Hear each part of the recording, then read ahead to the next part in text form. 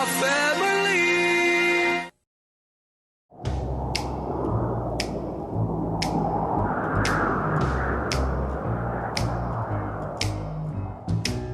Can't you see my heart is lost without you? And your kisses make me love you more. And your kisses make me love you more. Can't you hear the sound of love and desire?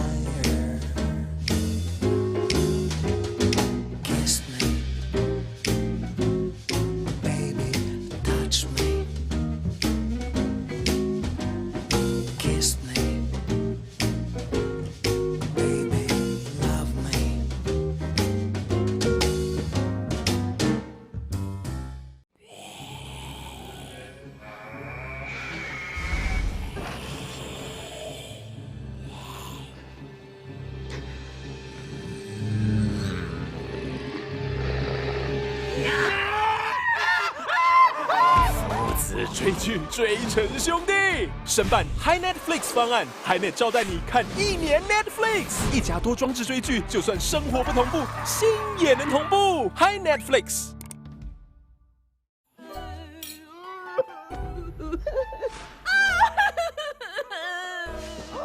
等等，你真的下机了？哦，人家等一下才要看啦。不会啦，这集好好看哦。母女追剧，追成姐妹，申办 Hi Netflix 方案，HiNet 招待你看1年 Netflix，一家多装置追剧，就算生活不同步，心也能同步。Hi Netflix。Yeah, it's a full item difference. It's 3K gold in the hands of Ruby here. Oh my god! Oh dead. No! Oh, that was disgusting. Ruby. Yeah, you see it right there. They're going to be able to turn in on the towers. All of a sudden, the go button is dead hit. too. That's going to be the quickest coming in. They will get one knock up and maybe try to turn it around, but Gemini is going to fall. And Ruby's still on the front line. That Vladimir is running wild. Assassinate Lil V if they find the angle. Here we go. There's the pillar, though. Let's see if they actually can get a pick themselves. Woody just gets caught between everybody, goes to stasis immediately, and Flame Chopper's coming out immediately into the flash, and now Hana goes in through the back line, isolated from the rest of the team, and he can't do a damn thing, so it's a 4v5. Here comes the portal from the Rise. It's going to be Vivid immediately going golden. You can't Messiah on a Rise, my friend, but he certainly did his damage. And here's the follow-up engage as Rest. Woody lead the charge in the front. Lil V gonna find one with the Rockets, looking for two. Down goes Eminem, and this is just shooting fish in a barrel. The triple kill onto the Flame Choppers, and that's gonna be the Quadra. Now.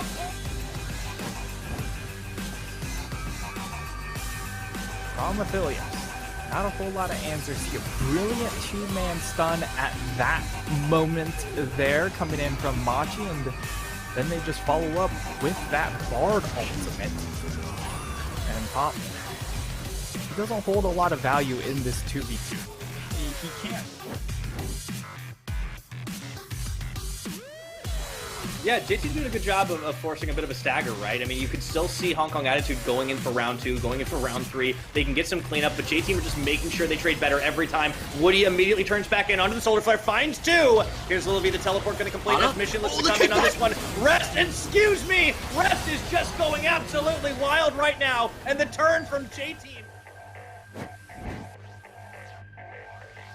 Once again, Hana, Chains of Corruption, potentially onto 4, but doesn't really get it, and Likai can't find an entrance. So once again, Machi. Flash.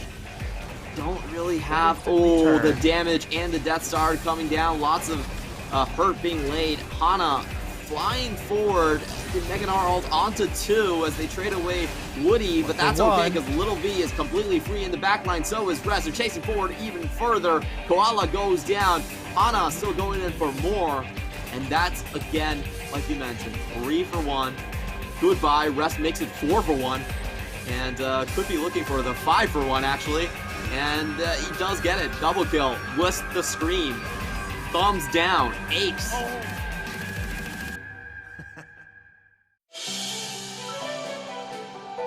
CTBC Bank is Taiwan's top financial institution, but we're not stopping there. We're crafting an international brand and already have over 260 outlets in 14 countries. We are by your side, ready to embrace the future.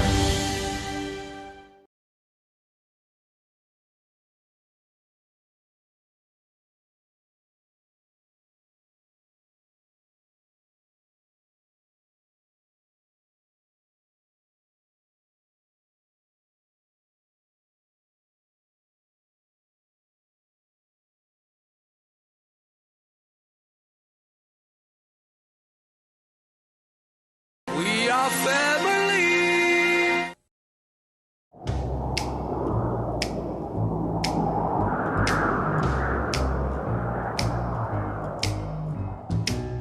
Can't you see my heart is lost without you? And your kisses make me love you more. And your kisses make me love you more. Can't you hear the sound of love and desire? Kiss me, baby, touch me. Kiss me, baby, love me.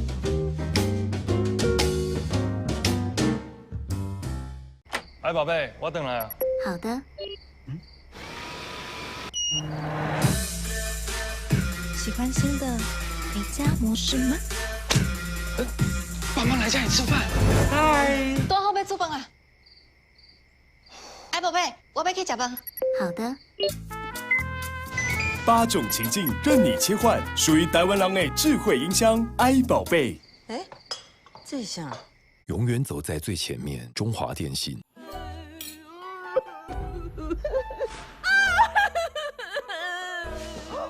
等等，你真的下集了？哦，人家等一下才要看啦。不回来了，这集好好看哦！母女追剧，追成姐妹，申办 High Netflix 方案 ，High Net 招待你看1年 Netflix， 一家多装置追剧，就算生活不同步，心也能同步。High Netflix。 From zero to hero, Akshan swings into action from the lawless streets of Shurima. Trained by his Sentinel mentor, he's an assassin that rails down opponents from a distance with flashy precision. Once they see me, it is too late for forgiveness. It's not all fun and games roaming across Summoner's Rift. This suave rule breaker is on a mission for vengeance. You know you had that coming, right? So scoundrels beware. Welcome to the Akshan Champion Spotlight.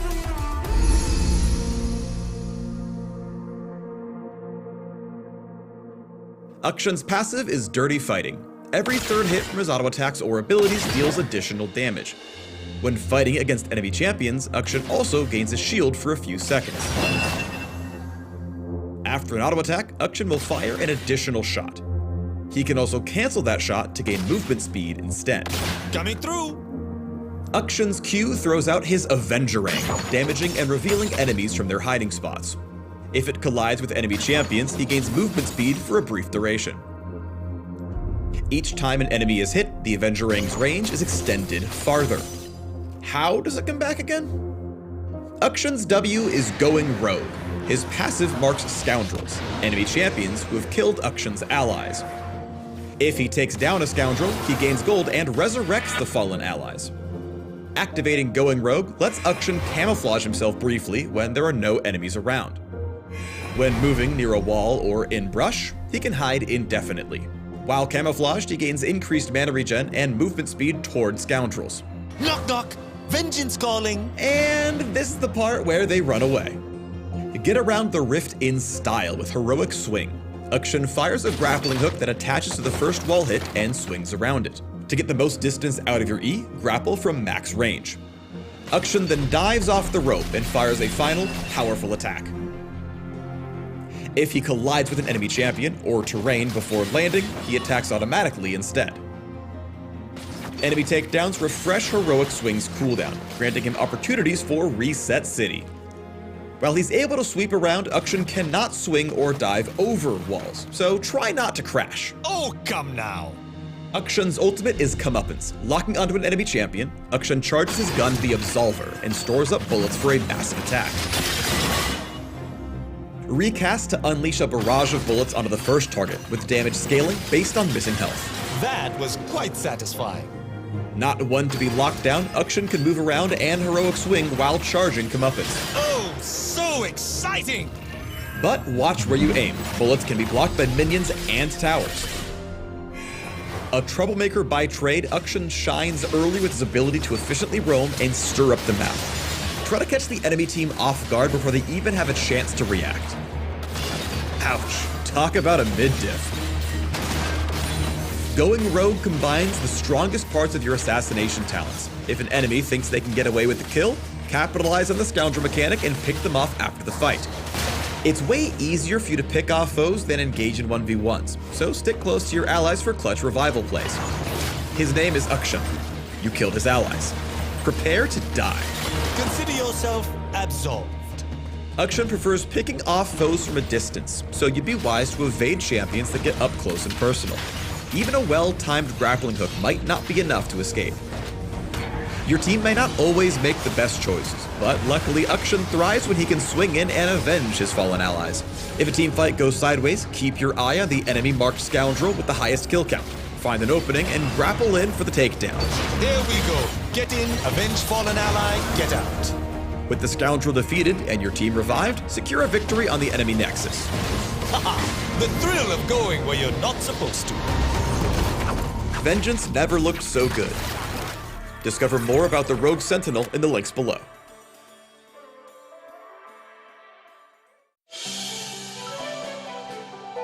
CTBC Bank is Taiwan's top financial institution, but we're not stopping there. We're crafting an international brand and already have over 260 outlets in 14 countries.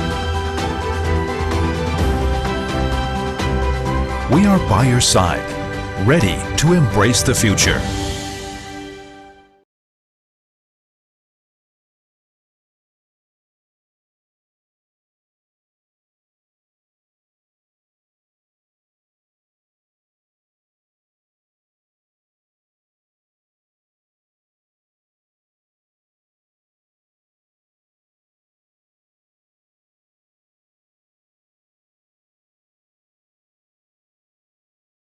We are family.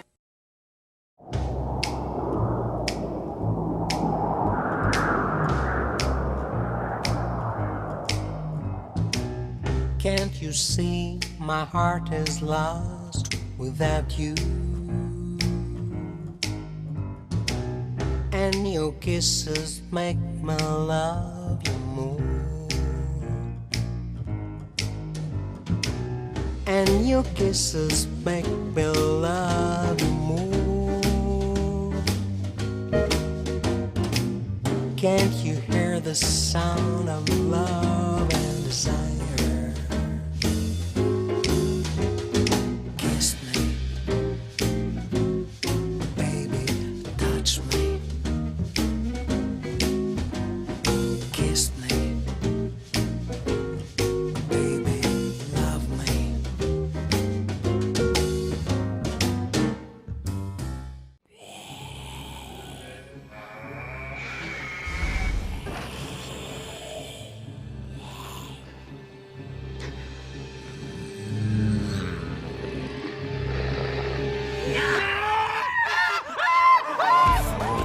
剧追成兄弟，申办 Hi Netflix 方案 ，HiNet 招待你看1年 Netflix，一家多装置追剧，就算生活不同步，心也能同步。Hi Netflix。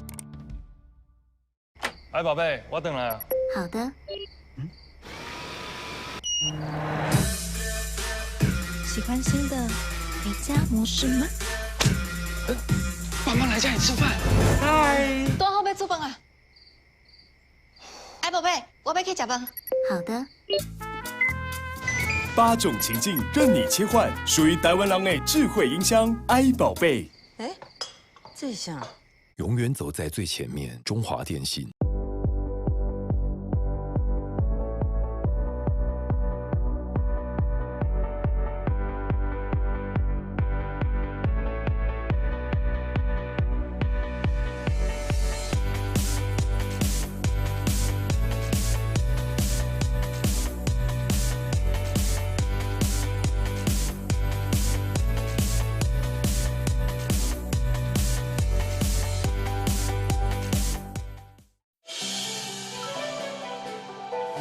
CTBC Bank is Taiwan's top financial institution, but we're not stopping there. We're crafting an international brand and already have over 260 outlets in 14 countries. We are by your side, ready to embrace the future.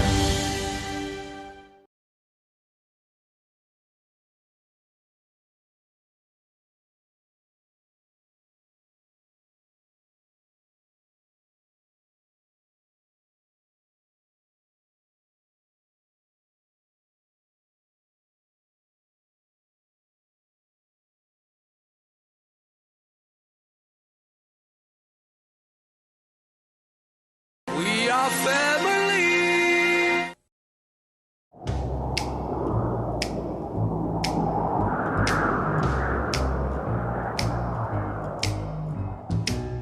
Can't you see my heart is lost without you? And your kisses make me love you more. And your kisses make me love you more. Can't you hear the sound of love and desire? Kiss me, baby, touch me. Kiss me, baby, love me.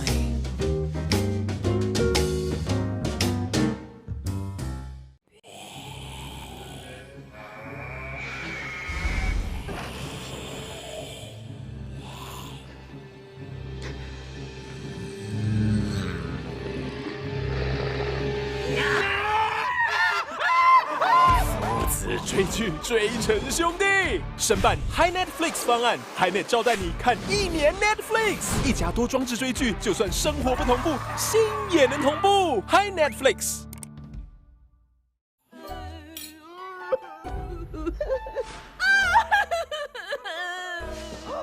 等等，你真的下一集了？哦，人家等一下才要看啦。不会了，这集好好看哦。母女追剧追成姐妹，申办 Hi Netflix 方案，HiNet 招待你看1年 Netflix，一家多装置追剧，就算生活不同步，心也能同步。Hi Netflix。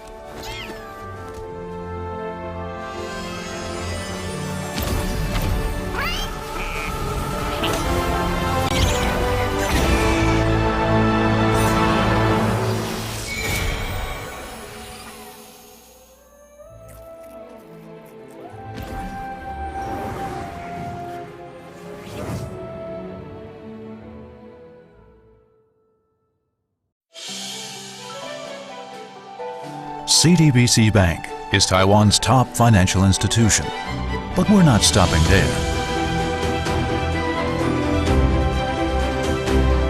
We're crafting an international brand and already have over 260 outlets in 14 countries. We are by your side, ready to embrace the future.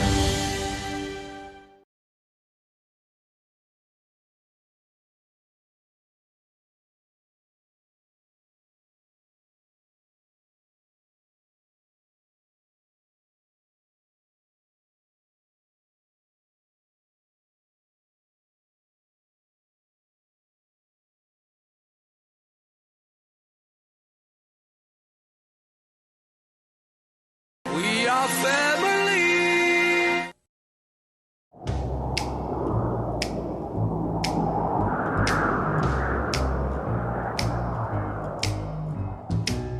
Can't you see my heart is lost without you? And your kisses make me love you more. And your kisses make me love you more. Can't you hear the sound of love and desire? Kiss me, baby, touch me. Kiss me, baby, love me.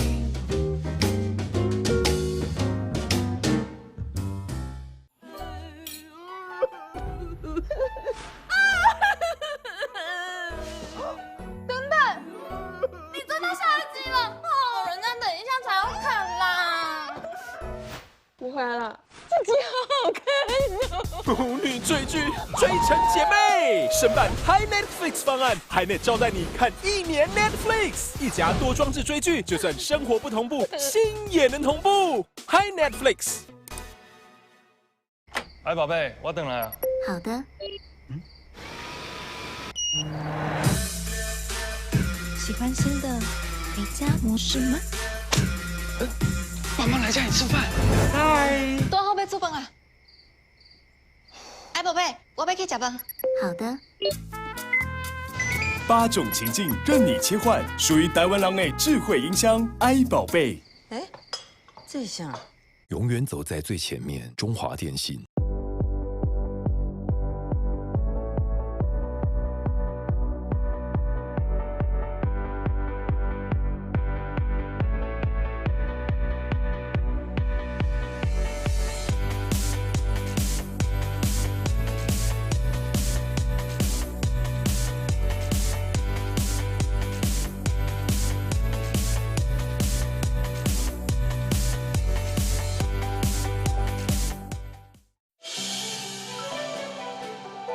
CDBC Bank is Taiwan's top financial institution, but we're not stopping there.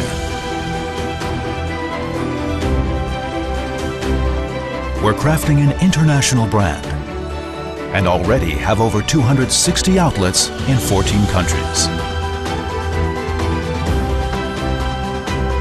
We are by your side, ready to embrace the future.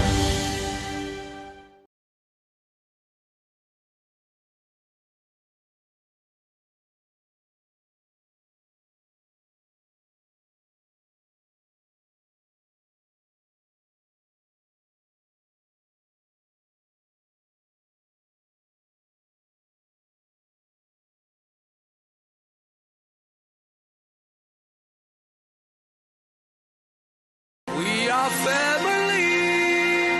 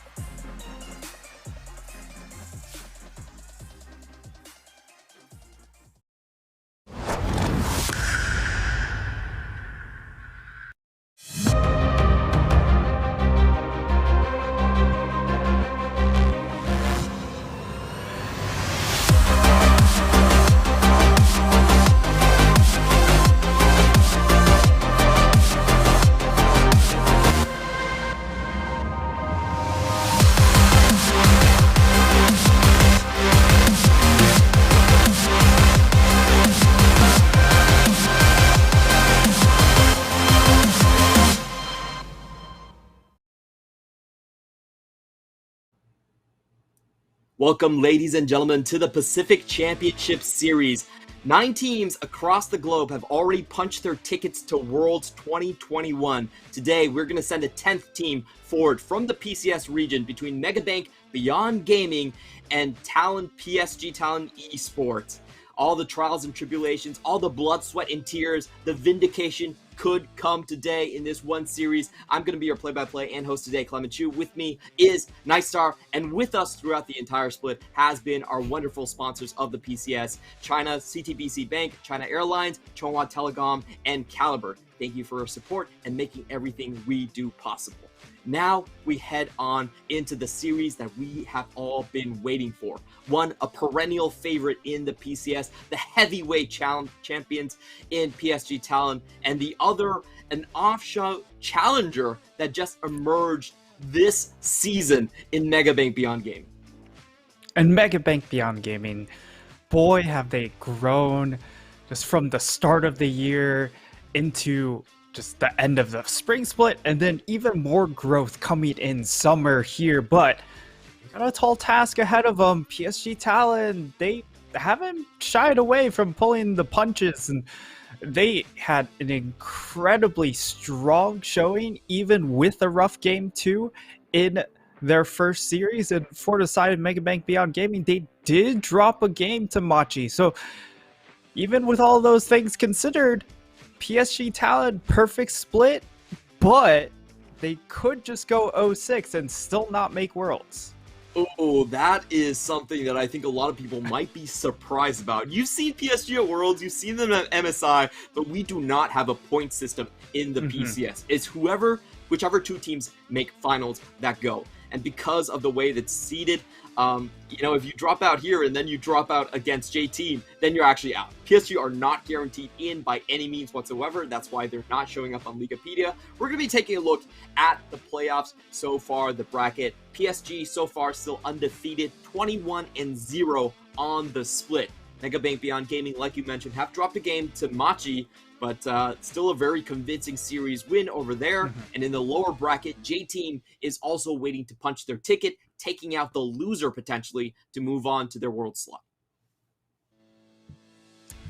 J-Team, they're a team that really fought in that matchup against Machi. So whichever team does get knocked into that lower bracket, while they would hold an advantage by a lot of people's standards, especially from the analysts here coming in from PCS, it's by no means an easy matchup, as J-Team are, of course, really tested, and with so much experience, you can never know in a best-of-5 series. So those are our 3 teams still in contention to go to Worlds. 2 of them will make it out of the 3. Now I want to move on to this matchup itself, and I want you to lay out for me the foundations of each team and how you think the matchup is going to go. Starting with, of course, PSG Talon. I feel like PSG Talon is probably the most well-known team. This year, the main storyline is the king back from Maple into the LPL. And funnily enough, Sword Art and Karsar are already out. So he's the only one of the Hydra still left of Flash Rules that can potentially make it. But let's start with them. What is the win conditions? What have we seen from them the entire split? Just going over the rosters first. Hanabi in the top side, River Jungle, Maple in the mid, Unified Incoming in bottom. The key to success for this squad has been the fact that Unified is really just matched in that bot lane, which enables a lot of their drafts. Sometimes they end up drafting a whole lot of low damage from the other lanes, but they know that if Unified is on a Aphelios or a Ziggs, he has the power to 1v9, and a lot of that early game engine revolves around Maple and River. Maple, while he's not necessarily the most dominant mid laner in our league, the fact that he's able to rotate faster than any other mid laner just to support River in his endeavors to shut down the other jungler is just so instrumental. And the key to success here for the side of Megabank Beyond Gaming is, how do we protect Huxia, and how can we facilitate him to then get advantages for our side lanes? Because Liang is going to be a key individual member, as sort of shown in the JT or the J Team series. Yeah, we know we went over PSG. Their strengths are the best coordinated mid-jungle coming in from Maple and River, and the best late game carry in Unified. But what weapons does Megabank Beyond Gaming have on their end? I mean, part of it comes down to Doggo. He's just such an elite carry as well. Has the power to match someone like Unified in that late game area. You've seen them play out some of these very similar compositions. But the key to success here is around Mawa and Liang, being able to get them strong lanes during this lane phase to then empower Huxia to snowball around those two players, I think is going to be the key to success for Megabank Beyond Gaming. Doggo will do well in this bottom lane, but it's really up to these solo lanes to do a lot of the heavy lifting to get advantages in team fights. Now we're going to take a look at the team stats between these two squads, and I have to say, just right off the bat, it seems like PSG have a lead in every single category, be it from game time to Baron Nashor control to gold lead at 15. It seems pretty dominating, and I have to say, from their record in the spring split, where PSG 6-0'd Beyond Gaming, it also does seem like an uphill battle for Megabank. It's definitely an uphill battle. By no means is this an easy matchup for Megabank Beyond Gaming. PSG definitely clear favorites. When I made that remark about PSG going 0-6, while it could happen, it's very, very unlikely to happen. As just the fact that PSG, they just play so well around the mid jungle, and Megabank Beyond Gaming, the first couple of times that they did play during this split, one, we had that we had the multi-flank composition with the Ken and Nico in day one, and then in the second game, it was really just all about shutting down Huxia, as he just had a really, really rough game. We'll see how that changes up here in this first draft, as we're straight into it. Bans almost completed, and for PSG, they ban away the Ziggs, they ban away the Camille. The Camille pick, I think, is going to be an important pick here for Liang if he's able to get that into his hands, as it allows him to skirmish and enforce that 1v1. But Renekton should be also a very clear target here in this series as well. I think these bans are very emblematic to how each team plays. In the spring finals, we saw Beyond Gaming go for 3 games of Tristana and PSG go for 3 games of Kaisen. PSG, they are on the tempo path in this matchup specifically. They want to close things out early, while Megabank Beyond Gaming looks like they have most of their cards in the late game as per usual. So I think we're seeing the exact same thing develop right here, and I'll be completely honest, it wasn't really close that last finals. PSG seemed to just hold Beyond Gaming on the ground the entire time. They didn't even change their draft. They picked 3 straight games of Kaisa and Gnar in the top lane, and that was it. And maybe we're going to get 3 straight games of Aphelios, but Huxia will be picking up that Xin Zhao, and Liang will be going for his signature champion in the Rise right here, while River goes with Olaf, which is also something that I think he is probably most known for throughout the entire split. Thresh still open on the table. You have to assume that's just going to be an insta lock-in. I think Maple still has plenty of champions to play where he's willing to let the Thresh go in first. Yep. Yeah, Mabel, of course, has just an absolute champion ocean. And into the Rise, we'll have multitude of options in this second phase. Just a matter of what does Mega Bank Beyond Gaming want to strip away here. But anytime you can get Thresh onto Kaiwing, he's just way too good on this champion. For Mega Bank Beyond Gaming, you're looking at probably an 80 carry answer here.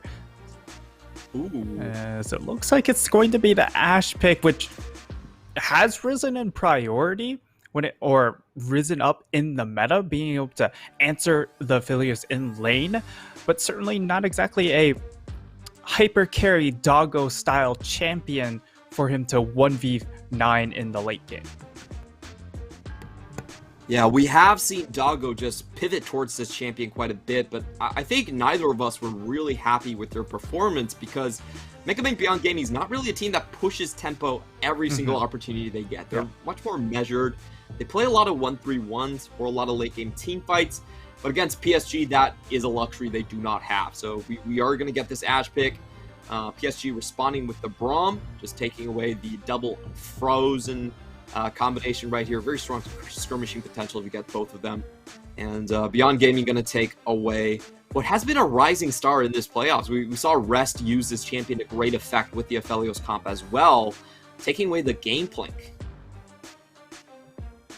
Yeah, and PSG did play 2 games of the Gangplank in their series against J Team to fairly good success. Just offers so much zone control for the Aphelios to then just open up and be uncontested in these fights. PSG, we'll see if they go ahead, target support one more time, or if they go for something like the Kennen, but it will be the Leona band away, and for Mega Bank Beyond Gaming, they have supports available to lock in, or if they want to go for something like Liang's top laner, they could, but preferably they would hold that pick for last. And Scalia Hover is interesting because it would suggest that this Rise pick is a flex pick, and technically with the Jace locked in, you still offer yourself flex potential. And I like this draft coming in from BYG because it offers you strong lanes in the Rise Jace, but it also gives you a lot of range with Rise Jace and Ashe against an Aphelios. So it helps neutralize the power coming in from the Aphelios pick that was prioritized B1, and now for PSG, they're looking to just try and carve out more space for this Aphelios pick. It could just be a Galio pick on top of that, and it's just a lot of AoE low in damage, but again, it's about carving out as much space for this Aphelios pick to free fire, and then the Zazir can also do similar things. A very safe draft from PSG. It's a very fundamentally sound one. Front to back is the name of the game for them. Even with the Zoe being mixed in there, I don't think it changes much about the way the composition handles. It's just a little bit better in the mid jungle and can also match the poke at this point. Very curious to see what the support pick is because we do have Jace being selected earlier rather than giving counter pick to Liang, which I think is very interesting. What do you want to see here out of the support to make this decision on the red side? Oh, Tom Kench. It is going to be Tom Kench here. And I mean, a Nautilus would have provided a little bit more front line here. You want some sort of disengage power, and the Nautilus can certainly do that in some situations, but it is just so hard to play against an Ornn, Olaf, Zoe, and Thresh as the Nautilus pick, and especially in this bottom lane where you are countered by that pick. It will be very difficult, but Tom Kench doesn't exactly do the job. It does offer you a little bit protection and bit of a stopwatch of sorts for one of your backline carries, but again, there's just so much team fight power coming in from PSG that it will be difficult for the side of BYG to just straight up disengage if the engage does come through. Yeah, I really agree with you. I feel like for PSG, the game is very simple on how you play it. You just walk forward, make sure you're in formation, and you should be fine in most scenarios. But on the other hand, for Megabank Beyond Gaming, their drafting sequence was a little bit weird, and I feel like their win conditions are pretty muddied as well. They cannot take a front to back. There's no way that ever works for them. And their only winning point on the map early is probably this top side. Jace Xin Zhao, even then it's double AD, so I'm not so sure. It feels like Beyond Gaming have a very what do you see as their path to victory here? I think it really just comes down to establishing strong lanes for Huxia to play around here. Make sure he doesn't get really punished in this jungle matchup. 1v1, as River Maple have been really on point in punishing the opposing jungler and picking them off numerous times. But with these setups, it should give him a lot of space to operate, to continue to farm, and also be able to gank. And then when it comes to mid game, it's about that 1-3-1, being able to get Ryze and Jace set up in a position where they are able to continue snowballing their advantages, and hopefully by then you just have the extra gold to play and enforce from range. Because if that does miss its mark, I would say that they have advantages after that big cooldown's gone. All right, and here we go on to the Rift. The heavy favorites in PSG Talon making their way towards Worlds, making sure that they actually guarantee and lock in their slots with the win here today. And on the other hand, we have the challengers of Megabank Beyond Gaming. This will be their first international appearance if they do manage to go forward. It'll be a massive upset to boot as well. We're going to be taking a look at the runes here. Double Spellbook on one side, double Phase Rush on the other for Megabank Beyond Gaming. Anything special you see here? Well, I do see that Liang has opted for the Gathering Storm. So he's ready to go all the way the long game here. And Maoan, he has gone for Scorch. So a bit of a mismatch when it comes to runes. But other than main keystones, nothing too surprising, as of course it is a range versus melee matchup up in the top lane. So you are going to be going unsealed spellbook, and in this mid lane, Maple also going for unsealed spellbook means that he has, of course, the other skirmishing summoners if it comes down to it. The big thing is River going for Flash offers a lot more team fight power, but a little bit less laning power here and just trying to gank. Yeah, we have seen, I think still most of the time flashes. But we'll see what happens with that in terms of the gank path. Just talking about the junglers both starting in the top lane and heading bot. So there's going to be a lot of action happening here. And we have seen in this lane that sometimes Ashe can get a bit of a lead. Use that volley to poke him down, control the range. But for most part, Ashe has been a rather low win rate champion in the PCS. Definitely a sub 50 win rate champion here, as we're going to get a lot of level 1 trades. Dako walking up, but taking the worst side of that one. Unified getting, I believe, 2 extra auto attacks in that trade. However, because of really the new 80 carry starts with the longsword 3 potions, it's very difficult to truly bully out the other carry. And we're going to get Hawkshot coming through, gets vision onto River as he did start top side of both of these junglers, and it does look like it's going to be a very good trade here. Yeah, Maple just staying right outside of tower range there and taking Maoan down fairly low. So the mid jungle seems to be going into the way of PSG early, somewhat to be expected with this Zoe pick. And also just a little bit of house clearing going out of the way.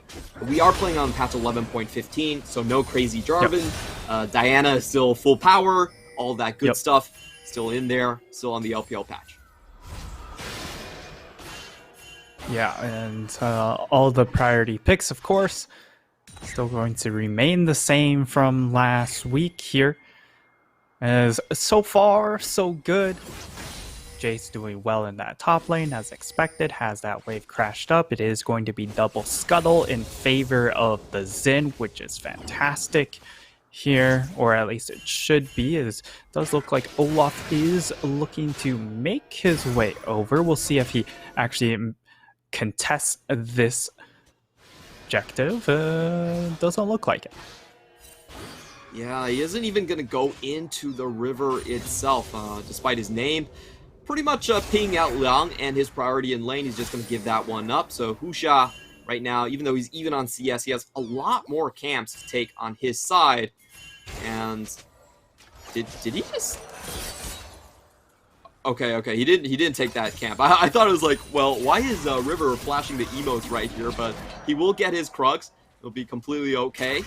He goes back to farming in the jungle. We're getting a bit of a slow match right now, coming in game one. So if you feel like the tempo remains like this throughout most of the early game, who does this favor? I feel like it's going to favor the side of BYG because they have more resource-heavy champions with the Jace and the Rise champs that do want their items, get more time, have a slower game pace. And over on the flip side, while you do of course have the Ornn scaling, you also have the Aphelios. It's just going to benefit a lot more at this point for the 131, as it will allow Megabank Beyond Gaming to get to that 131 points just a little bit faster. But River starting out this dragon here is good news for the side of PSG, as if they're able to snowball and get two early dragons, force that team fight early on around that third dragon. That is a very good spot for them, just because of the fact that they do have more teamfight power with this big teamfight ultimate on the Ornn. This is such a clear Drake take here. No contest from Beyond Gaming whatsoever. The bottom lane was losing in priority, and we had Maple coming in with a much later TP and hence much better items onto the field. Megabank Beyond Gaming are just going to lick their wounds. They're not even going to try and venture out here. So, like you said, like PSG are on track to force those team fights where they have the clear front-to-back advantage. But now Husha might be looking for a gank as Doggo takes the hook, nearly goes down, but there is a double knock-up here. The shield goes in. Husha just trying to pick his targets. Actually misses out on the abilities. Unified holding on to his flash very, very late, and he's gonna manage to get out on one sliver of health. River might be going down. No, he turns around and gets the kill, and they miss the skill shots on the other side. Megabank Beyond Gaming go into complete disaster. It's a 3-for-0 at 6 minutes into the game. Oh my god, Megabank, they had so many chances to kill Unified, but they missed way too many skill shots in that one. That was a difficult one to watch, Clement. It's very hard to get excited about that play when it definitely was in favor of Megabank Beyond Gaming. Doggo plays this perfectly. It takes maximum amount of damage and then uses the cleanse to get rid of that slow. But then this is where the problem comes in after that. You see Husha, he misses the wind becomes lightning. You see the flash forward. They don't find the CC chain. And it's just all over the place. Doggo even flashes forward to try and get retribution, but he's unable to finish the kill, and everything goes wrong, and you can't really say anything besides just the game one playoff nerves. They know they have a bit backs against the wall. Now in the top side, Highwing gets the supportal combat kill over the wall. River does still find a piece of that, and things are falling apart rather quickly here. It's 5-0 in PSG's favor already. Someone also died during the replay there. I will say at least the distribution looks really pretty on BYG's side. One death for everyone. Super neat and tidy in that regard, but not a good look to start out this series. Gotta think, as far as the mental game, where it's at, but at least they're going to dive bot. We have Unify still running away from the Ash Arrow. He's going to be completely fine here as Kaiwing does go down. It's going to be a trade of sides. Herald for Megabank Beyond Gaming, and the extra gold for Doggo here. So we'll see how many plates they can actually take. Maple's also on the move towards the bottom side here, so it's not always going to be that easy. We're going to watch this top side again. Nabi starting to trade, just doing some easy trades here. And Kaiwing coming from the bottom lane. The trademark PSG play of support roaming. Yeah, and this is just how PSG have just constantly won a lot of these games. It's just through the sheer force of playing around Maple being able to rotate faster, and also just Kaiwing knowing timings just that much better over pretty much every single support in this league. He's just been uncontested when it comes to just playing the map. And BYG, at the very least, they were able to get one back in that bottom side, and they were able to kill Kaiwing. But it doesn't change a lot of this gold differential, which is at 1,500 gold at before 10 minutes is kind of a lot. I'd have to agree with you there. They get on the board, but their head is still below water, that's for sure. And the ship, they need to put a lot more effort into it. You were talking about Megabank Beyond Gaming going into the 1-3-1, which is usually a much more later game strategy here. We'll see if they ever get to that point, but for now, PSG looks like they're setting up a fork for that Drake stack. Going into the mid lane, let's see if Maoan can't escape here. The Realm Warp is already down, but he takes a sleepy trouble bubble right in front of Kaiwing, and he's got nowhere to go. Another kill going over towards the side of River, and PSG are going to continue to snowball this momentum. Not turning for the Drake just yet. Going to steal away a couple more camps first. They get the kill into the mid lane and immediately turn to strip away camps away from Hushan. This is exactly how they like to punish. You have a transition, and he kind of kills into just more jungle pressure, and choking out Husha in this series will be important. And on the flip side, it will be Husha to secure this dragon, and this is actually a massive play for the side of Megabank Beyond Gaming if they're able to secure this one, as it doesn't look like jungler will be interested in trying to contest that, because it buys them an extra 5 minutes for the soul laners to get scaling. And this is really just name of the game at the moment, even though they've thrown effort into that bot side, but now top lane in trouble once again. River paying another visit to the top side. Liang still has the flash, so he probably will not fall just 1v1 in the undertow. A very angry emote coming out from River after missing this one. Can they kill Hanabi? Yeah, Hanabi 1v3. They're trying to take him outside of River range, but he queues right back in. Actually Ease, excuse me. And now he's just going to take down Husha. Hanabi not even dying in the trade. Very well played on his part. Oh, Dago needs a flash out of tower. The tank is just killing the entire team. It takes 4 people to take him down. A lot more expended here on the bottom side. And Hanabi is the weak side hero. Hanabi ends up dying at the very end, but you look at the cost trade analysis. It's that meme where they give you one thing, but they literally take everything else. And that's exactly what happens. Yes, you lose Hanabi in that bottom lane, but look at what is happening. Husha is just dead, and now Kino in trouble. That was 2 towers and a kill traded back for a kill in the tower. So overall, PSG about 1 full tower and 2 extra plates up in that trade. You can tell in the gold lead. 12 minutes into the game, they're already up 4,000 gold at this point, with the majority of it concentrated on the mid jungle and AD carry. So the gold distribution is great. The weak side is great. The strong side is winning on the map. I'm not sure what Megabank Beyond Gaming can do at this point. It seems that they don't have a fighting chance right now whatsoever. And you can tell from the emotes, Dago, he's probably begging for mercy, flashing the kinship. It's like, hey, I subbed in for you guys at MSI. Show us some mercy, please. Yeah, as we get to see the replay of what happened up in that top side, it ends up being this Husha decided to hang out around his tower, but against the Rift Herald charge, that tower doesn't really exist. But Hanabi's got a long ways to go. It is chase down Hanabi round 2. Let's see if they get a little bit extra luck this time. The Devourer will be used early. Hanabi just trying to keep himself alive as long as possible. Gets the triple knockup. on the Searing Charge, but that's not going to be enough. On the flip side, though, River will Also chase no him tower. down.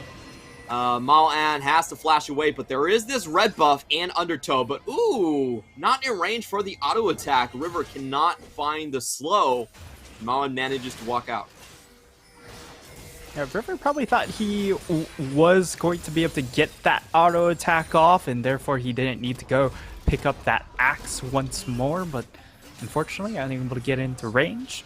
Just a little bit more move speed on the Arise to get out of dodge there, and they salvaged that play up top side, and they do manage to take down Hanabi in that bottom side, so a lot of effort expended to try and secure these kills from BYG, but at the very least, you see them, well, even though they flubbed a massive early game play, they're still willing to call these plays up, even though you would think that the mental possibly was shattered just minute 4. Yeah, you know, if we're looking at this roster, is for Megabank Beyond Gaming, the only 2 players with international experience is Liang and Dago. And Dago just got his this year, so I think it's perhaps forgivable that Megabank are going to show some jitters earlier on. A number of mechanical outplays coming in from PSG already. They've been here, they've already done all this. They've seen a lot, and Dago getting caught just with the cleanse. Kaiwing cannot miss today. Absolutely disgusting thresh play coming out from this support. Yeah, Kaiwing on his trademark champion, doing an absolute number. And for Megabank Beyond Gaming, it's all of a sudden, well, don't have a whole lot of lanes to play around at the moment because PSG is just so much faster at rotating around the map, and this is one of the issues when it comes to playing 1-3-1 against PSG, is that they are so good at generating picks along the side. If you ever get a little bit too lackadaisical with your warding in to try and protect your solo laners, they will immediately get punished, as they will try and overload bot side, and thankfully Liang did already evacuate the premise. PSG will also take a tower in the meantime. This is all being traded for Beyond Gaming getting the top side tower for this Rise. You know, this is something that PSG does quite a bit. They always take the preferable trades. We saw them give over a Drake, but completely take down the top lane tower. They were so far ahead in tempo, forced terrible plays from Megabank Beyond Gaming. And this is what you have to understand about PSG. A lot of times when they're not taking the trades right in front of them, it's because they want to further snowball their momentum. They always kick the can forward. They always make sure that they're 2 steps ahead of the play. And sometimes that just means that they're not going to immediately cash in on the play in front of them. They're still in a dominating lead right here. A potential cash by Dago as the Enchanted Crystal Arrow is popped down, but Unified holds his ground perfectly. He did not lose over 100 HP in that. So he was like, I don't know where you're trying, but I'm not going away. Yeah, it was really just kind of a bit of a bluff there coming in from Dago, hoping that he'd be able to burn some summoners at the very least and set up for a future pick onto Unified, but Unified doesn't blink, and what do you know, there is no support behind Dago to follow up on that catch. And one of the big things that we saw from Megabank Beyond Gaming when they first played this Ashe was how unwilling they were on using that Ashe ultimate to just constantly force picks. This time around, hopefully we get to see a little bit more willingness. But at this moment, 18 minutes into the game, this is kind of a good time to take stock of items. Hanabi in a really good position. Level 12 almost has those upgrades coming through, and has, of course, the Frozen Gauntlet, which is going to give a lot of value given how much AD is loaded onto that Megabank Beyond roster.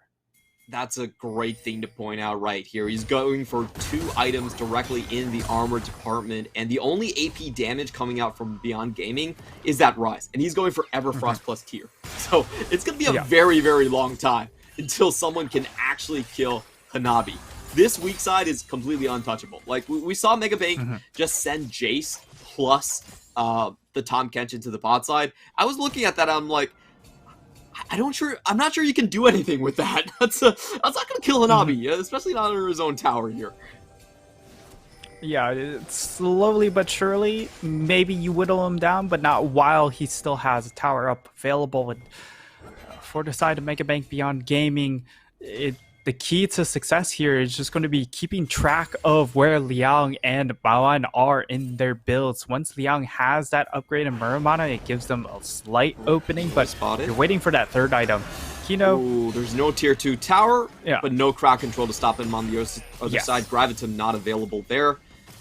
And we are going to continue to see Liang farm up a Storm. He does have a pretty decent gold lead here. However, he needs to actually win against Hanabi to make it worthwhile. Again, we have Mega Bank Beyond Gaming sending a 2-man squad against Hanabi. This seems to be the only play in their book right now. But Hanabi is just not leaving his tower. He's just sitting there, and he's holding strong like a rock. And he's very comfortable at this moment. And this next dragon in a minute 30 should go into the hands of PSG as Mega Bank Beyond Gaming. They won't have the Serelda's Grudge completed by that time. And that's going to be the big ticket item here for the side of Mega Bank Beyond Gaming. Having that extra utility come out, but more importantly, the extra shred and armor penetration. That's going to be key. And for Maoan, it's about getting his second item here. I'm not sure what the second item is. He does have tier almost fully stacked up, but it does look like he's looking more so for the Zanya's play, as he does have Stopwatch and he also has the Fiendish Codex. So that'll be key to watch. But with those two items, Mawan isn't exactly online to carry these team fights. It's once he gets that third item that his damage really starts to take off. Yeah, Rise is still much more of a late game investment right now than an immediate threat. We do have the first Ornn upgraded items coming through. Frostfire Gauntlet being completed there.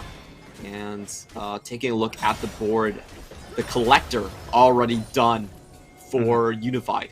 At this stage in the game, the extra armor penetration, the lethality, the execute, it's extremely deadly at this point in the game. And it doesn't seem like Mega Bank Beyond Gaming had any vision even close to this Drake.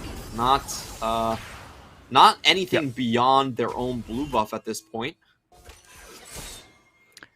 Yeah, and that's to be expected with how PSG are playing at the moment. They are able to get forward vision here. They should be able to secure this dragon pretty easily. And for Mega Bank Beyond Gaming, it's all about getting that third item. That's what the game plan is here. Make sure you get Serelda's Grudge. Make sure you get that Archangel Staff here. Once you obtain those, that'll be your clear fight window. However, then you really only have one chance, one opportunity to get back into this game, and that will be Dragon in 5 minutes, of course. And I do want to reiterate why the game plan is 3 items for Mawan. That's because he's the only source of AP damage on this team. Like, nobody else can actually even touch Hanabi at this point. We do finally have the last Whisper coming out for Liang, so he's going to be doing a little bit to the front line at the very least. But PSG, at this game state, looking at the Infernal Soul timer, Mawan is not going to be online. It is impossible for him to even scratch it. And I have to ask, what are the options left open for Mega Bank when PSG are straight up forcing these team fights? They're not going to wait for the 3 items to come. They're just going to make Beyond Gaming come into their own comp. And Beyond Gaming, they don't have pick, they don't have front to back. All of it has to go onto Hushot. He still has his flash, he has vision over the wall. Let's see if he can actually make the steal. 1 tower taken in the bot side. This will be a 50-50, but River secures it in the end, and the team fight is on. Kino gets slowed down by the undertow. We're chasing in. The hook over the wall still lands. Kino cannot believe it. He's going to go down right afterwards. TP in from Liang. Let's see if they can find anything. Maple goes in. Drowsy? Very risky, but he still comes back out immediately and even baits Beyond Gaming overstay. They find the kill onto Husha. 2 kills plus the Baron. The game is wide open. Yeah, and that's such a massive play coming in from PSG, knowing, hey, Mega Bank Beyond Gaming, they want to wait for that third item. So what's the play that we can make right now? Well, they're just going to concede so much of the map to us. We might as well just make our way over to that Baron buff. And that's exactly what happens, given the fact that the River just has so much HP built up. He's able to tank the Baron really, really nicely. And then right after, I mean, the side of Mega Bank Beyond Gaming, there was really no plan to fight. It was all about just, hey, let's see if we can make a steal happen. If we get a steal, that's great. But we're not really looking to fully commit to a fight. And they end up being really tentative in this disengage. And as a result, they lose a bonus Xin Zhao at the very end. Yeah, that was definitely hard to swallow. You could see Kino there in disbelief that he gets handed a death sentence blind over the wall by Kaiwing. Kaiwing, I think he's already locked in the MVP for this game. It's been utterly ridiculous. On the flip side, I'm also a little bit surprised that Husha didn't try to flash down and contest that Baron. At this point in time, like, you know, Smite is no longer tied down to levels. I felt like that was their only play, and Dago gets hooked again, burning his cleanse to make himself very vulnerable to the sleepy trouble bubbles being rained down here by Maple. The siege is now on. Liang doesn't find the target onto Maple, and the bot lane tower is about to drop. This last cannon gonna go down. This minion wave completely unopposed. Mega Man Beyond Gaming looks like they have to give this one up. Dago cannot walk up. Husha still has his flash, but he's going low. And PSG are gonna continue. They're not even backing. Yeah, and it just comes down to how much of the base can they protect here, if they can protect the base at all. And for PSG, if they see an opening for a big Ord ultimate, they could very well just end the game straight up here. See if they do find that ultimate that you were talking about.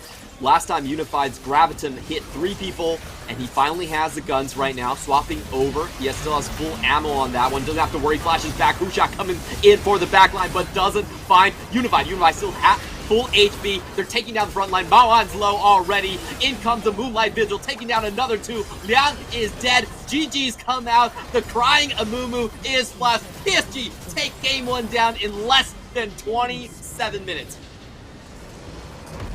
An absolute clinical game coming out from PSG. Yes, it was facilitated by the early blunder coming in from BYG, but nonetheless, PSG take advantage of the situation and absolutely steamroll their way to a 1-0 victory. I don't know if you're familiar with the term Butterfingers, but it definitely felt like that from Husha in game 1. He was in melee range of Unified, but he missed the W. The slow whiffs completely. He doesn't find the 3 Talon strike. And somehow Unified gets to walk out of the first gank, and they lose 4 kills right off the bat. Honestly, like, I see a lot of worlds where Beyond Gaming, if that first fight just gone a lot better, or gone just even equal, I think they would have had a much better start to the game.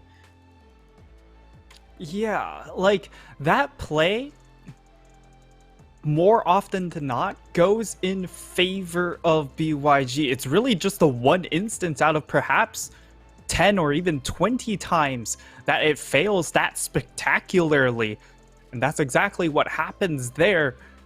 And because of that, you can just see it in the play that they ended up becoming a little bit over desperate to try and overcompensate, and that led to very, very disastrous results as they tried to make plays onto Hanabi. But because of kind of the jungle top matchup, he's able to stack armor, which makes him incredibly difficult to dive, and he's able to trade back in a lot of these situations. It was just a lot of things went wrong early that prevented them to claw their way back in the mid game.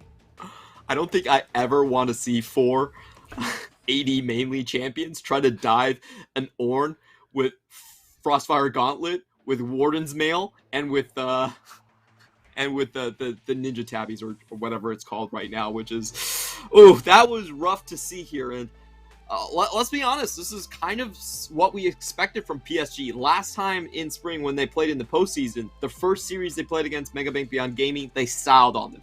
It went 3-0, and they played 15 different champions.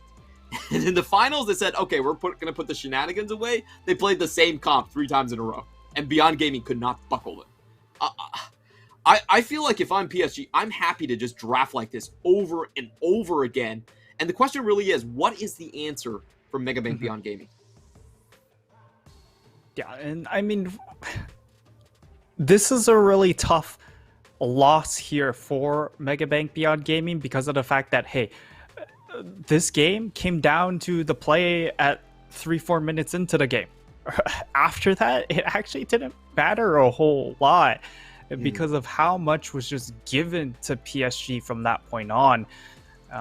And as the coaching staff, like, you also kind of understand that while this draft was relatively solid, you didn't get a chance to play it out, and it's also just hard to go back to this draft because of perhaps a little bit of PTSD coming in from that moment there. And it really just comes down to, how does Huxia feel about this game moving forward, because the confidence has to have taken a hit, as we will see the MVP, and it is going to be, of course, this Thresh, which rarely missed a hook. Sitting in there from Kai Wing, he's hooking himself a ticket to Worlds and bringing the rest of the squad alongside him with the Dark Passage.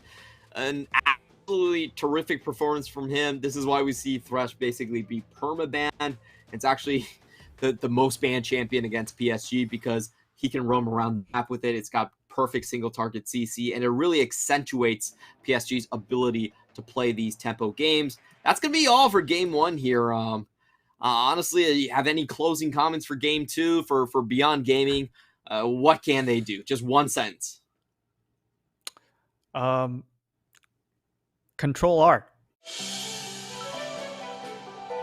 CTBC Bank is Taiwan's top financial institution, but we're not stopping there. We're crafting an international brand and already have over 260 outlets in 14 countries. We are by your side, ready to embrace the future.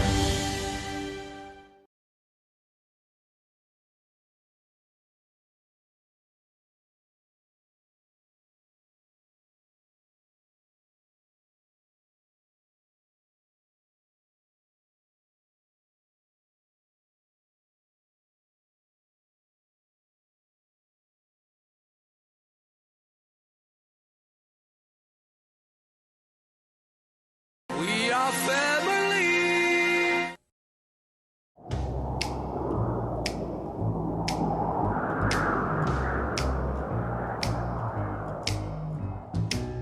Can't you see my heart is lost without you?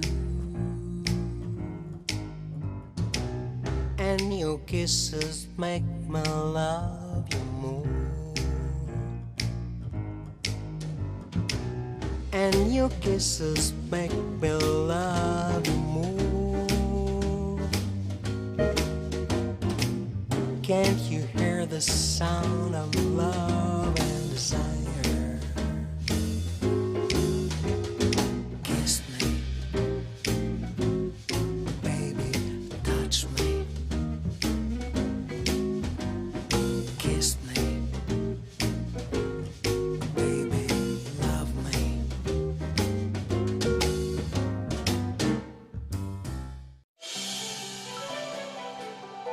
CTBC Bank is Taiwan's top financial institution, but we're not stopping there. We're crafting an international brand and already have over 260 outlets in 14 countries. We are by your side, ready to embrace the future.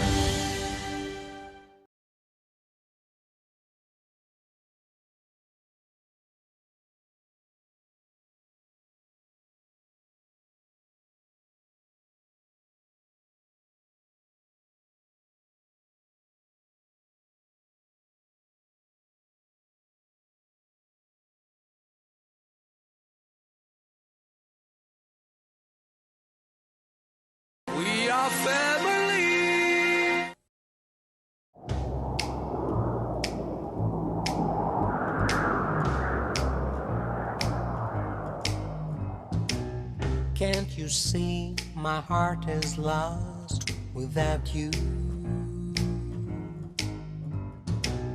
And your kisses make me love you more. And your kisses make me love you more. Can't you hear the sound of love and desire? Kiss me, baby, touch me. Kiss me,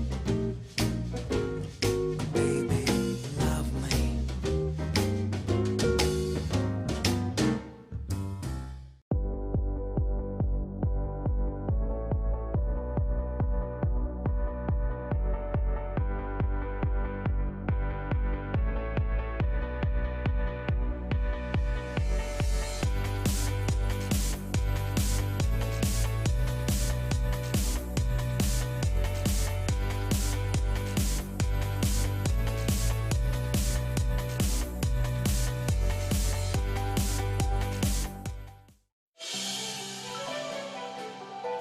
CTBC Bank is Taiwan's top financial institution, but we're not stopping there.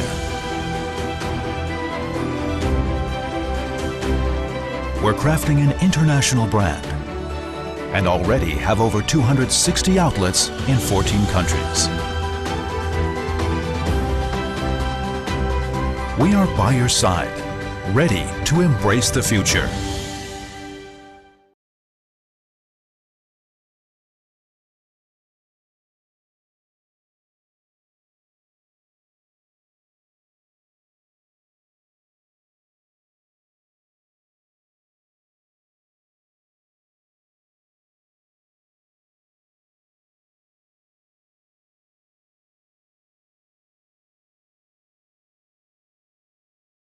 We are family.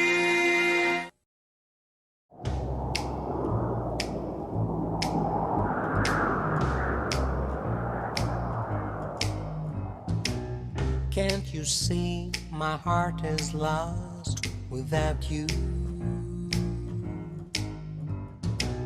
And your kisses make me love you more.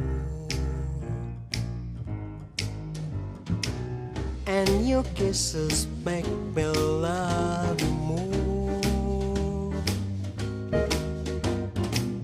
Can't you hear the sound of love and desire? Kiss me, baby, touch me. Kiss me, baby, love me.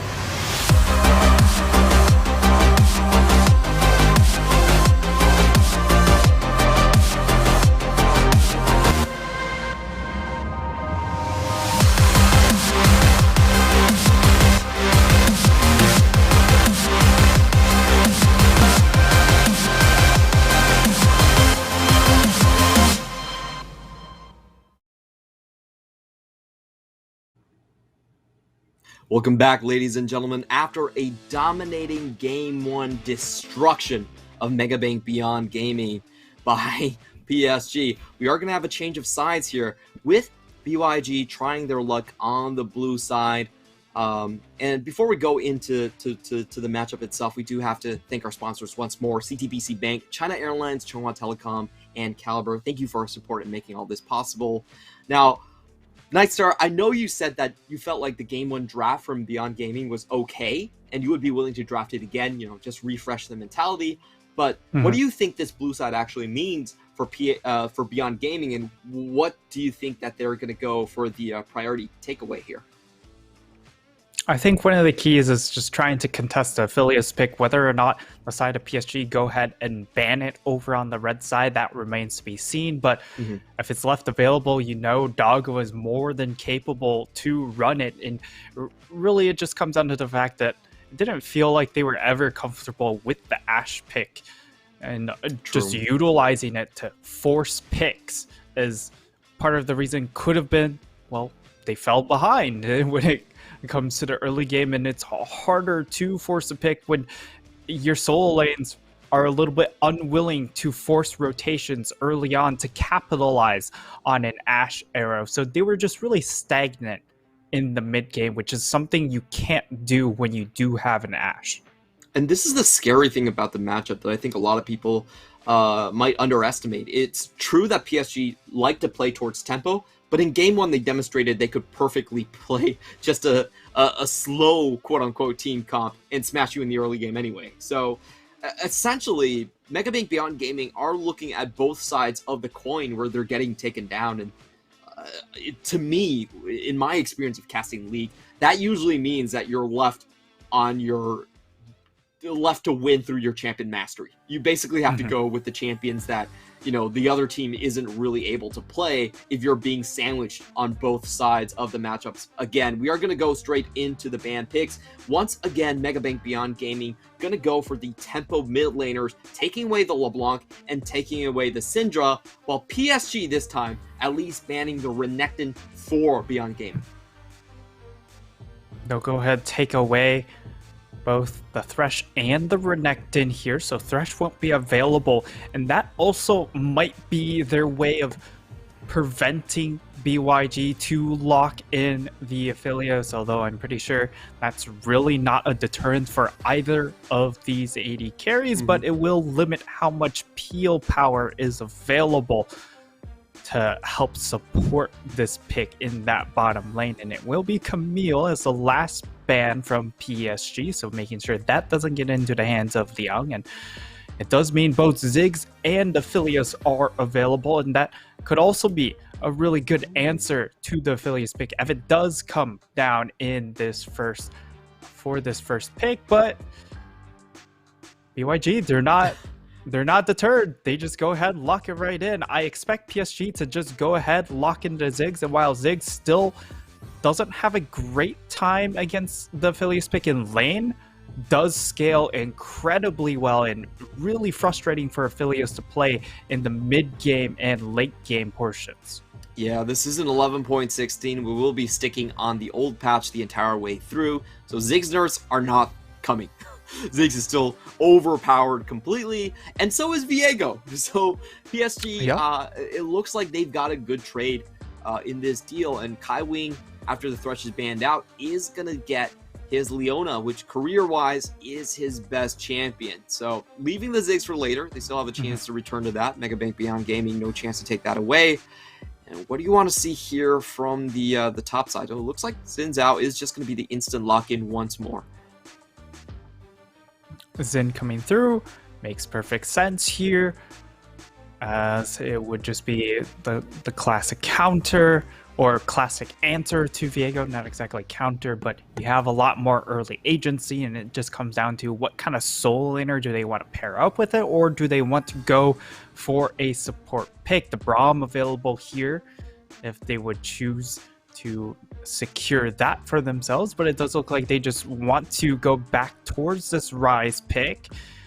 It did struggle a little bit during the early phase, which prevented him from hitting that 2-item spike fast enough, but it does leave the Leona Ziggs combination still available, and PSG, I would fully expect them to lock this in. A lot of level 6 power against Aphelios, and I love the start. You get the Viego power pick, and then you get Leona Ziggs, probably the premier bot lane.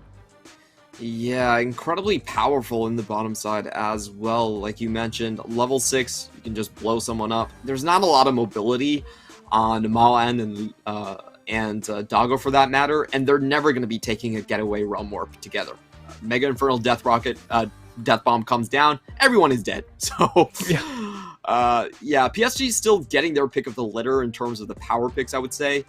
And now they're taking away these blind top lane picks. Hanabi not really known to be a counter picker, but Gwen is still on the table here. So a lot of these powerful champions are still open for counter picking here for PSG.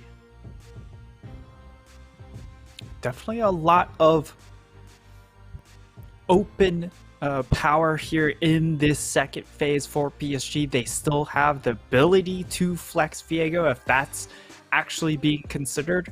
I definitely wouldn't say Hanabi is exactly the Viego player for this team. That would definitely be River, as he's the big carry, but they will go ahead, ban away the Ken, which I think is going to be a big pick for Liang as a secondary pick after the Camille. And the Rakan will be taken away from Kino. So for the side of BYG, they've decided that Zoe, they don't want to see that, and also Gangplank as some sort of mitigating top laner.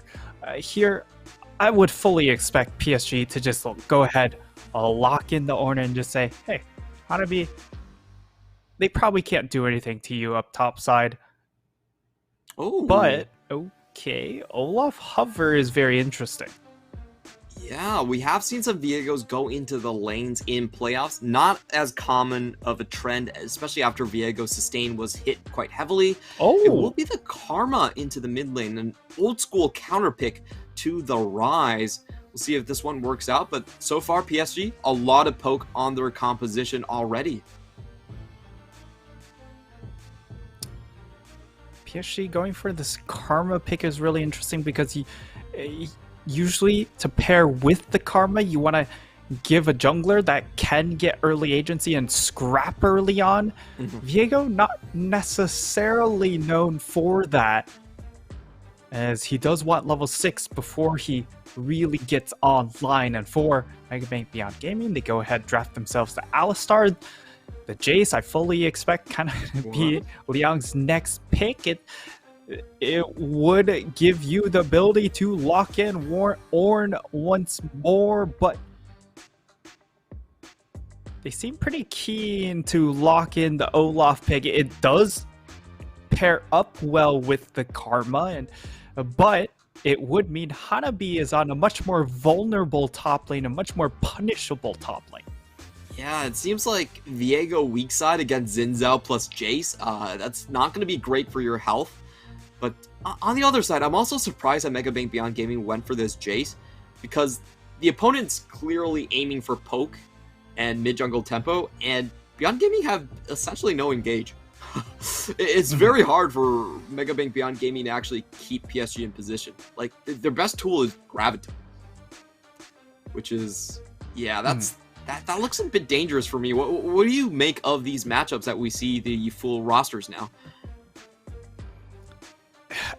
Now that we get to see the full lineups here, Liang, this is a much better matchup for him this time around, being able to, if he's able to get ahead, it is clear night and day from the previous game. If he gets resources, he can win this 1v1.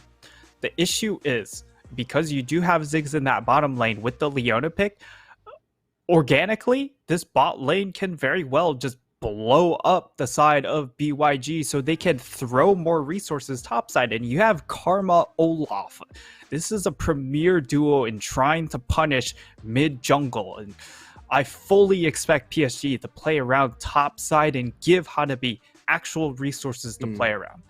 Yeah, you might look at the 2v2 and say Beyond Gaming have a favor here, but PSG, they can bring the entire 3-man with that Karma roaming up top, like you mentioned. And, you know, it's very powerful to overload one side of the map and then have Satchel on the other side. So you can trade almost always favorably here. We are going to be stepping onto the Rift for Game 2.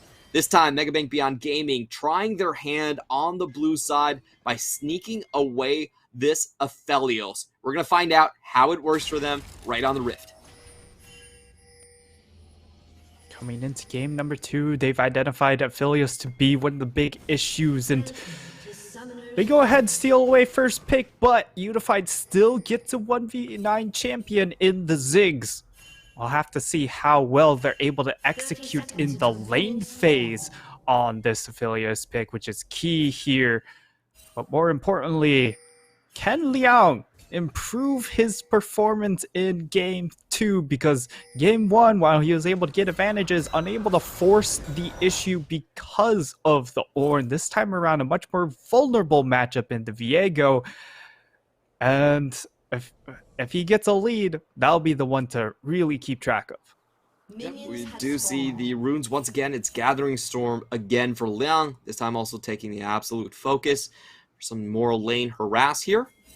And on the other side, PSG, I just love the way their keystone runes look. You know, it's really nice when you have a pair going with the hand. Double Conquerors into the top side. This time around, the jungle pathing will be a little bit different here. Xin Zhao actually not going to head towards the top side. It isn't scouted out by PSG, though. So they don't really know where Xin Zhao is going to be. And let's see if they assume Xin is still going to be going top. In the meantime, Doggo walks up to lane, takes a slightly unfavorable trade. And we do have the level 1 just going directly in right here. Alistar, not a particularly powerful level 1 champion. PSG will just take advantage of that. Yeah, and look at the cost. Doggo, already no potion remaining. They will have advantage of trying to get level 2 here and a little bit of extra sustain coming in from the Alistar, but already a great start having a 2 potion advantage on your bot lane carry here. Is instrumental in trying to make plays. And the key thing, again, River is going for the flash on the Olaf, which is surprising here given the fact that, again, you have pretty mobile carries. And if you do go the Ghost, you can punish these lanes so hard. Still will have the ability to punish here, but just doesn't have the extra cooldown abusiveness that you can have with the Ghost. Yeah, it's a little bit weaker in terms of team fighting for sure, but you know, River has ran with the flash a lot of times, and he does like his burst damage. He's going to go for a full clear onto the top side here. Liang not really able to punish Hanabi at this point. He has to be very careful about Olaf and his pathing. And we also took a look at the mid lane earlier. Maoan completely Maple is going to be able to roam and leave whenever he wants to at this point. We're going to see the TP early from the Rise, already behind tower, going back to base. And Husha this time with the Xin Zhao, not going to be able to get a double scuttle start. But as we have said before, PSG don't really know where Husha has started exactly, and this bottom lane could be in a little bit of danger. But looks like Unified and Kaiwing going to stick very close to their own towers. Husha doesn't see an opening. He's just going to head back. And now it is Liang trying to fend off the 1v2. And over on that top side, that's where, of course, Liang is getting pressured. If he does walk up to the lane, could have gotten punished, but it will be the recall channeled by River. He wants to make his way back towards that bottom half. Scuttle Crabs will be split up here. And, I mean, at the moment, for the side of BYG, it's about stabilizing both your top and your bottom lane. So a lot to do for Husha. A lot asked of him. And it's just got to be efficient play coming in from the laners themselves as well. I do want to go back to our win conditions for both of these teams. We have touched on the power picks, the matchup dynamics, but not really on how each side plans to win this game, as we do have a great knockback from Liang, getting that level 5. He's fighting within the mist, but Hanabi has to flash early, even with the Conqueror stacks. Can't stand the heat against Jace. Really good trade there coming in from Liang. He's able to generate organic advantage up top side, and that's going to be massive here as they have the ability to make a dive play happen. Huxia is over in that top side as well, but it's going to be about finding a timing for Huxia to make his way up top side, try and make that dive happen, because Liang this time around carving an advantage for himself, but also giving them an opportunity to snowball around that advantage.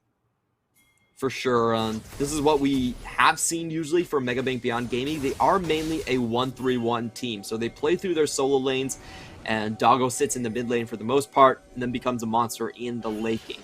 They're honestly quite similar to Machi in terms of their winning drafts and compositions. We are going to see Megabank Beyond Gaming starting on the Drake right now. For PSG, they do have Maple with priority, but he's just taken a huge chunk of damage walking in on the opponent. Huxia thinks again about this trade. Maple going low, but still adamant on taking down this pink. We're going to see if that prompts Beyond Gaming to fully invest into this Drake. Indeed, they will. Maple, he kind of just took 75% of his HP for absolutely nothing.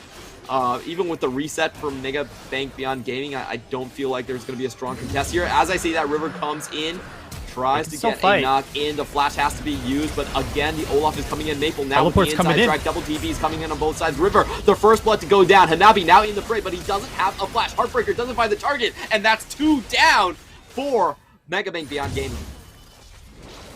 On the first side of the BYG, they find themselves 2 kills in the early game. A much different story as teleports coming in from both of these top laners.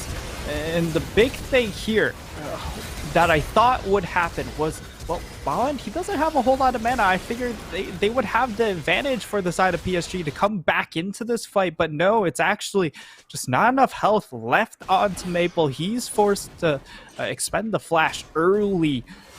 That proves to be really, really problematic for the rest of the fight. Also not level 6 onto Unify. Doesn't have that big team fight ultimate, and while they are able to scrap in these smaller situations, mostly focused around the Karma and the Olaf, once it gets to those larger scale team fights, that's when they will run into some issues pre-level 6. But that, I mean, that's going to be an afterthought, because we do have level 6 coming in very, very shortly from the spotlight. Very interesting fight by PSG. I'm not sure exactly why they went for that one. They were down a flash. They were down Maple's HP bar, like you were mentioning. And they also had to walk through a ramp with Alistar on. So they focused Alistar first with their burst damage. And Kino didn't even die. Yeah, that was not what I expected of PSG. Definitely far below their caliber in terms of a team fight decision making. But it seems like they're going in again. They have a 3v3 here, and both teams eyeing the Herald at this point. It is 8 minutes into the game.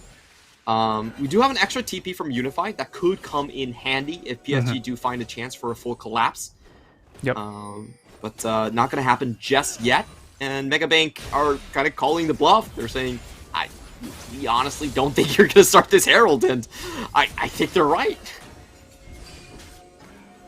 Yeah, they're just going to try and farm out these lanes as much as possible, force PSG's hand here, as they do have the Rise ultimate available to try and cut some corners when it comes to rotating over to this play. And more importantly, they don't want to be the ones to start it out, especially when Unify does have Teleport and Mega Inferno Bomb, so he can immediately go to that top or mid lane tower and just throw that Mega Inferno Bomb. But we have to first engage coming in here. The target is going to be Alistar once again. Hanabi finally going to find this kill. He does get the Heartbreaker chain to go. That's 1. That's 2 going over. And you cannot keep Viego down. You can do it for one team fight, but he always comes roaring back, as now we have another playoff game where it looks like Viego is going to absolutely dominate. We're all focused on Unify. Didn't even matter right there. They focused on the support. They get the kill, and it's just Reset City. And they just couldn't focus their attention onto Hanabi. They actually threw so much attention over towards River. Does he end up forgetting about the eye? That's the real question. There's no way, right? There's no way. Oh, okay, he's got it. That was kind of close. I think it was. It we was saw that getting in close to NA, by expired. the way. Yeah. But we're gonna watch the fight again. Kino tries to kill that ward, doesn't, and then they just immediately turn. Kino not level 6 is the important part here. Doesn't have access to that ultimate. And you just see the value of Viego ultimate being able to blast people out of that radius, and that CC combined with the damage, getting the first reset. It's just Clement. Can we fix Viego? No. Like hot fix him, please. Just bring in 11-16 Viego. 11-17 Viego. Yeah, he's always gonna look something like this in a team fights. I feel like his reset mechanic is just too powerful.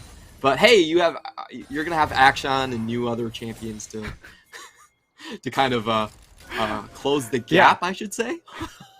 The balance is we'll just have Akshan come in, and whoever Viego resets on, as long as you're able to somehow kill Viego at the end, you bring everyone back. But that's 2022. Yeah, that's hopefully what's going to happen. We're not really sure about that one. I do want to go back into the mechanics of the fight, because as I was watching it, I felt like that was a very slow Crescent Guard coming in from Husha once more. Like, he just... I think he just assumed that, hey, if they focused Alistar last time and lost, they should probably lose again if they focus Alistar. Is that your read on the situation? Because Beyond Gaming, they fell down without really much of a fight. It looked very disjointed coming in from their side, even though it was a straight-up 4v4. Yeah, it really just came down to the fact that...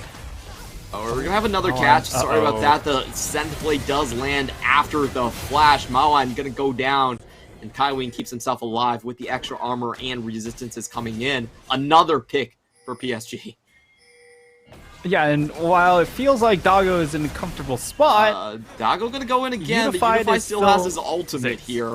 He has to be very careful about this one going in. And you can tell that he's trying to heal up as much as possible. Does have the Vamp Scepter available. Unify can hold on to his ultimate as well. Yeah, and while this matchup's still very favored towards the Philios, and when it comes to the 1v1, there's just so much more teamfight power coming in from Unified at this point. We don't even see that first Mythic come through, and yet he's still trading relatively evenly. And will also have that extra teleport to make plays around the map. And so the longer you're able to keep this isolated, while Doggo will slowly get more farm lead, Kaiwing's kind of stuck in a weird spot. Gets sandwiched here. Wind Becomes Lightning does land. Kaiwing is forced to flash. And they in comes the response, though. Maple is going to force a flash on his own. Support flash for jungle flash here. And we also have Kino being forced to use his ultimate. So a lot used on both sides here. No deaths just yet. Kaiwing gonna get... Kaiwing is probably dead. Yeah, that was fairly careless from Kaiwing, honestly. I don't know what he was trying, but definitely could have backed it underneath the tower there. River gonna take this opportunity to go towards the top lane, and it feels like the second game in a row where Liang is just getting heavily focused down.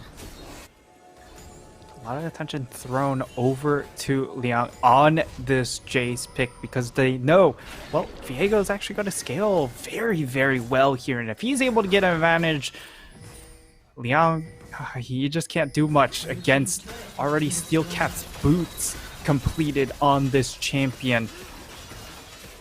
And on the flip side, I mean, it's kind of the classic response. If Liang's coming under fire, we just throw more resources into Doggo, and fingers crossed he carries 1v9. But this is, again, a very difficult composition to 1v9 against, because you have to blast through the extra Karma shielding, and even with Serpent's Fang coming in from Liang, which I would fully expect at one point, in ranged form, he doesn't cut enough of the shielding, so it's not going to be enough against the Karma.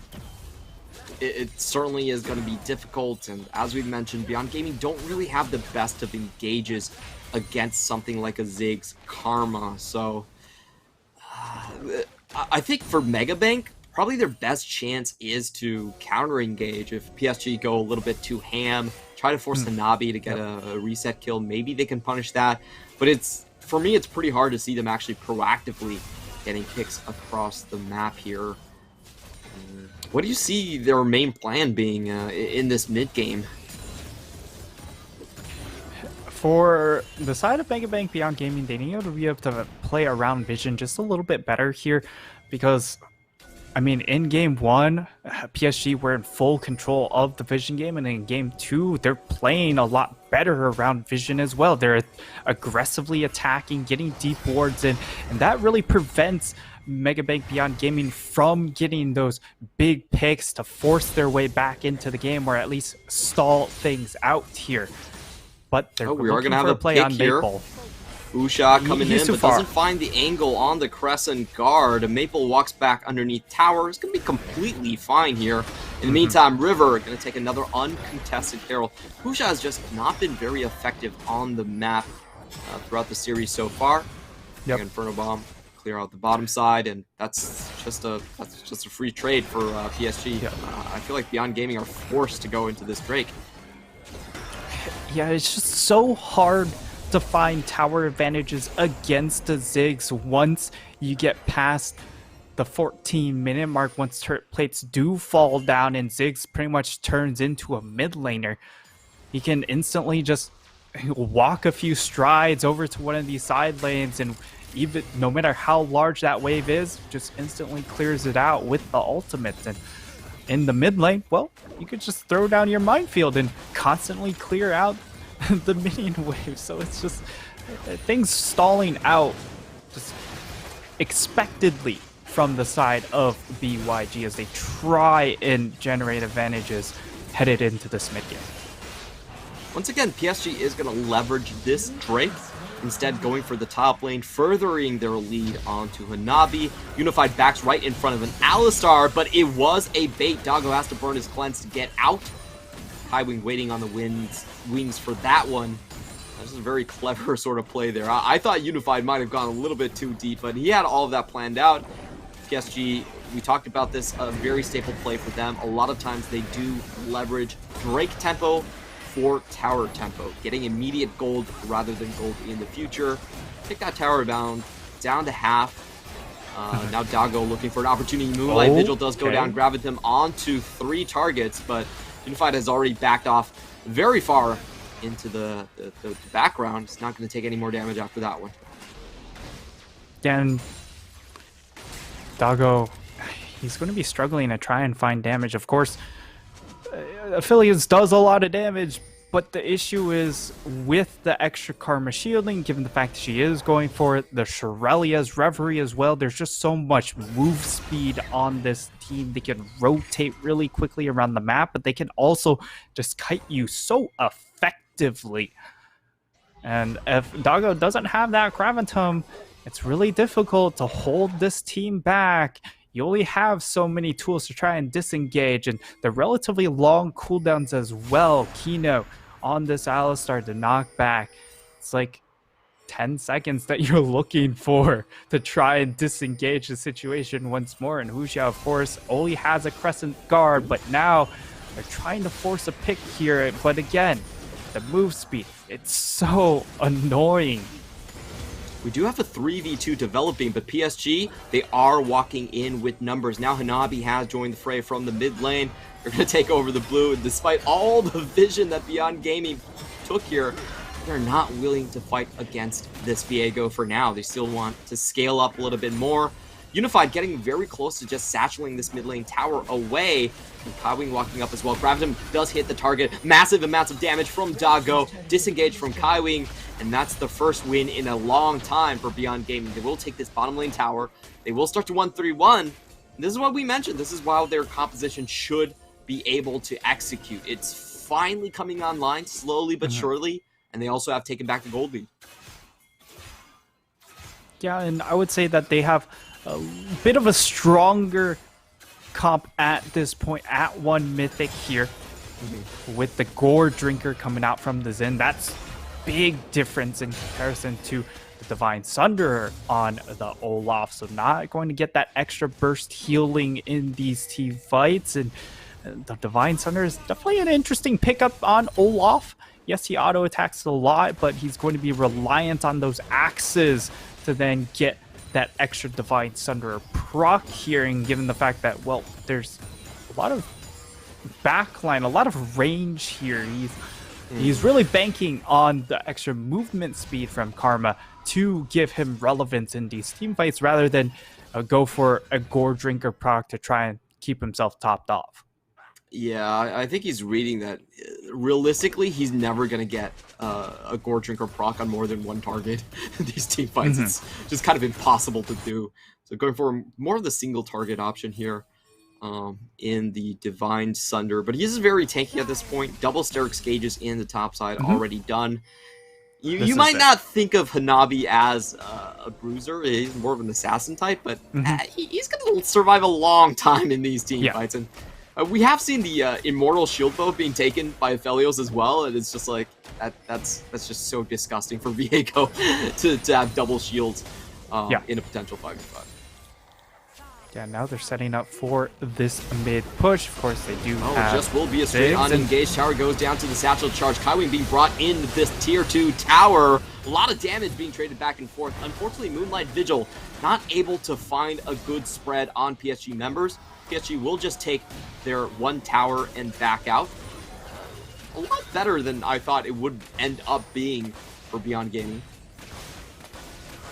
Yeah, and now that we see these second items, and part of that is, well, the second item differential is so massive because you do have double Sterix Gauge coming through. You just have such a large, effective health pool to play around.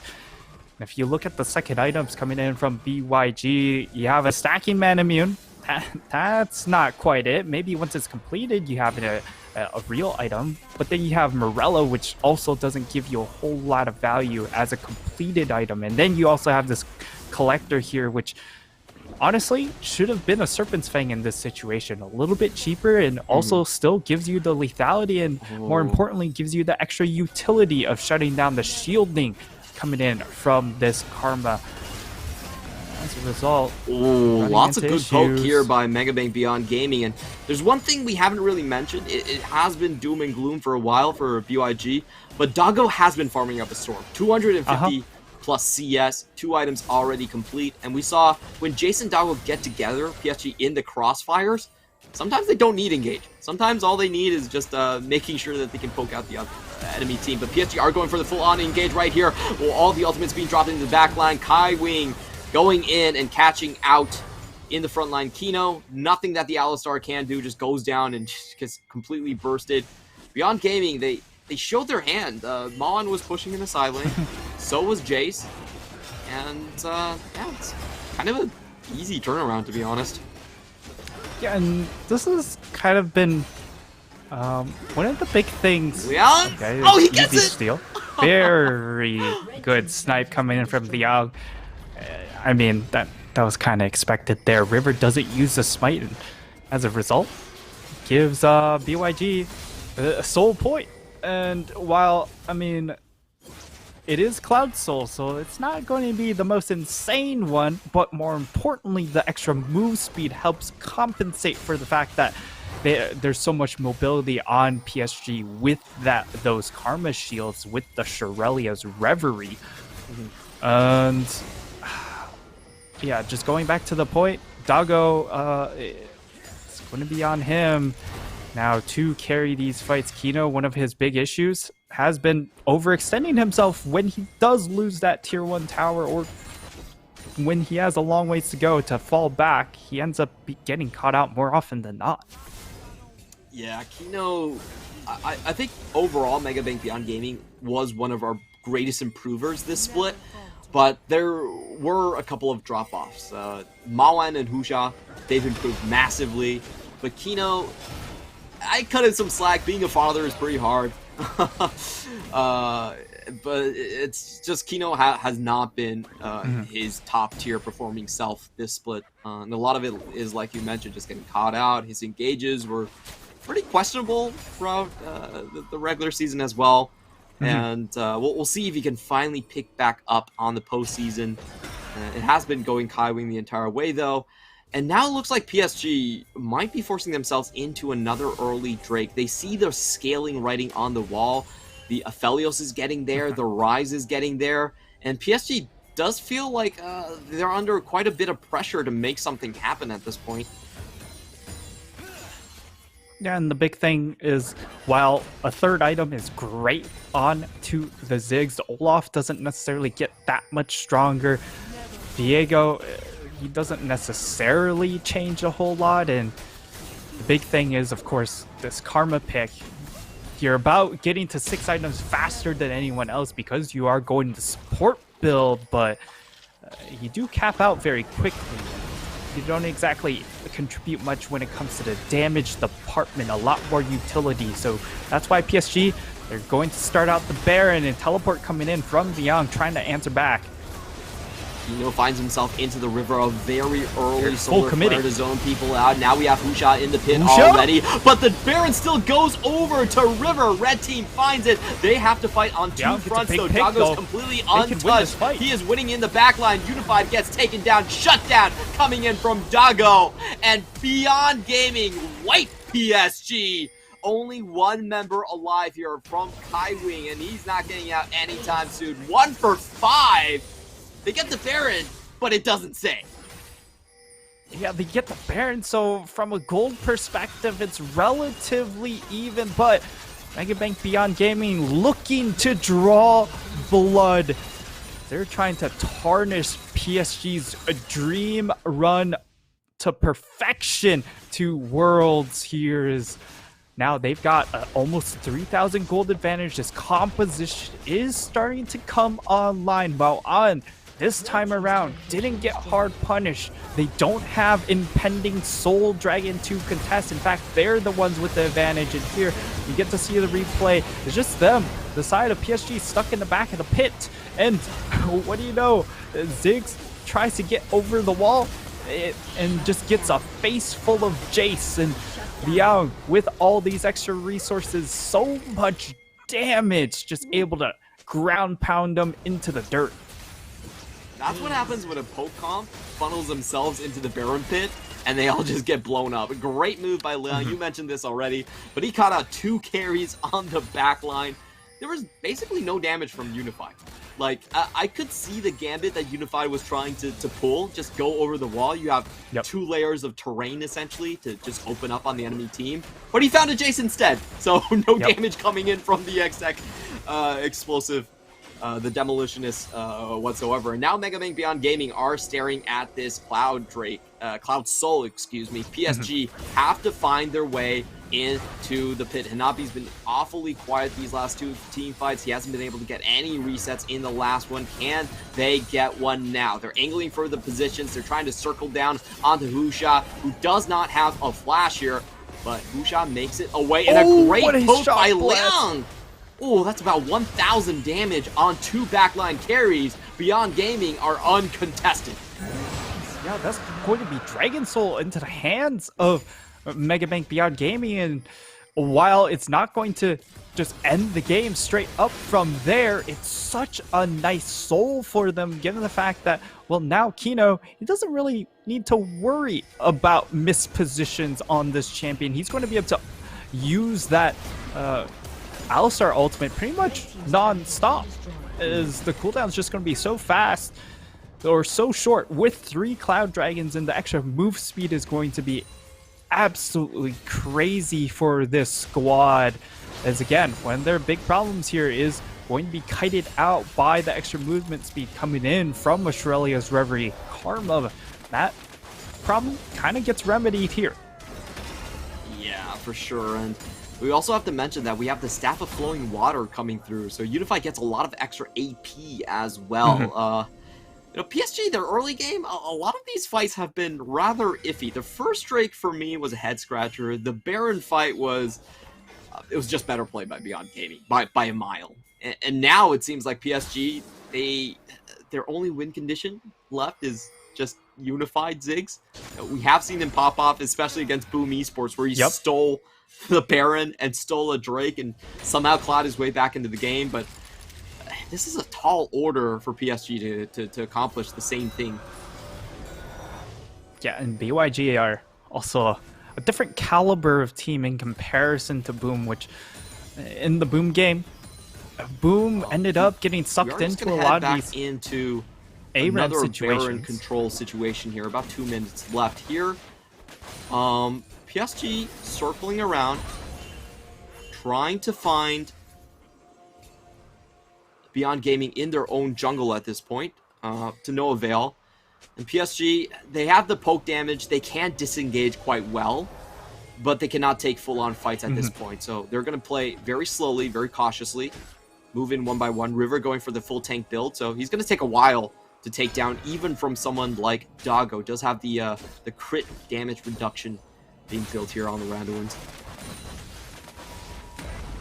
Yeah, and the big thing here is, of course, now Doggo on 4 items, has the Wit's End completed as well, so he's going to be taking a lot less damage from the Ziggs pick, and River really dropping off the map when it comes to effectiveness, which means Doggo's got a lot more safety. So can we find those extra heroics coming in from PSG to keep their perfect streak alive, or will it be make Beyond Gaming finally? Yeah, we're gonna find out. Kino gets open on, but he does have Unbreakable Will. Hanabi cannot find the damage to punch through him.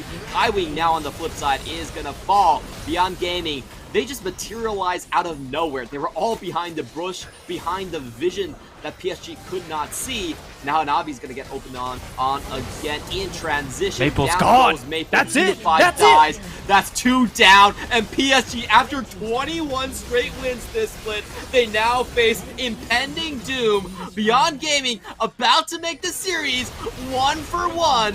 Can River actually step up and stop this? It's not looking like he's even going forward. Just dies on the stand right there. Hanabi to follow. Not even Viego could take PSG out of death's grasp here. Their first loss of the split. And Mega Bank Beyond Gaming rise to the occasion, and they are able to even up the series. A massive victory here for this young squad. Of course, that game 1 was an absolute disaster from an execution perspective, and you want to see them bounce back mentally. I think a game win is a perfect way to do that. It definitely is. This is the first time Mega Bank Beyond Gaming has taken a game off PSG in the postseason. I do want to say that, honestly, this is one of PSG's oldest traps, is that sometimes they go utility for Maple. And the closest games we have seen across the season for PSG falling has just been utility mid, where Maple isn't able to bail them out sometimes out of difficult situations. Yeah, and you can definitely feel the pressure mounting for PSG with their composition. Olaf spiking at 2 items, but massively falls off a cliff right afterwards. That's why they go for that Baron play. They know that River is on a timer. After that, it's essentially a 4v5 because he cannot get into that back line effectively without those big Karma shields, but the Karma also starts to taper off, and Unified this time around unable to 1v9 his way out of that one. As again, Beyond Gaming, they're a different beast from Boom Esports. Boom Esports can take it to you in the hands department, but macro wise they can't compete. But Beyond Gaming, they know how to close these games out. Yeah, this is a beautiful game coming in from Mega Bank Beyond Gaming. They kept their distance, they kept their farm up on Doggo, and to be honest, I don't think PSG is particularly comfortable with trying to snowball the top lane. They had a massive lead on Nanabi. He got 4 takedowns in one team fight, and the entire top side was, I believe the top side scoreline was something like 2-1-2, 2-1-2 to 0-1-0 and something like that. So they had a great start, but they did not snowball that. Beyond Gaming didn't give them an inch for about something like 15 minutes, and they forced PSG to then go into risky plays like that. So I guess the question I have for you is do you think it was a problem with the execution? Do you think it was a problem with the draft? What went wrong this game for PSG?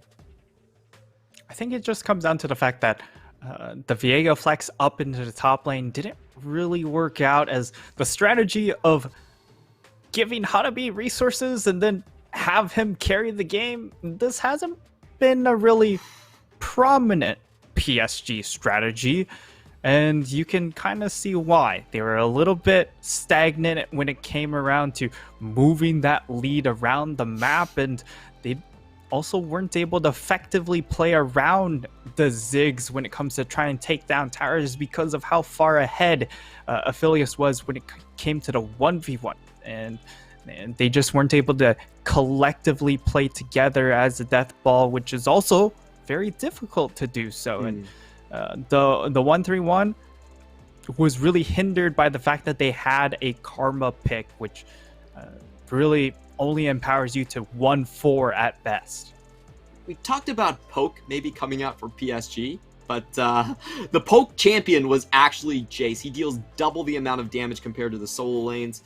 And the MVP at the end will still be Dago, 7-0-3, flawless game, up plus 50 CS in the mid game against the Ziggs. This is how Beyond Gaming has looked throughout the entire split. This is how they are strongest. They always win the bot lane, they always get Dago ahead, and they smash you when it comes to late game. Aphelios seems to be the key here. Aphelios might just be the key to this series, as you would say the top two Aphelios players in our league are Dago and Unified.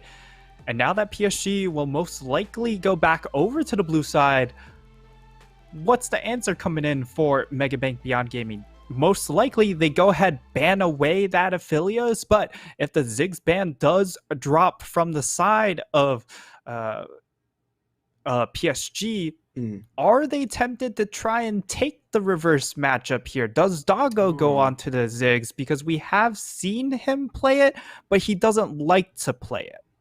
Yeah, it seems like Aphelios is still the main card here, but we're going to find out in Game 3 as we take a short break and come back to Beyond Gaming versus PSG Talon.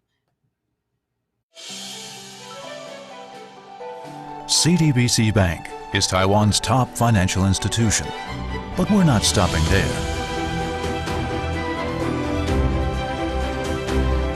We're crafting an international brand and already have over 260 outlets in 14 countries. We are by your side, ready to embrace the future.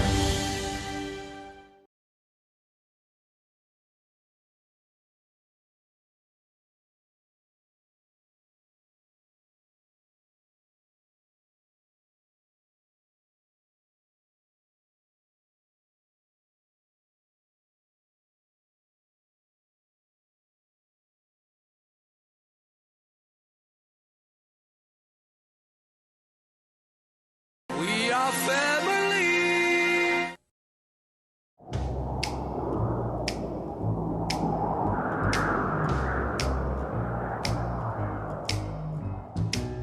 Can't you see my heart is lost without you? And your kisses make me love you more. And your kisses make me love you more. Can't you hear the sound of love and desire? Kiss me, baby, touch me. Kiss me, baby, love me.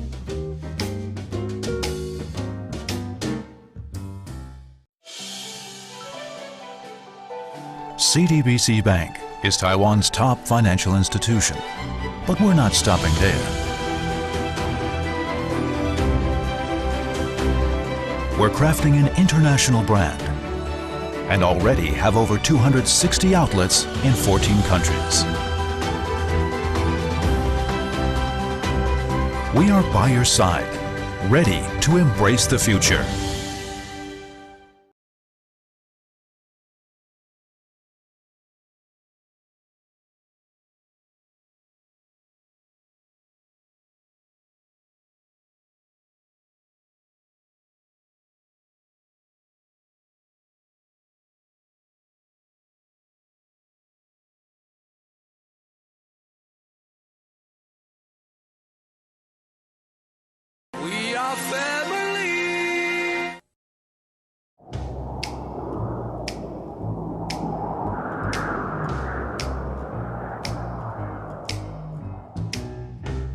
you see my heart is lost without you? And your kisses make me love you more. And your kisses make me love you more. Can't you hear the sound of love and desire? Kiss me, baby, touch me. Kiss me, baby, love me.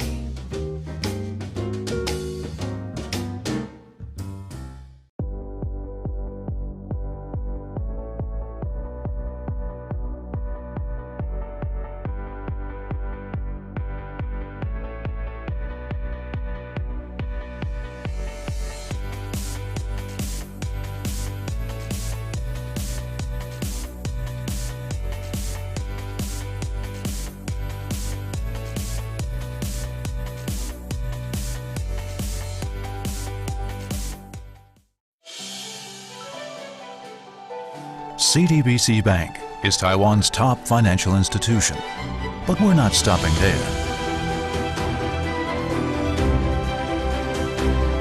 We're crafting an international brand and already have over 260 outlets in 14 countries. We are by your side, ready to embrace the future.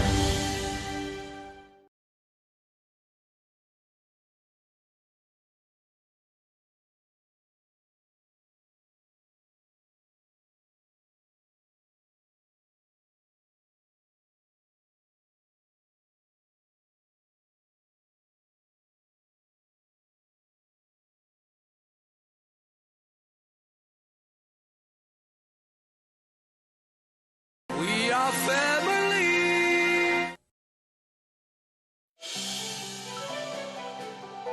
CTBC Bank is Taiwan's top financial institution, but we're not stopping there.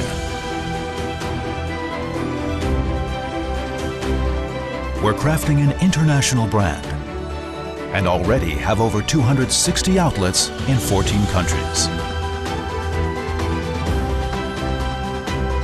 We are by your side, ready to embrace the future.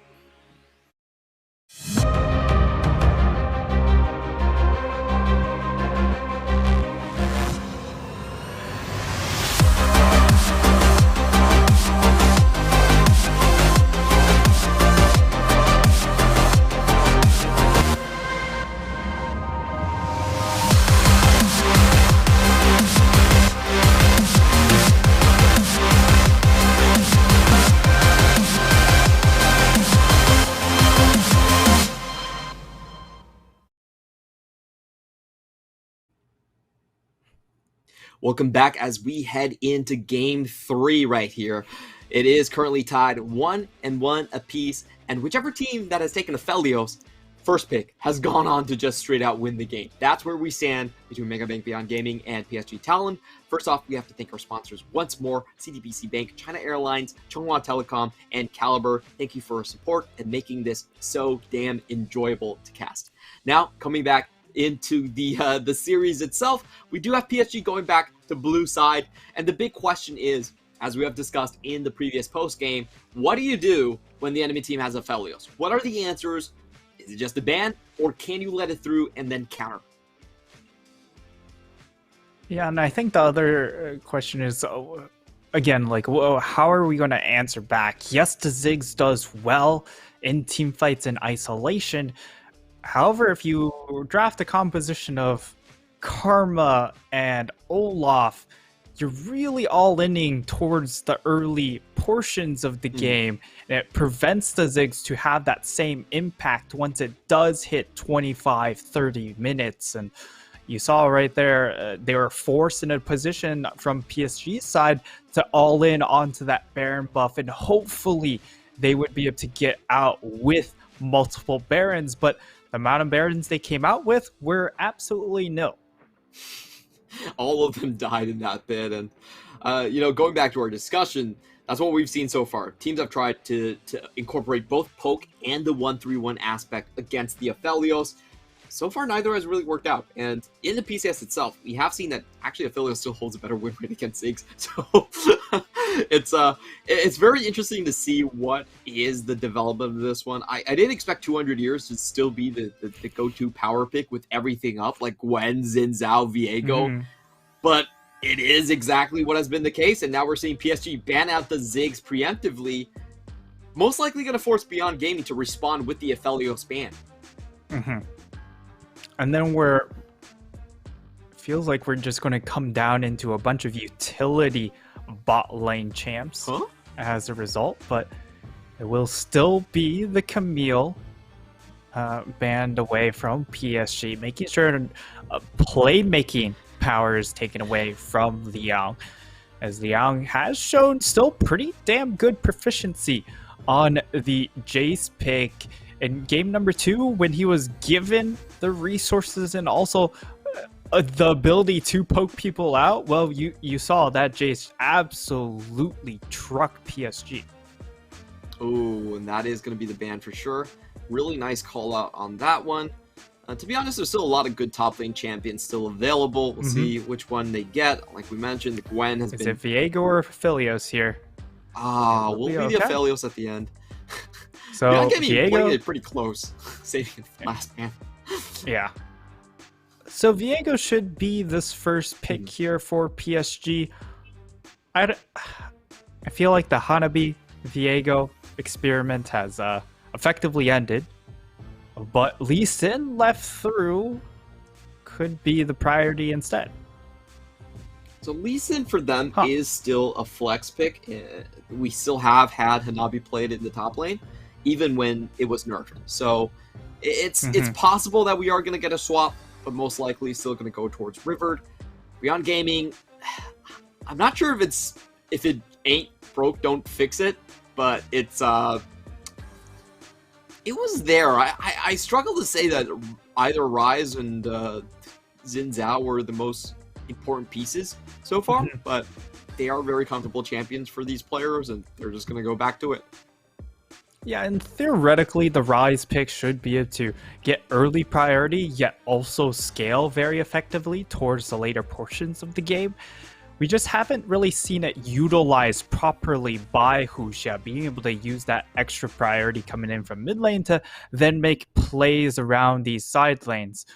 PSG, they will go ahead lock in the Varus pick here, so we might see some sort of Varus Ashe matchup in that bottom side. Maybe it's an Ezreal if Doggo wants to have better scaling.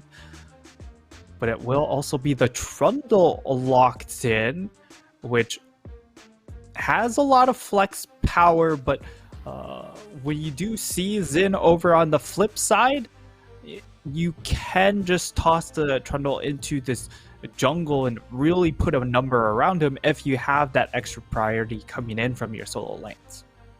Yeah, it could be a flex here. We have seen 3 positions that Trundle has played in the PCS, so that's not locked in stone. The mid lane's still wide open, and I think that will be the target bans for Beyond Gaming. Of course, Zoe being kept off the table, and I would guess the Syndra as well, just judging from how the bans have gone this entire time. They really don't want Maple on something that can have early impact and early burst potential. That has been the entire drafting strategy from Beyond Gaming. PSG going to take away some supports here. Kino actually had a pretty damn good game on the Alistar, so I wouldn't be too surprised to be seeing that one taken away as well.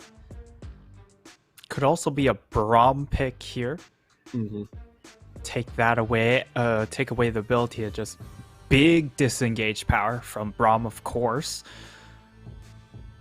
And also the Alistar, you know, if you do take the Alistar in, could be problematic against a Trundle because you can get easily punished in that regard. And for BYG, they go ahead, ban away the TF, and it's just these really early roaming champions from Maple that do a big number onto BYG. Maoan not really known for his early rotations. And also, when you limit Maple's playmaking, it just gives you a better chance overall. For sure, as Beyond Gaming, now with this Ezreal pick, I think they're solidly once again going on the 1-3-1 route. They had the counter pick for topside as well. Now it's about picking a support. Don't really expect the Yuumi to come through. That would be a first if they do lock it in. Kino's definitely one of those guys to pick some weird champions, but it's not the place or time. It will be the Braum, like you suggested. Love the call out right there. You can proc concussive blows on the Mystic Shot as well. So good skirmishing potential, great defensive disengage, and exactly what you want for a 1-3-1. Now PSG have to show their hands. You know, Lee Sin and Trundle, these are highly flexible picks. So you could be seeing a support, we could be seeing a jungle and solo lane configuration. We're going to find out now. My personal bet is on the Syndra. We talked about this one. Still incredibly powerful champion in the hands of Maple. And he finally will get a burst mage for the first time this series. He's going to get a playmaker this time around. A little bit more wave clear, and GP left through this time around, and could get locked in. And I feel like Liang will just go ahead and answer back with something like the Kennen, but Kennen would also be a bit of a bait pick here, as it's very difficult to play. Okay, let's go. I'm down. Let's go.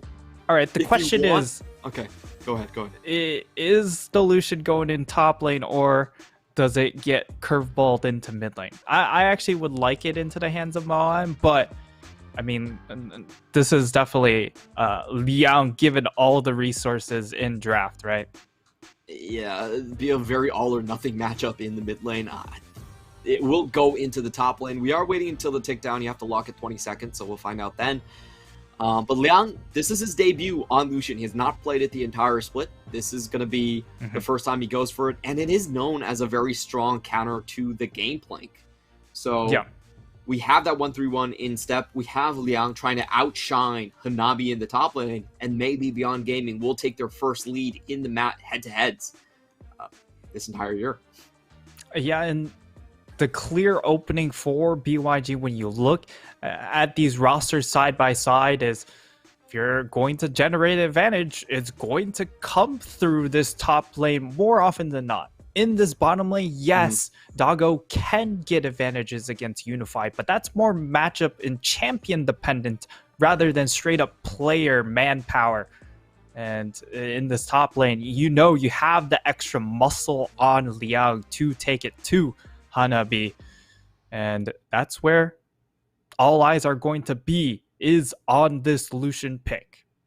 So we know the win conditions for Beyond Gaming very clearly 1-3-1, but for PSG Talent, what do you think they're setting up to do here? I feel like their comp, it can be played a couple of ways, but in this matchup specifically, where are they going? They have so much pick power here. And given the fact that even though Megabank Beyond Gaming have great lanes, they have great 1-3-1 pressure, doesn't change the fact that you have this amazing nuke potential with the Lee Syndra, and then you also of course have the catch potential of a Lee Kick, of a Trundle pillar, and there's a lot of tools to capitalize on any mispositioning coming in from Megabank Beyond Gaming. Taking a look at the Keystone runes here, we do have the press the attack for Lucian, and will be Hella Blades or Unified. Pretty standard, but there has been a couple of variations here and there between what you can take in those slots. Just taking a look at the level 1, we did have Trundle roaming up for an early ward on for Liang. This is a pretty common strategy, as we will have the bush vision. Seems like Liang knows about this as well, as he does ping those bushes into the top lane. We're just waiting for the jungle starts right here. Both of them will start on the bottom side. Yeah, and it just helps. That early ward up top side helps out. When you are taking some of these trades, you aren't able to break aggro by jumping into the bush. And it will be both junglers starting bot side as expected. When you do have a Gangplank and when you do have a Lucian up into that top side, you want to invest resources into Lucian to try and get him snowballed. And from the PSG end, you want to invest resources into the Gangplank to make sure he doesn't get hard punished in that early game. And once he's able to get out of that part, things will usually smooth out. But against the Lucian, it's definitely a rougher path to get to that point. Well, we do have the Bush Pirate here by Hanabi, just weaving and bobbing inside and out of that brush. It's going to make life very difficult for Liang. Liang just says, you know what, I don't want you to use that brush. I'm just going to push the lane. We'll have to contend with the Lee Sin later on, but for now, he does have right of way. Meantime, in the bot lane, Unified getting a little bit of poke. I should expect just the hail of arrows here to win out on some of these early trades. Both sides waiting for level 2, and we go into the emote war, which is something that both of these teams have been very friendly about. Like, throughout the entire season, Beyond Gaming has basically always kept PSG on their wheel of emotes. They adore PSG. I mean, they've also gained a lot from PSG coming into this summer split, knowing, of course, with Doggo being on their roster, getting a little bit inside look at how that team operates, gaining a lot from that experience at MSI, and bringing those ideas into this summer split for Mega Bank Beyond Gaming. As Liang, you know, not looking as great as initially thought, as he did flub a couple of those double taps onto the barrels. So maybe he hasn't played this matchup in a while. Yeah, this is interesting to see. He is going to get some help from the top side and the TP here. Syndra is going to relinquish her position as we have one scuttle being taken by Beyond Gaming. Looks like the other one will be split by River. But this does mean that most of the gains in the top lane for Hanabi are going to be very hard to materialize here, as just have a straight back from Liang. And at the same time, as we've talked about these competitions, I feel like for me, PSG are the ones that actually need to have a strong showing here with the Syndra Lee Sin. Like, the Lee Syndra is basically the ultimate Sinner combination. It is not about scaling whatsoever. So we'll see how they can do with this one. Yeah, Syndra does scale well, but with a lead. It's not something that, like, well, if nothing happens, she still scales.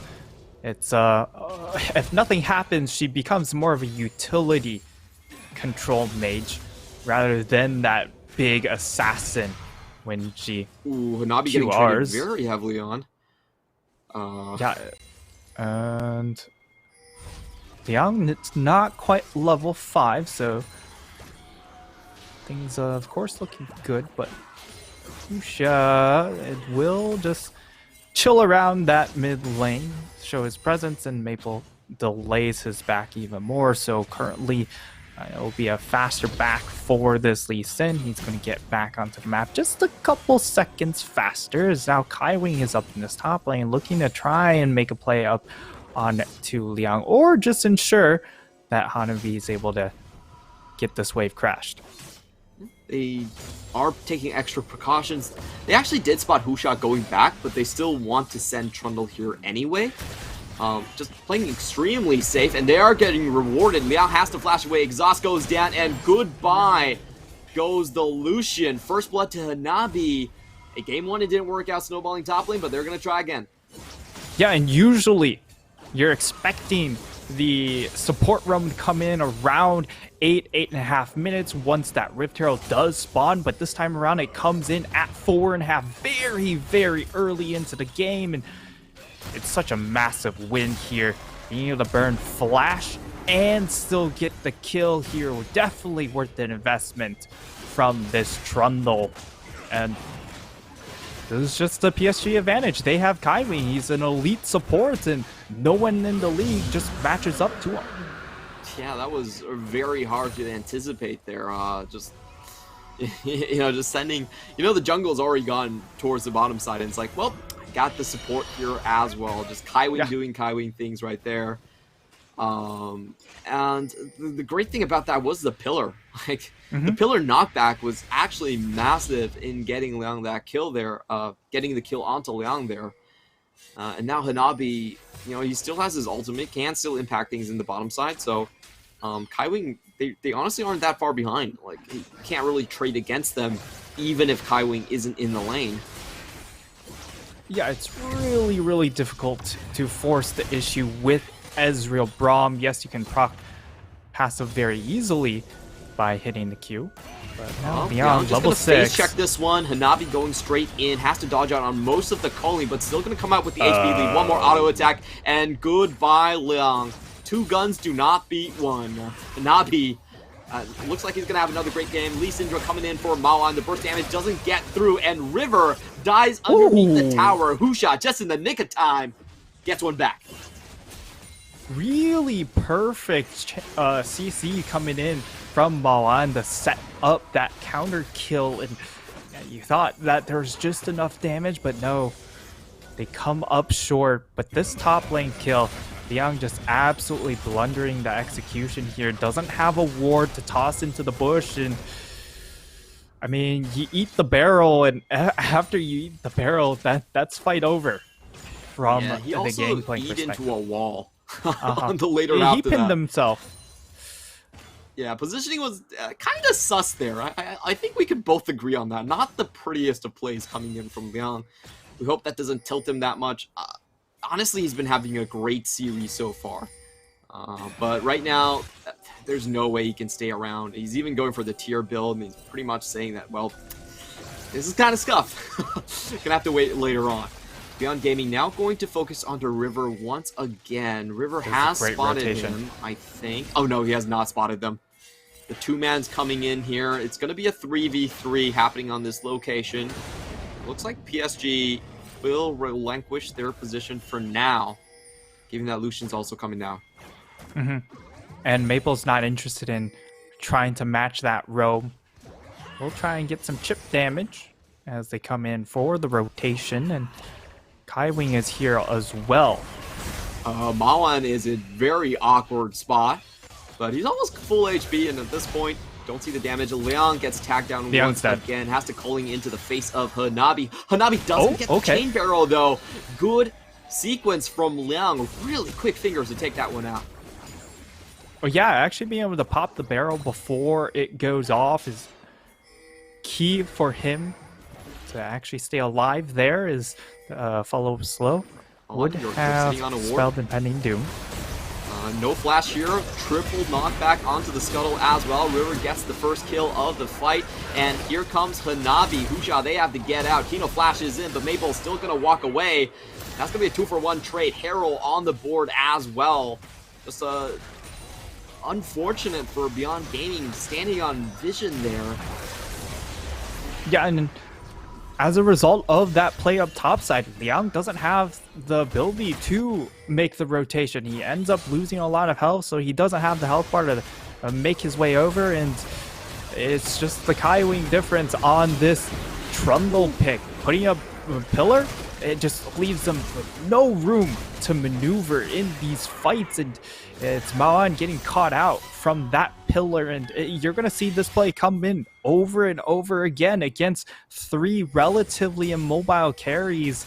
It's going to, at the very least, burn their big ticket cooldowns as far as repositioning. You know, there's a long cooldown on that Ezreal Arcane Shift, and same with the Relentless Pursuit early on, and Maoan, he doesn't have any of those escapes. Would have to use a Realm Warp to get out if he doesn't have Flash.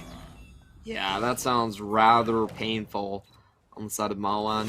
Just want to give a small shout out to River as well. He found a beautiful Dragon's Rage onto 3, I believe, in that team fight. Just knocking all of the bullards down. Now Hanabi is going to be knocking on this top lane in the meantime too. They do have the Herald play, but they're saving it for now. And looks like it will just go be a straight bottom play right here So far, Syndra has had right of way the entire time, so it has allowed PSG a lot of map mobility to just get Maple in the right spots. They're going to rotate over for this dragon. Of course, they have really just, for the most part, perfect control in that area. Also have decent coverage up top side when it comes to vision, which means that Gangplank knows that it's time to evacuate the premise. He does go ahead, let that extra wave die to tower, but now he's able to walk back up. Yeah, so we do have to mention this again. PSG can trade super hard on the bottom side because they have the cannon barrage. Like, there's not really any chance for you to take down the tower without the Herald. So I feel like a big tempo play is coming for PSG. There's so many different ways they can set this up. Yeah, and I feel like it's going to come through either throwing that on Rift Herald for Maple to try and then break that lane open and allow the Syndra to roam, or just get priority in that mid lane and overload topside, which is a play that they're very comfortable doing time and time again. And here we go again, a tale as old as time itself. River in the tower dive, easy pickup onto Liang, that's his third death, and there's no trade back. They still hold on to the cannon barrage, they can deal with any cannon wave, any minion wave that they want to. Beyond Gaming are not in position to do anything. They don't have priority bot lane, they don't have priority mid lane, top lane pays the price. Yeah, and the big thing here is, again, it's the support differences, right? The Trundle has the ability to roam in a lot of these situations, and the Braum is just all about focusing in this 2v2. Make sure this AD carry is really protected here. Doesn't have the ability to roam as fast as a Trundle pick, and Kino also just hasn't shown the willingness to roam up top side, as he's been really focused on getting bot side vision. And you can see, hey, we have a lot of vision bot lane, but we haven't really been able to do anything with that vision. It's a big difference. This is the scariest thing about PSG. If they can hold their bottom lane alone with Unified, you're suddenly dealing with an extra body everywhere else on the map, and that body is Kaiwi. He's just the specter of doom as he roams everywhere. And Beyond Gaming, we did talk about their strategy. You know, they still have this late game Rise. We still have seen late game Ezreal's pop off, but it's a long while before they ever get anything online. And you look at Hanabi's build right now; he's gonna blow up whoever he catches. Yeah, this is a very squishy lineup coming in from Megabank Beyond Gaming. If anyone ever eats a barrel, that's like half their health gone from the extra Triforcine proc and that extra serrated Dirk. And once that Dirk item does get completed as well, that's just so much burst potential. River possibly caught out, is forced to disengage with the ultimate here, but a big cooldown gives a little bit of relief here for the side of BYG. I'm trying to see if BYG is going to try to mount a defense here, but doesn't really do anything here for Liang. Holds on to the culling and just fight for position at this point, as we finally have the TP coming in from Mawan onto the backline, but Hanabi's TP is significantly closer. Now Maple coming in onto Kino. He's in a bad spot. The cannon barrage goes down. Mawan's he barely behind. Stays alive, and River finds the flash over the wall to get the kill. Mawan, though, does find Unified, unable to make it into the team fight at the very end. Mawan takes half his HP, doesn't get into River, has to walk away here. That's going to be a 2-for-0 trade in favor of PSG. And Liang on this Lucian pick. Early grades of it, I'm looking at a D. It's not looking very good here, as he is 0 for 0. We get to see the replay. It ends up both AD solo laners trying to come in on a flank, but this flank is just not very good. Kaiwing splitting the fight very easily with that pillar time and time again, and while Kino is able to help out Husha to a certain degree, the pillar just forces him to flash out, and Mawan comes in to try and flank the carries, and Liao, I don't know what he was doing. He was trying something for sure, but it didn't really work out. It was a very opportunistic pincer move by Beyond Gaming. However, PSG just stood their ground. They beat off each side one by one. And I like Mawan's move right there. That was some gangster play. He's trying to do a drive-by, a realm warp into a snipe off on Unified. Maple just tells him, nah, and just takes him out of the realm warp. So, honestly, a lot of great attempts from Beyond Gaming. Just none of it worked. Yeah, I feel like if Liang plays with Huxia, or not Huxia, with Mawan on that flank, and they're just together, it changes the play completely, but ends up trying to go for an individual play and gets fully punished for it. He's been a little bit too tunneled on getting max value out of these cullings, and as a result, it's put him in pretty precarious positions using the relentless pursuit to try and just hit more of those culling shots and end up dying more often than not because he doesn't have that extra mobility. Yeah, Lucian at this point, I think, is a bit of a non-factor. He's a champion that can definitely snowball. It's hard to see him having impact at this point, as we're probably going to have blue buff round 2. That's the fastest blue buff I've ever seen. Yeah, unfortunately, flubbed the execution on that one, but that's okay. Still delays the blue buff from BYG, and they probably don't even know that it's still available for them. And yeah, while Liang does have the Gale Force completed, it's not going to do much against a full 2 items on the Gangplank. This Gangplank is just so far ahead. And what's different here from the Viego game is that, well, Gangplank, he can still play around the team. He doesn't need to call the shots here. Has, of course, that global ultimate to utilize. Whereas the Viego, you need to force resources into him and force plays around it. This time around, he can kind of just sit and wait. Yeah, I like the way you put that. He is just much more hands-off of the pick. And I do want to mention that this has been sort of a unique pick in the PCS as we get Leon taking one barrel to the face. He's going to culling on top of a Nabi. Nabi flashes in for that, but at least he does proc Mawan to come in and rescue with a Realm Warp.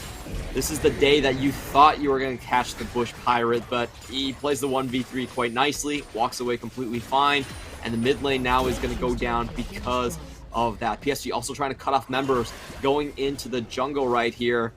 Kino and Husha, they've got to take the scenic route to defend their mid lane. Yeah, for decided to make it back Beyond Gaming, they see the play coming in from Hanabi and they try and answer back immediately by drawing 4 members up top side, but the immediate answer from PSG is just to throw Rift Herald down mid lane, and BYG, they're just way too far behind the play. Doggo possibly caught out. Unfortunately, not quite enough damage on the side of PSG quite yet, but in another 5 to 10 minutes, that could definitely be just death sentence there if you teleport willy-nilly like so against a 2-item completed Syndra pick and 2 items completed onto a Unified. And yeah, just double Serpent's Fang here is so much team fight power from PSG. There is no illusions about this, but if you get hit by Scatter of the Weak right now, you dead. There's nothing you can do. There's too much poke damage from PSG at this point. So, Beyond Gaming, they have to spread out. They can't really allow these pushes to happen. They are going to get a 2v3 into the bottom lane. Wushot doing great things, almost taking down River, and the Winter's Bite does find him. They are going to snowball into more fights, catching PSG off guard. A massive shutdown being taken here by Mawan onto Gameplank, and they also defend the top side at the same time. Beyond Gaming, a massive play. Inside of Beyond Gaming, this time around, they were actually the first ones to rotate. They forced a pick into that bot side jungle, and what a great pick it was. Maple ends up not using that teleport. Slow down again. Should still be fine though, but you know, we have seen this bush seems to be the death of everyone this series. We've seen so many people just stand on these wards, but we're gonna watch this fight once more. Yeah, and it comes down to River thought he had the catch, but the play immediately turns around. And this time around, the 4 members are able to get to the play, arrive all together. Didn't quite work out up top side against Hanabi, but this time around, PSG just a little bit too far committed to the play, and they will get punished. And that's also the nice thing about Mountain Rift. If you ever play in the jungle, it's very hard to disengage from the situation because there's just not enough terrain or too much terrain to get around, be able to disengage. Yeah, I definitely agree with that. A lot of times when you're trying to escape up a ramp, Mountain Drake is probably the worst dragon to have. You get stuck on that terrain so often. We saw that with the Crescent Guard too. But PSG, they aren't going to let that small hiccup dissuade them from getting away from the Mountain Drake. This one, again, looks rather uncontested. Beyond Gaming going to trade in the top side for some vision. But I think PSG are very well aware there's no chance they even touch this Baron at this point. So they're happy to just take this one away, continue to snowball on the bottom side. Yep. Securing themselves that 3rd dragon, putting themselves on to Soul Point here. Mountain Dragon will help considerably, but it's certainly not a death sentence for the side of BYG, as they do have a lot of persistent damage, of course, double AD carry, and a Rise, and Rise already has that Void Staff completed. So it's not the worst of worlds if Mountain Soul does go into their hands. It's just a lot more problematic. You certainly don't want to just gift PSG 18% bonus resistances on top of an extra shielding, but the extra shred will eventually come through for both of these AD carries earlier rather than later, and it should resolve some of the issues with the extra resistances. I do want to ask you something about the scaling element of this game, because in game 2 we had this sort of just a quick flip of a switch where PSG, they were in the lead, and then one team fight later they were in a massive deficit. Is that going to happen this time around, where, you know, Beyond Gaming, despite everything that's happened, they've been able to hang on quite cozily since the 12th minute mark? I think here it just comes down to okay, Kino separated by pillar, and this is the power of the pillar, but there's a lot of pick potential on PSG, so even if BYG get a little bit comfortable here or get some of this scaling online, they still have to play on edge because of the choke control coming in from a Trundle and a Syndra. And now they're going to try and collapse. Mawan does have to flank Everfrost across the wall. Dago going in. No one is targeting him. This is a great angle for the Ezreal. Maple on the black side, trying to keep everyone away. Hanabi down to 1 HP, but he will not fall. Mawan ends up being the one going down. River picks up another and is able to walk out with his mobility. Down just doesn't pack enough of a punch at this point. Dago, the lone member, dealing damage at this point. Liang, he's trying, but he ain't there. And PSG take another quite decisive win. 2 kills, despite what a great start Beyond Gaming had. It looked good initially because the Trundle Pillar doesn't section off enough of that choke, so they are able to force through, but PSG starting out the Baron here. Can Mega Bank Beyond Gaming, can they contest? They don't have these big poke tools up available, no culling, but they are trapped in the pit. Ezreal's steal more than just Baron in this postseason, but he's not going to be able to pull that one off. Dago now on the wrong side of the map, but he's got mobility. He can kite for days, and he's got help too. Kino coming in, TP by Liang. They get Dago out. Saving Private Dago. Bawan?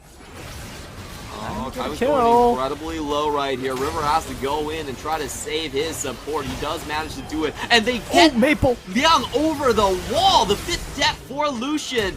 Can Dago get something back? Maple actually flashes here. He finds the Scatter of the Weak, and goodbye, Dago. Yeah, and PSG. G right there. As, excuse me, we did have slight technical difficulties. We should be getting back into game very shortly here. Stream is popping back up for us. And, you know, the gold lead now is 10,000 gold in favor of PSG. Yeah, and while this composition from the side of Mega Bank Beyond Gaming is really good when it's ahead, because you have double AD carries that can constantly chase forward and mop up these fights, and they're relatively okay when playing from even because you have decent defensive capabilities with the Braum. This far behind with your, with more importantly your top laner so far behind, it's very difficult.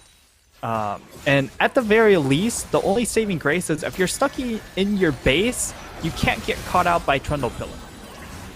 Well, I think Kaiwi's trying to prove you wrong right there as they find a huge chunk of damage onto Kino. Again, the PSG emotes getting flash here. There is no mercy shown by PSG Talon as they walk forward into the base. There just isn't much wave clear. Dago only single target right now, and PSG just walks straight up. River going in, Cannon Barrage going down, Chains of Corruption also layered on top. Pucha very lucky to stay alive here, but River is going to change that as he finds a kill, goes golden into the stasis. That's going to be 2 for PSG as they roll into the base, getting more and more. Inhibitor already down. There's only 3 members left to try and defend, but at least Dago finds the snipe onto Maple in the backline. No scatter the weak. That's not a lot of crowd control left. If they dodge these skill shots, they should still be fine. Just no wave clear though. Trying to poking. Oh, there's so many empowered minions here, and Dago takes the Q1, Sonic Rush into it, and Dago goes down just like that. The main damage dealer already off the map. PSG are going to clean this one off the board. They take the lead in the series 2-1. PSG showing that game 2 was a bit of a blip. This is more of their bread and butter composition here, having Maple on a bit more of a playmaker rather than a facilitator. Just going back to tried and true, and Hanabi on this Gangplank pick, showing that the Lucian counter pick in the hands of Liang is definitely not the counter. It's starting to feel like there's too much to handle for Mega Bank Beyond Gaming. There are 3 power picks that they need to keep off the table. They need to ban away Aphelios, they need to make sure Syndra never gets in the pool, and they also have to make sure Gangplank. Fortunately, they have 3 bans, and I'm willing to wager that those are the exact 3 bans they're going to have to ban throughout the entire series. Yeah, I mean, in that second phase, they chose to ignore the Gangplank. Hanabi gets his Gangplank pick. It's just such a perfect pick for PSG because it allows them to play weak side, yet also scale incredibly well towards the mid and late game. And he didn't even need to wait to scale. He had 2 items so damn early in the game, and there was just no stopping the pain train at that point. Yeah, there's not a lot that actually counters out the Gangplank. We haven't seen a lot of great picks. Gnar has not worked. Kennen doesn't look like a suitable answer when you're trying to team fight. And Lucian, honestly, this pick has also fell flat on its face. So if there's another GP pick coming out from Hanabi, what can they actually go for? I mean, the Gwen pick has been left available still, and oddly enough in PCS, we don't really see that locked in a whole lot lately. I think Rest is really the only top laner that has gone towards that pick, and he's looking incredibly good on it, by the way. But other top laners just kind of dropped her into the trash can, apparently. But Snip still incredibly powerful across the globe, and that's also a pick that can team fight and take the 1v1.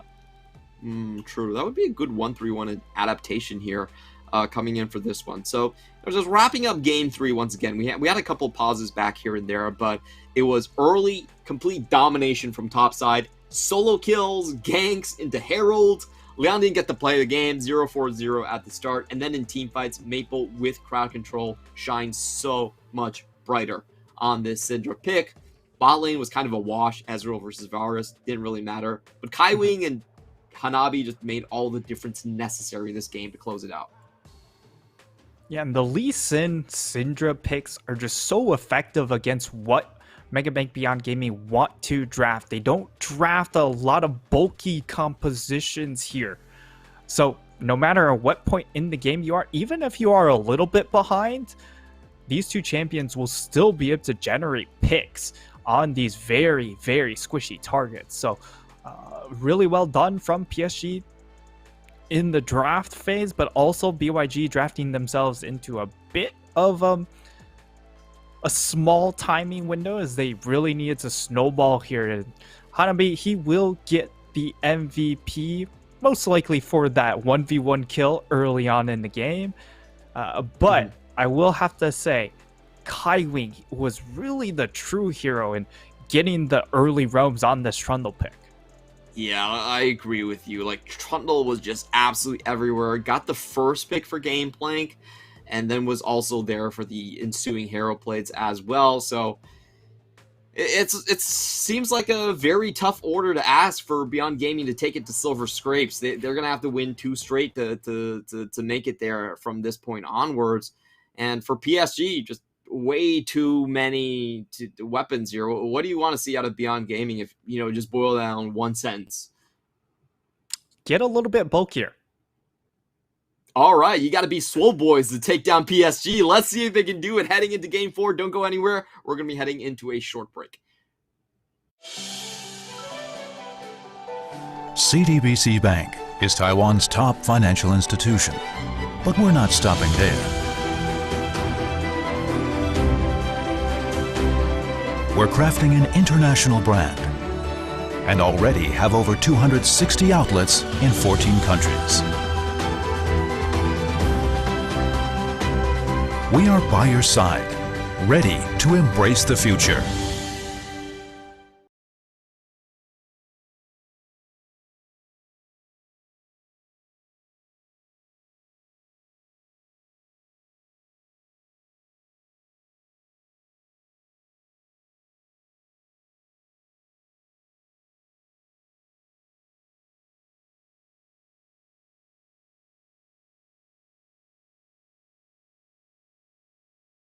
We are family.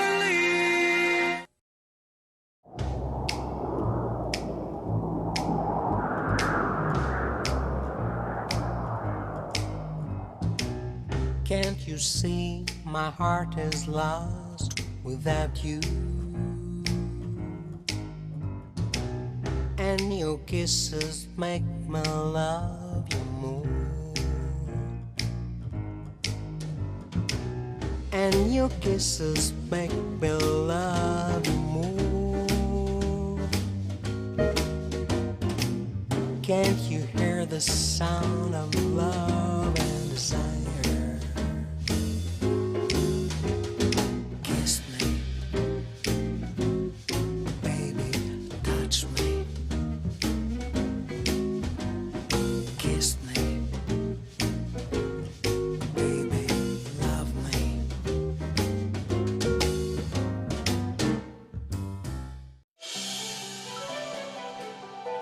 CTBC Bank is Taiwan's top financial institution, but we're not stopping there.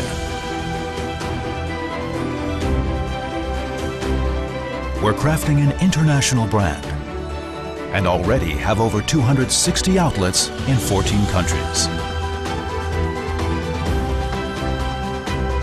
We are by your side, ready to embrace the future.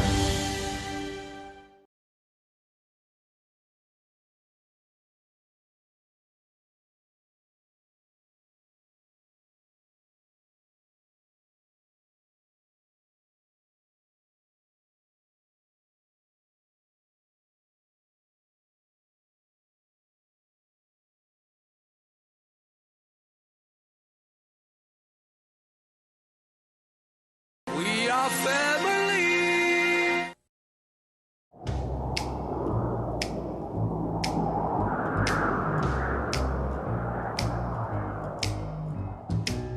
Can't you see my heart is lost without you? And your kisses make me love you more. And your kisses make me love you more. Can't you hear the sound of love and desire? Kiss me, baby, touch me. Kiss me, baby, love me.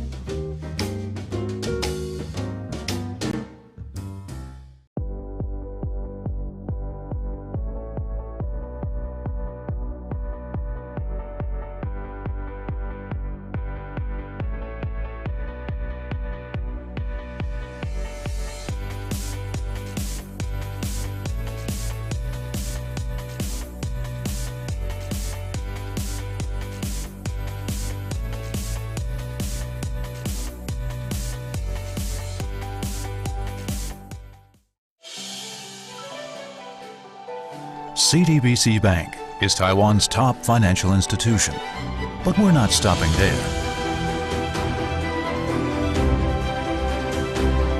We're crafting an international brand and already have over 260 outlets in 14 countries. We are by your side, ready to embrace the future.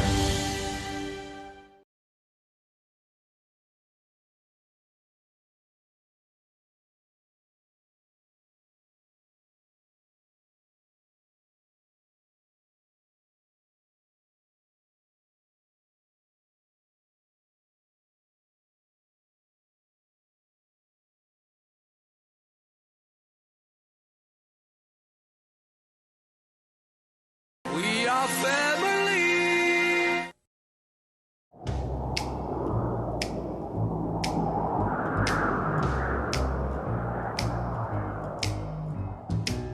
Can't you see my heart is lost without you?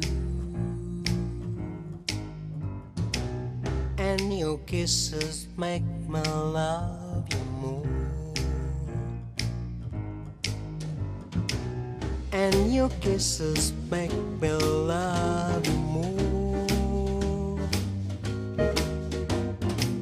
Can't you hear the sound of love and desire?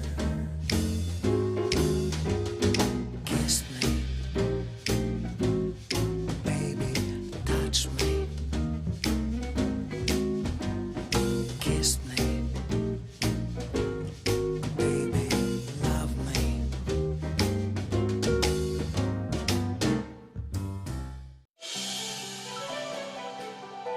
CDBC Bank is Taiwan's top financial institution, but we're not stopping there. We're crafting an international brand and already have over 260 outlets in 14 countries. We are by your side, ready to embrace the future.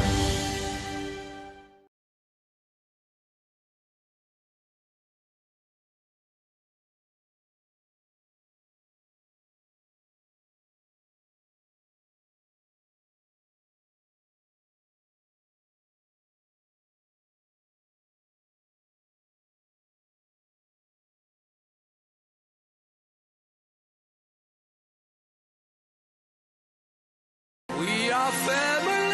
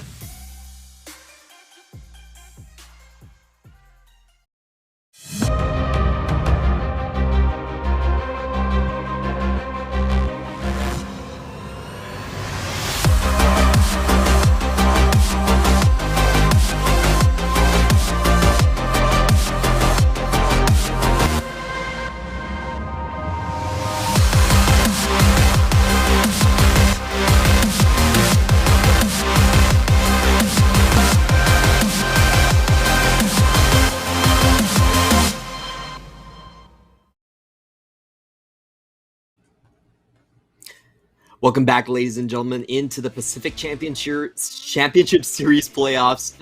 PSG are now one step away from confirming their ticket to Worlds. It has been the assumption of everyone that they would go eventually, but now they can actually make the last step.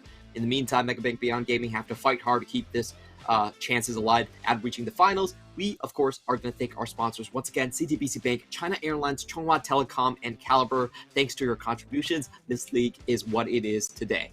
Now, going into the most critical game 4 for PSG, could be joining the rest of the 9 teams already waiting for them.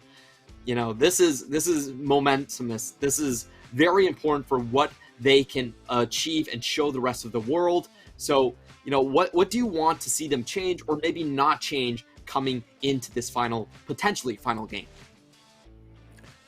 Well, it starts with what are their adaptations over on red side, because MegaBank Beyond Gaming, they will be swapping over to blue as expected. And in these playoffs, in general, PCS playoffs, it's been so blue side heavy, which is odd because still, with so many power picks available, you would imagine red side would be able to compensate by getting more power picks and also having counter pick as well. But it just hasn't been the case. When it comes to these series, it's a very clear one champ focus. And in this one, at the moment, it seems to be Aphelios to be the key. Yeah, we did see a lot of red side drafts where I think Liang especially was trying to counter out other top laners. The Jax was okay, didn't really work. The Lucian fell flat on its face, and that's why I think that most teams that had the side selection have gone for blue side.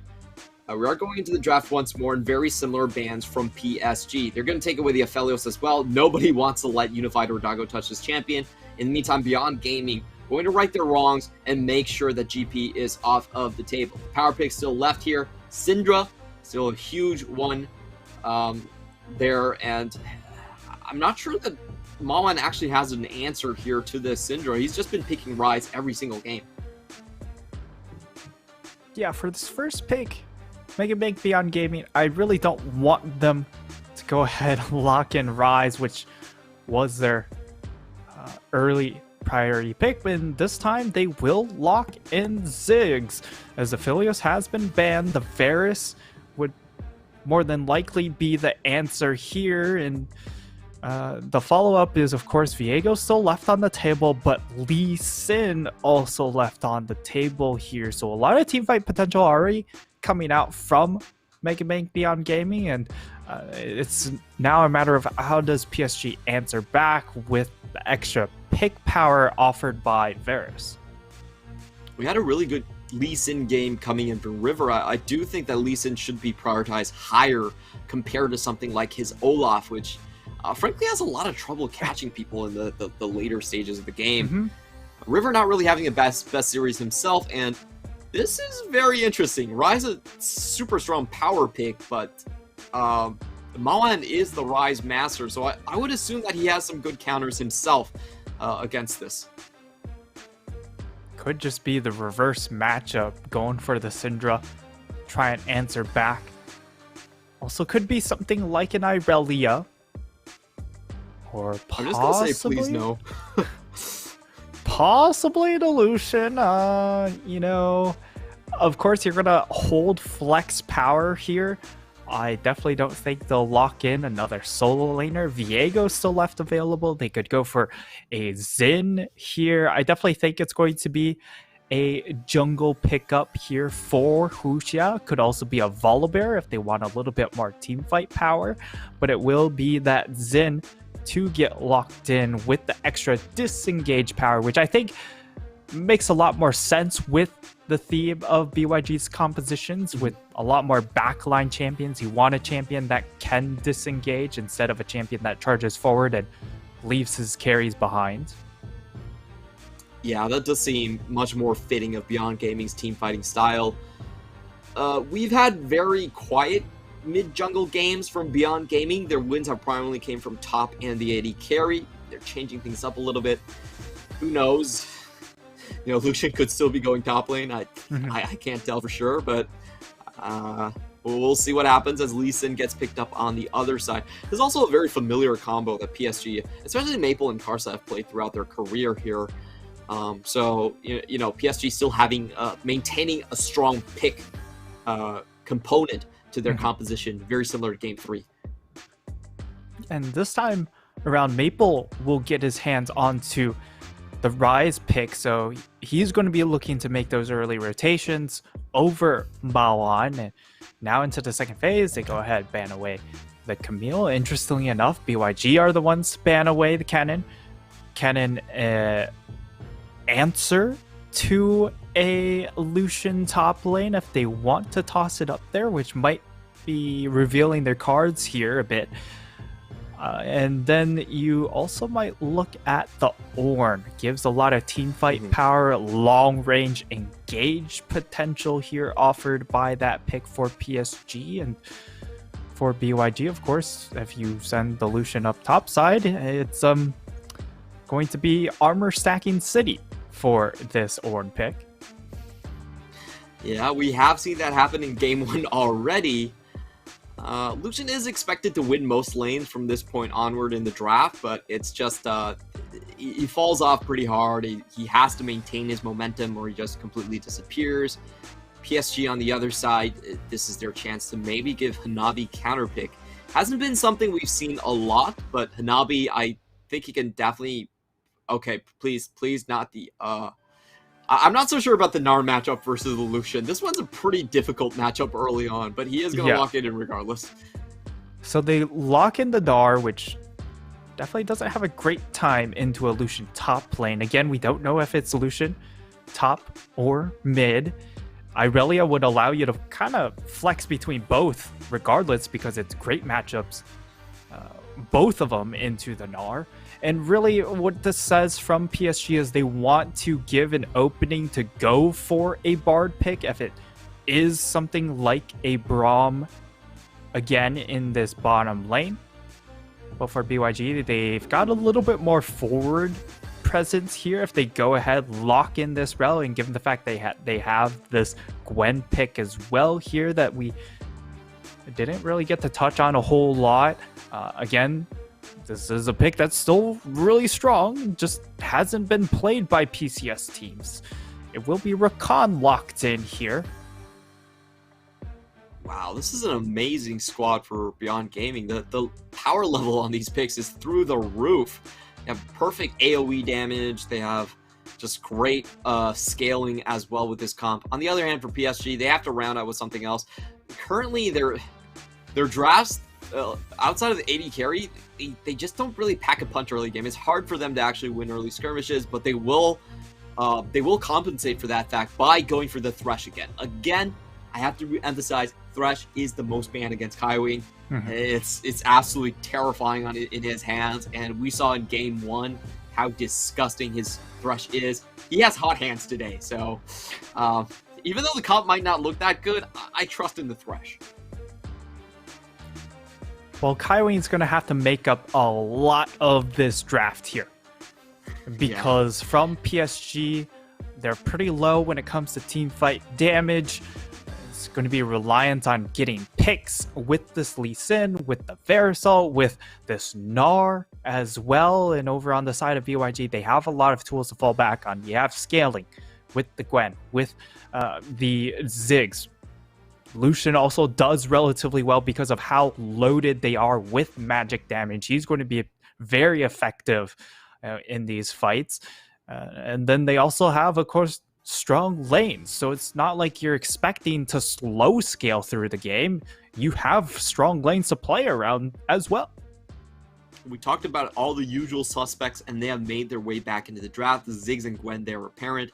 For PSG, this is such a unique draft. It seems like a 1-3-1, but a very slow 1-3-1. Like Gnar and Rise, these are champions that scale for ages.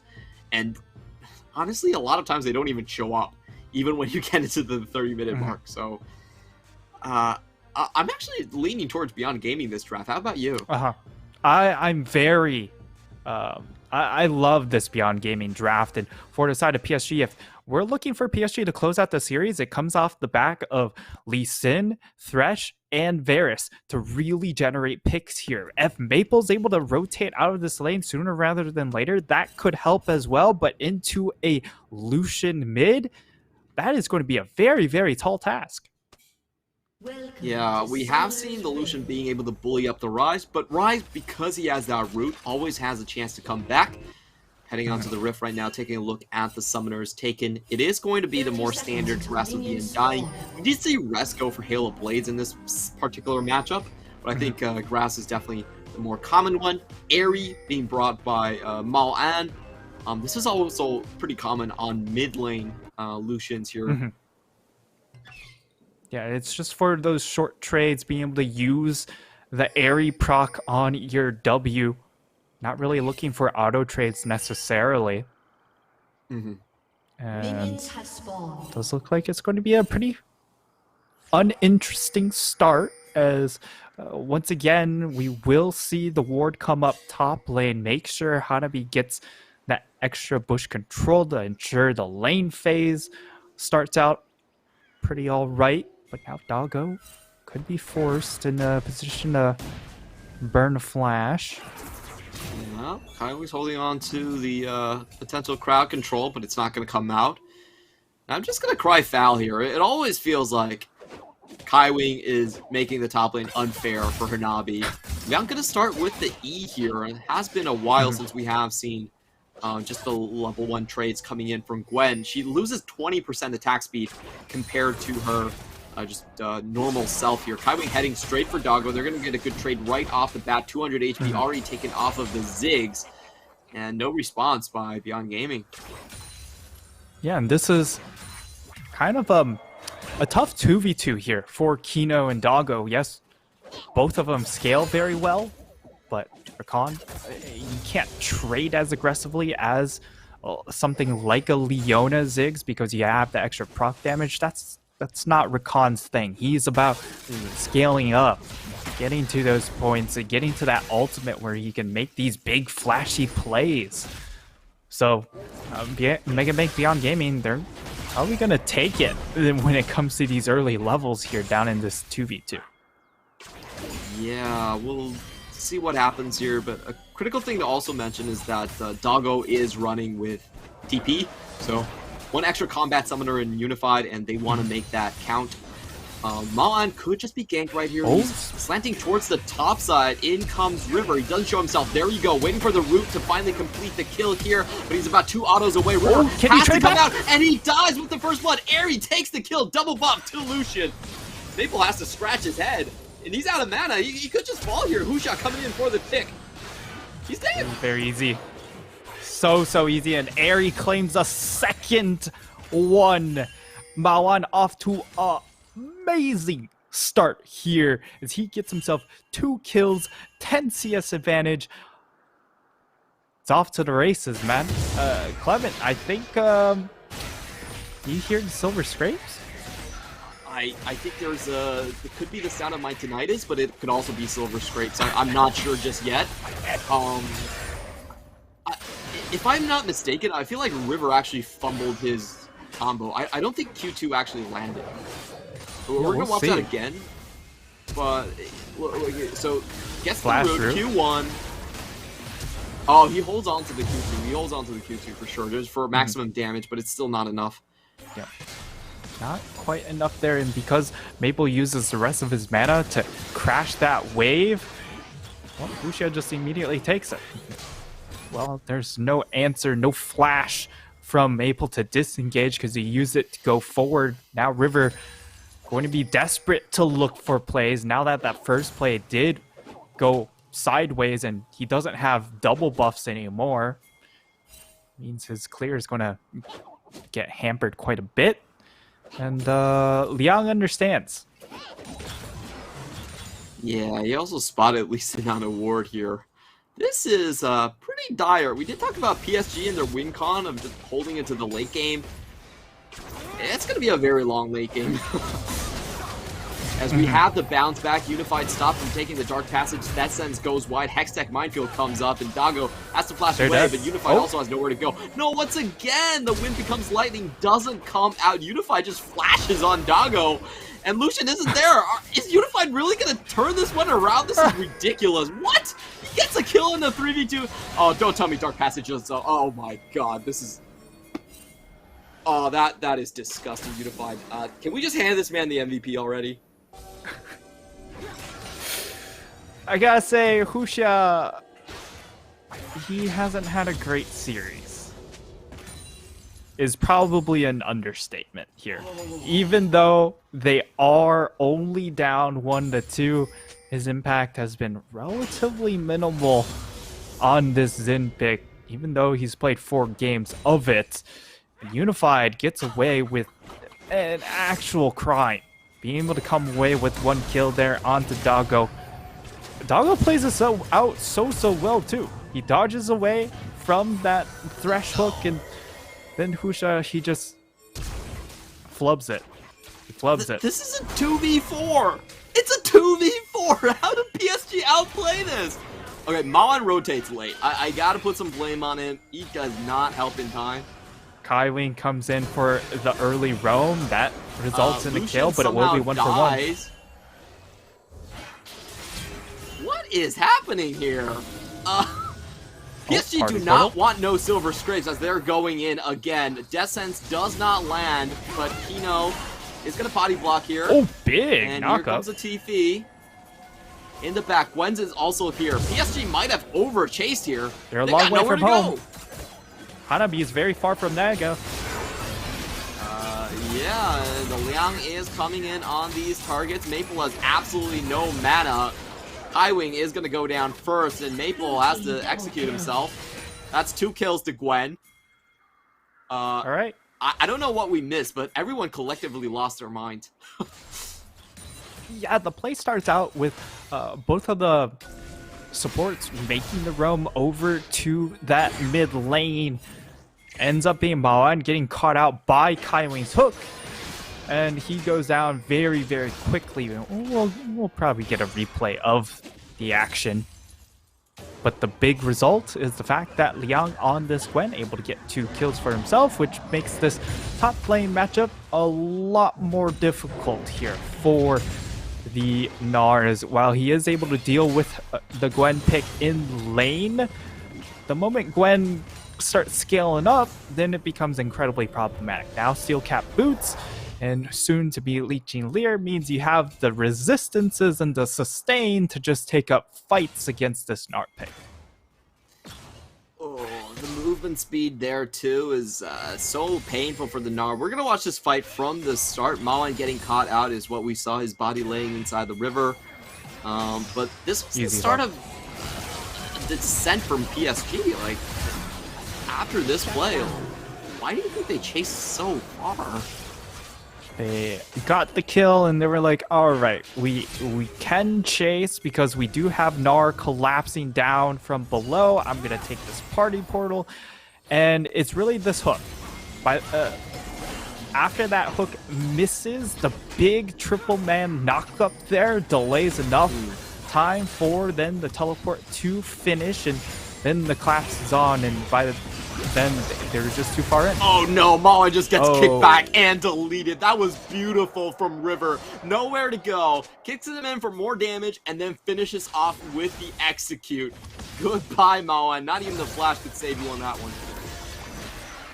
Very, very well done there. Finding a pick onto this Lucian, and you know, Lucian, while offers a lot in the draft department, being able to kind of threaten the flex, so far when it comes to execution, gotta say it's been left wanting.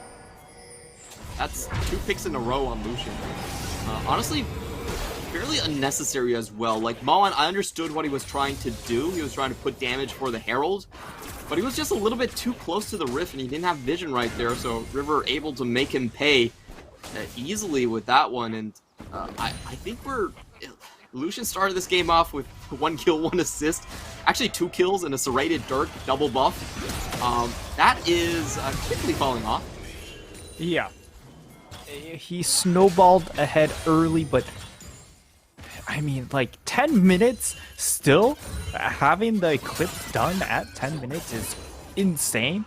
Usually you're looking at 11 and a half-ish if you're doing well in the farm department, but it just feels, even though he's so far ahead, it feels like he's not an overwhelming presence on the Rift. Instead, he's just kind of just been focused down by PSG, and they've collected his corpse every single time now.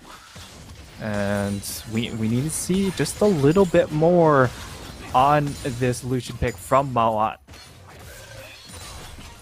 I wonder where the first Herald is going to be dropped right here. Looking at top lane, even though Hanabi is down 2 kills, he's been doing very well in the farm department and able to hold his own in this 1v1 lane. So maybe they go there, maybe they make sure Liang doesn't get a massive lead, or they could just pick on Mawan again. He seems to be rather easy to kill from what we've seen so far. And it could happen again soon. Oh, there we go. Yeah, goodbye. Mawan, you cannot assume that Lee Sin isn't in that brush. Like, unless Kino actually has vision there, you can't do that, man.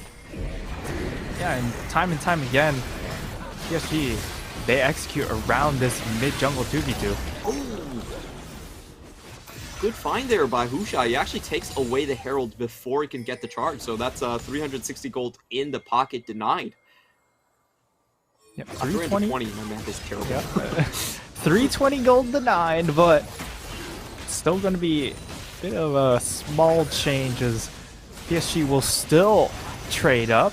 They'll be able to obtain this dragon, first dragon, a little bit late, I would say.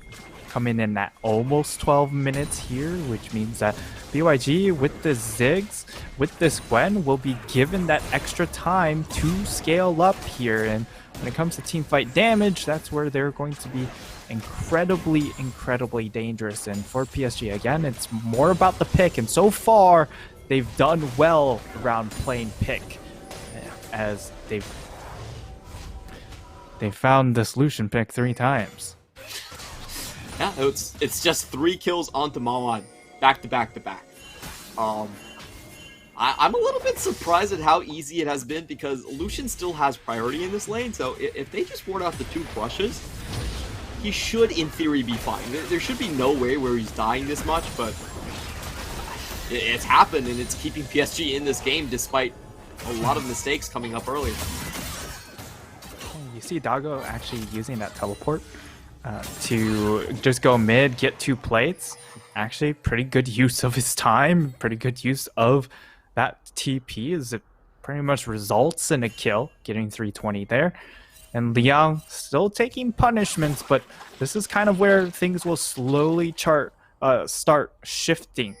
Now that he has Leeching Leer, once he gets the completed Riftmaker, that's when things really start to flip on its head even more. But now he's going to have the extra little bit of sustain, more importantly, to be able to heal up in these trades. We are heading into mid-game where everyone is more focused on the Drakes. And I want to ask you, who do you think actually comes out ahead of these Drake fights? So far, Beyond Gaming still has a small gold lead, and this Gwen is pretty massive here. So 5v5 straight up, just who wins? As we go into the team fight, and we might get the answer right away as Kaiwing does find a hook onto Husha. Husha not willing to take that standing, is going to kill him despite the flash. And over the wall, they find a River too. So I guess there will be no 5v5. Beyond Gaming, just find the edge. Yeah, I think for PSG, these fights are going to be a lot more difficult for them. And if they are to win these fights, it's going to take a little bit of creativity. Flanks coming in from this Gnar pick, flanks coming in from this Lee Sin pick are going to be really key to try and pull apart this BYG composition, or just find a pick straight up.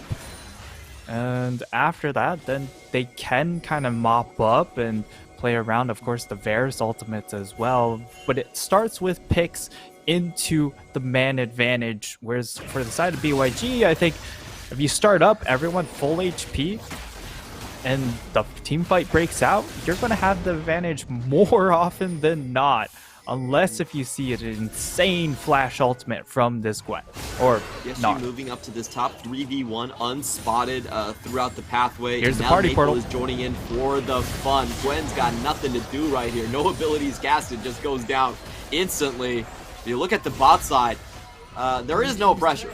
They can put a little bit of damage on mid, but that's it. Yeah, and there's no plates left to capitalize on either.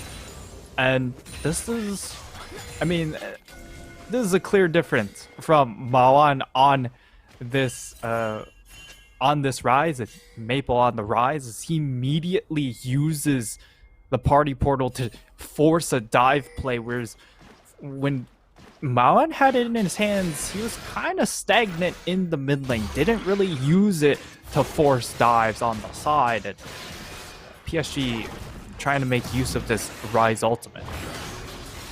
Yeah, Mawan much more of a just stay in your lane control mage. His main champion has been Azir throughout the majority of his career. This split, of course, it has been the Rise, but I think the tendencies still remain pretty similar. Kusha is going to get a consolation prize in terms of the Herald right here. No plates to be taken, so as you mentioned, the worth isn't really that much. But hey, it's something. And PSG looking for another pick again. I feel like the biggest difference once more just has been the support. Like Kaiwing on Thresh is so disgusting. And here he goes again. You gotta watch that man as he's about to come over the wall. Surprise. He's got some company with him. Oh, he landed that one. We aren't in an arena, but the roof would have just been flipped. At the very least, we would have lost our minds.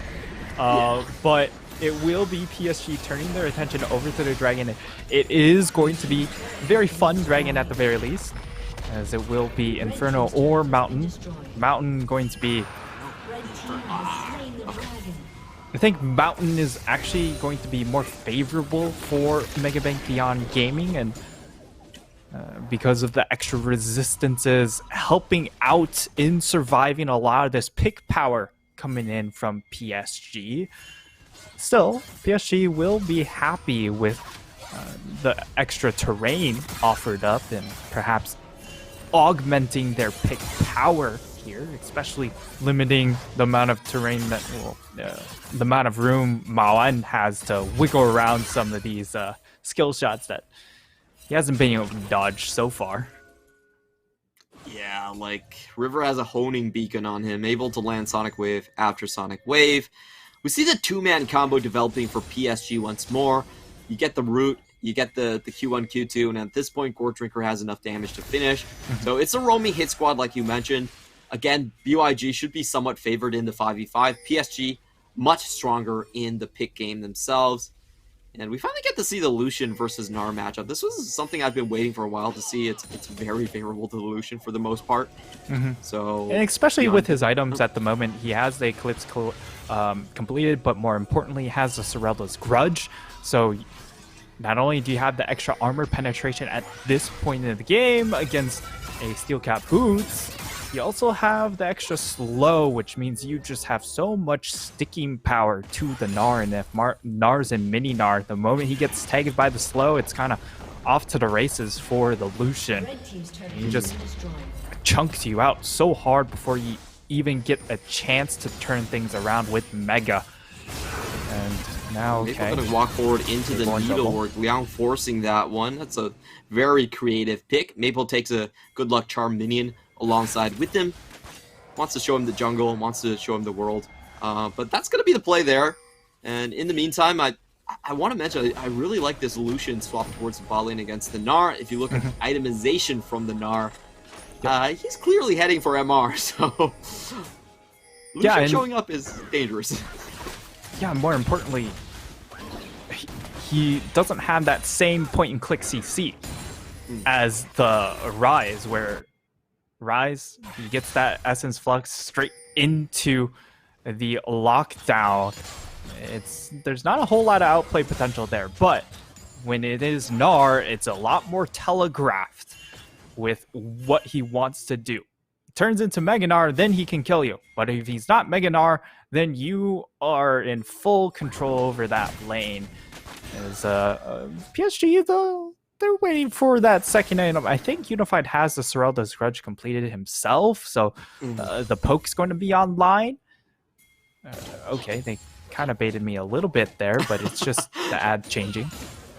Yep, it's remember to get your 5G from Chonghua Telecom, and to take China Airlines to Worlds wherever it's happening. We will finally get to see your items at some point, but we've got important messages from our sponsors. Yeah, and possible pick setup down in this bottom lane. We'll see if they actually commit to it. But River looking at this Ziggs, possibly, but it is Ziggs. He clears the way pretty easily. Items now getting shown over to us, with N starting to be built up by Hanabi. He would like this, but it doesn't help him out against these two up in that top side. Okay. I go in front of bomb. Great blind find there. Yeah, nice little damage, but doesn't quite do as much damage right now. Of course, only at 2.5 or 1.5 items. Once he gets 2 and once he gets 3, that's when he becomes absolutely insane on this champion. But Riftmaker completed onto the Gwen. This is, of course, also a breakpoint where she starts taking control of the lane, and Maple, all he can really do is just wave clear as much as possible. Yeah, hopefully he can succeed right here. I want to mention that Beyond Gaming has been able to slow this game down so incredibly much, and that swap was just pure genius from Beyond Gaming. They just stall out everything completely. You know, they play safe from Liang's end. He's got the ghost, so he's not following Liang anytime soon. And perhaps we're finally getting into the 5v5, and this is where Beyond Gaming should shine. They have gotten the gold lead back. PSG have a real hard time trying to play this. They're going to come in from 2 different angles with the TP from Hanabi, but he doesn't have any rage. He has to farm this one up. He's coming in completely flat-footed, and Beyond Gaming, they're just walking towards this Drake. A lot of poke damage being done by Unified. Maoyan going to open up onto River. The bomb comes in, forces the flash from Lee Sin. Now Hanabi finally has his rage. He's almost bar, mega. Yeah, he has to walk through a lot of trap to get into this one, though. River's waiting for Grom to respawn. He's going to be able to heal up just a little bit here. Actually, he's gone and used the smite. So they just need to stall a little bit for his second smite to come back up here. Now we're going to flip. Into this one. He's about to turn Mega, gets caught onto the wall. Husha in the pit as well. So is Leon coming in here. They're adding extra protection for River. Who's going to win the just smite waiting fight? for the Gnar to and out. It does come down to Lee Sin, and they are able to back out. No engage from Beyond Gaming. The quickness not used just yet. Beyond Gaming going for the inside track on mid. Trying to cut people off here, but the extra Thresh Lantern will allow them to get back to this tower. Won't be able to save it, of course, as it's just way too low, and Satchel Charge will just destroy that structure. But PSG do get away a little bit with murder there, being able to secure that dragon, and just not enough committal from BYG. Of course, even if Mountain does go into the hands of PSG, they still have 5 minutes. It's not Soul, and with, of course, Resistance Shred already coming through from them, even with Soul in their hands, it's still a tall task. Yeah, this is... I was a little bit perplexed by that. I think you hit the nail on the head. Like, Beyond Gaming probably could have pushed that a little bit harder, especially with no flash on River, with Gnar being zoned out. He wasn't in the front line. He was on the side. So, just seems like a bit of a lost opportunity for them. But, you know, they still have the scaling game, and Highwing should not be here. Goodbye. Well, he's not there anymore. That's true. He's in heaven now. I think that's where Threshes go, right? Actually, thinking about his lore, probably not. Probably not. Yeah. Yeah, but that is going to be a pick going into the hands of Mega Man Beyond Gaming. Kaiwing really unnecessarily warding that area without any backup coming in from the rest of his team. And, well, BYG buy more time for themselves to get that third item onto Ziggs, to get that third item onto Liang, who already has the Zanyas completed. He's in full team fight mode here. I assume he's looking for that Cosmic Drive next. If that comes up, there's just so much ability haste built up, and the extra stasis is just going to make him an absolute menace to deal with in these fights. For sure. Honestly, he could probably 1v5 the enemy team if allowed to do so. Very fed at this point. Hasn't had a great matchup against the Gnar, but ever since the swap, he's been able to do damage. Needlework straight off the bat. Maple has to Everfrost and then TP away. That's actually a pretty decent trade for the Rise, but he can't stay in there for long. Yeah, definitely can't stay in there long enough, as even though he has Oblivion Orb to cut down on the healing from this Gwen, she just heals way too much when she gets that Conqueror fully stacked with that Rift Maker. And you're going to see that time and time again. Maple has to be able to just clear the wave and get out because of how much pressure is coming in from the Gwen. And on the reverse end, Hanabi is also going to be forced on the back foot more often than not against this Lucian. Dodges out of the culling completely, and the Wind Beyond Lightning again whiffs. So, yeah, Hanabi is completely fine, and we have a push from PSG that's being unopposed, so this will just be the mid lane tower for sure. But it is Ziggs. Yeah, you always forget about that little Yordle.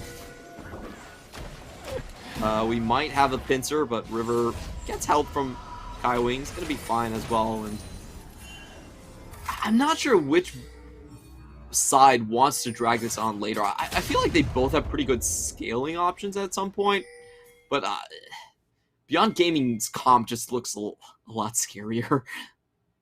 Yeah, they're scaling on both ends, but PSG just have much less of it, right? Maple, of course, he's going to be scaling, but the Varus pick is going to be capped out pretty much now. With the 3 items fully completed, it has the evolution on the Muramana as well here. This is the peak of his powers. Slowly will peter out. And for Hanabi, he's kind of in a 1v1 build because of the fact that he has Wit's End. He's waiting for that 3rd item to actually get completed here. And maybe that helps out with his team fighting, but teleport is coming in. Very early TP coming in from Liang. He is forced to use the mist immediately, so PSG do have another chance to go at him. River looking for the take here. Beyond Gaming already on the Drake. A lot of choke making control sure. Yeah, that's great gameplay coming in, and Husha finally does steal that one away. PSG looking for the engage. They land the Chains of Corruption. Husha getting targeted down by multiple crowd control. He has to drop into the Zanyas. Will he survive? Everything is mistimed, and okay, honestly, he should not be able to walk away from that. If the timing was definitely better, he could have died there, but he still has not good enough. Yeah, and the bigger thing is, well, because of the chip damage onto Husha, they are forced a bit to make a bit of a slower rotation over to this Baron area. However, PSG not fully committing to it because they don't exactly have the damage there with this Varus, but it does look like they're going for a bit of a sneaky path. So for you, those of you out there, stasis is 2.5 seconds, GA is 4. So just remember that, and you'll be able to time things a little bit better. They're kind of trapped. I don't think this is a base race. I think this is a fight their way out. This is a bait from Beyond Gaming. They're just full on committing right here to make the catch and find those kills. Lucian on one side, Liang on the other. Hanabi's about to go down, nowhere to go. The quickness comes in. That's already one dead. River trying to make his way out, but can't find the exit route. He will go down. Unified, on the other hand, picking one up, but that's it. It's going to be a 1-for-3 trade. Now the chase Beyond Gaming looking for more, but Liang is still coming in. Gets the flash from Unified, and Everfrost is going to put an end to that one. Pino can't find an entrance. So the question is Beyond Gaming comfortable enough to just start this Baron? That's the question, and Dago has his teleport up available. He's going to expend it right away, but big question, can Maple find the damage? That's and Okay, Husha's dead. No He's smoke. finding the damage. PSG, they can just walk in onto this Doggo's one. trapped. Doggo's dead. Oh, that's the second snipe coming in from Maple. Doggo does flash out, and I think that should be it, but Maple flashes in once more and gets the triple kill. The poke squad from PSG.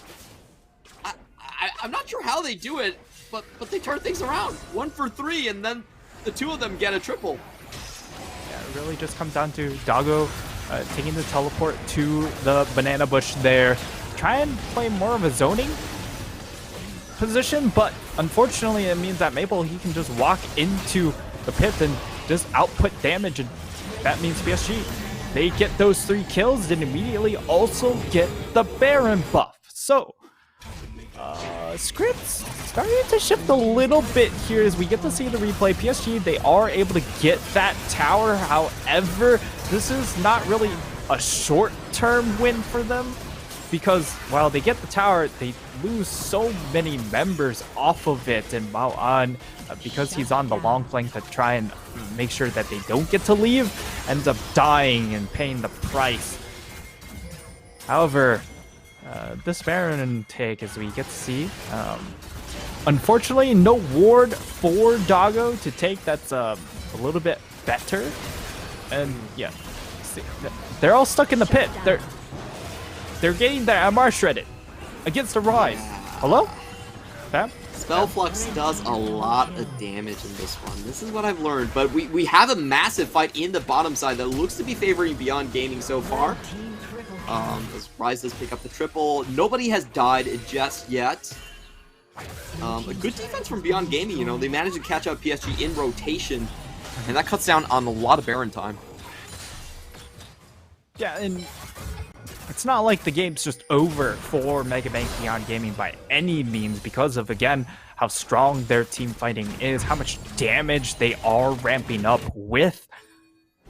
It's just that, well, the extra Baron minions will help out PSG's chances of ending this game, but it will take multiple Barons or just a really bad fight coming in from BYG where they lose in a 0 for 4 fashion that would cause the end of the game. But remember, if that does happen, it's pretty easy for the side of PSG to end, because there is an open inhib top side. Nabi is going to face check into the inner Tribe Rush, and Kino is on Hot Pursuit as well. Nabi, very interesting buy here, has gone for the Elixir of Iron, so does get the extra size and the movement speed trail here. He's definitely looking at the just ending the game with that purchase. Is an expendable, doesn't last forever, so this is going to be critical. Hanabi drops Meganar right before the team fight. Not a great sign of things, but River is on the objective first. A lot of poke being thrown around here. Maoan still holding on to the culling, waiting to use that. And it will be Husha once again that secures the objective. Lee Sin is down. The full fight is on. Kaiwing also going to go down. A 5 for 3. Maple has nowhere to go. He barely takes down Kino, but isn't able to do it. That's a 3 for 0 trade. The 5v5 for Beyond Gaming finally coming onto its own. Unified also dead, and we might be heading for Silver Scrapes. PSG completely whiffed the team fight. Hanabi has to be the only one to stop this one. He's trying to hold Beyond Gaming back. He's using his own body to They don't have enough minions to end, though. Advancing. Yeah, I think you're right. It's going to be 10 seconds before Kaiwing comes up. Husha has to at tank. most, only 4 minions left.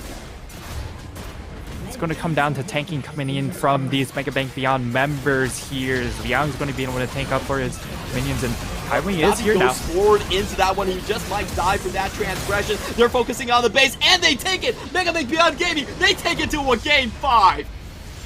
Megabank Beyond Gaming with a big draft win in game number 4. They will be able to send us to Silver Scrapes, and for the side of PSG, it was a pick comp through and through, and they, while we're able to find a lot of picks during the lane phase, after that was over, it was just that one Baron fight that they were able to win. But beyond that, it was BYG through and through.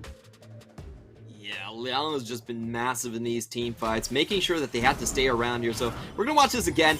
A look at Hanabi. absolutely zero rage right before a crucial Drake fight. So, not where you want to be. I've got to say, Nara has been so underwhelming for Hanabi. And, kind of with the communication, Hanabi gets to do, oh my god, he actually does nothing. He does literally nothing. Jumps over the wall to try and zone off the Gwen, but the Gwen flips places with him and Shut down. I mean, you're Mini-Gnar.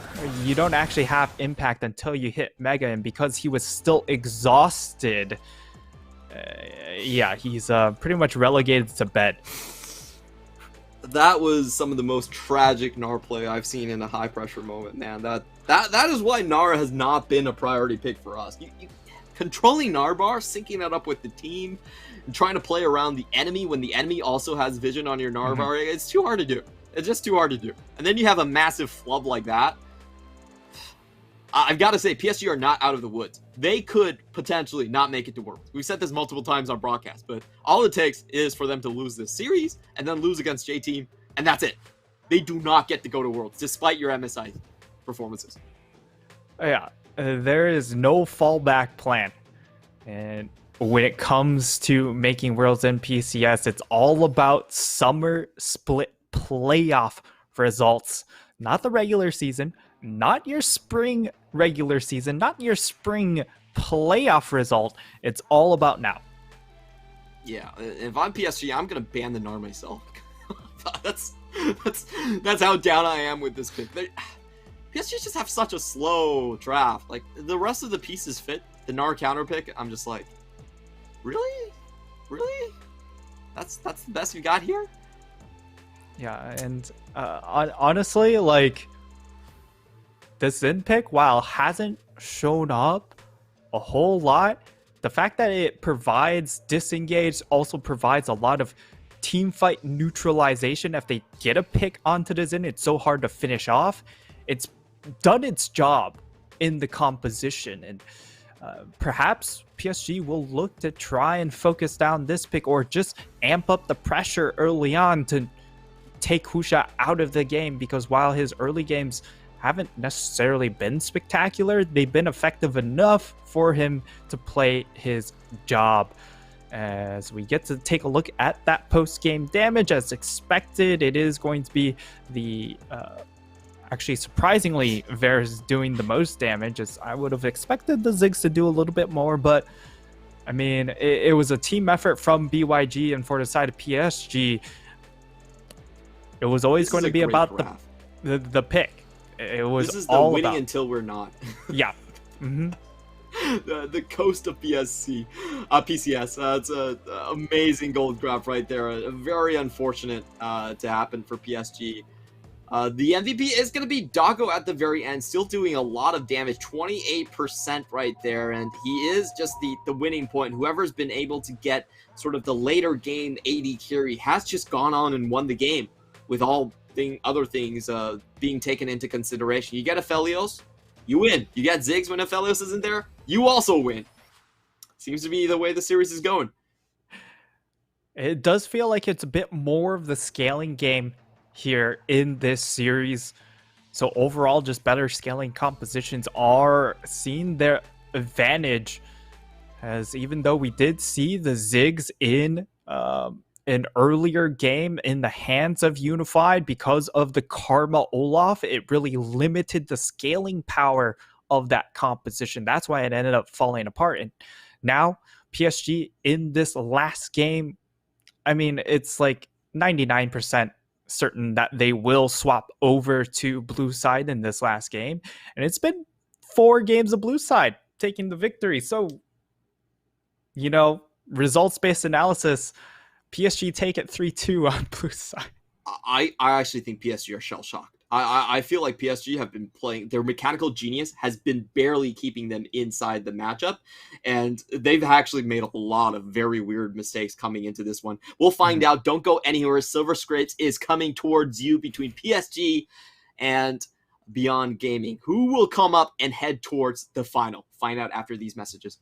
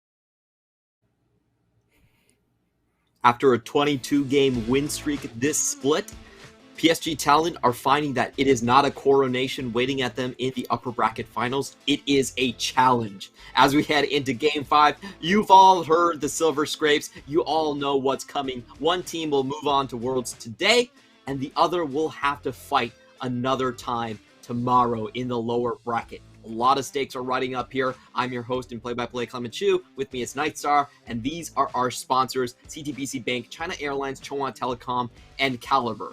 Now, let's be honest, Nightstar. Did you think we would be here? Did you think the flawless PSG in 2021 summer would be facing a Game 5 from the usurpers in Mega Man Beyond Gaming? Honestly, it didn't feel like we were set on this path because of how dominant PSG have been. But, I mean, they might have been a little bit lackadaisical with their preparation here. As Mega Man Beyond Gaming, they've just been, yes, the game 1 was definitely a disaster. But after that, it's been pretty clean from games 2 and 4. It's been really nice play coming out, even though in game 3, yes, they did drop that one. But it wasn't without a fight. And I think they figured out the draft formula here is the big thing. Yeah, it's been all about the scaling. We've mentioned this. If Aphelios isn't on the board, you take Ziggs and you win the game. That's basically what we've seen so far. We did have Unified losing one to Liang earlier on, but the general trend is Blue Sign is dominant, and scaling the way that Beyond Gaming most likely likes to play the game has also been much stronger than the way PSG likes to play the game, which is about rotations, about snowballing, and about roaming. So the pressure is on. I feel like PSG, they have a lot more riding on their legacy, while Megabank Beyond Gaming was just formed this year. This would be a massive victory for them. And, you know, I think there are a lot of bad memories haunting PSG right now. And it will be the Philia stripped away. Viego left available. However, Lee Sin being a bit of a priority for PSG. But when you do have bruisers coming out for Liang in that top side, it makes this Lee Sin pick a lot less relevant because you can't just assassinate all 3 big carries like that. However, it will still be that first pick locked in, and at the very least, PSG, they've gone ahead and banned away the Xin, just saying, hey, we don't want to deal with the disengaged power here.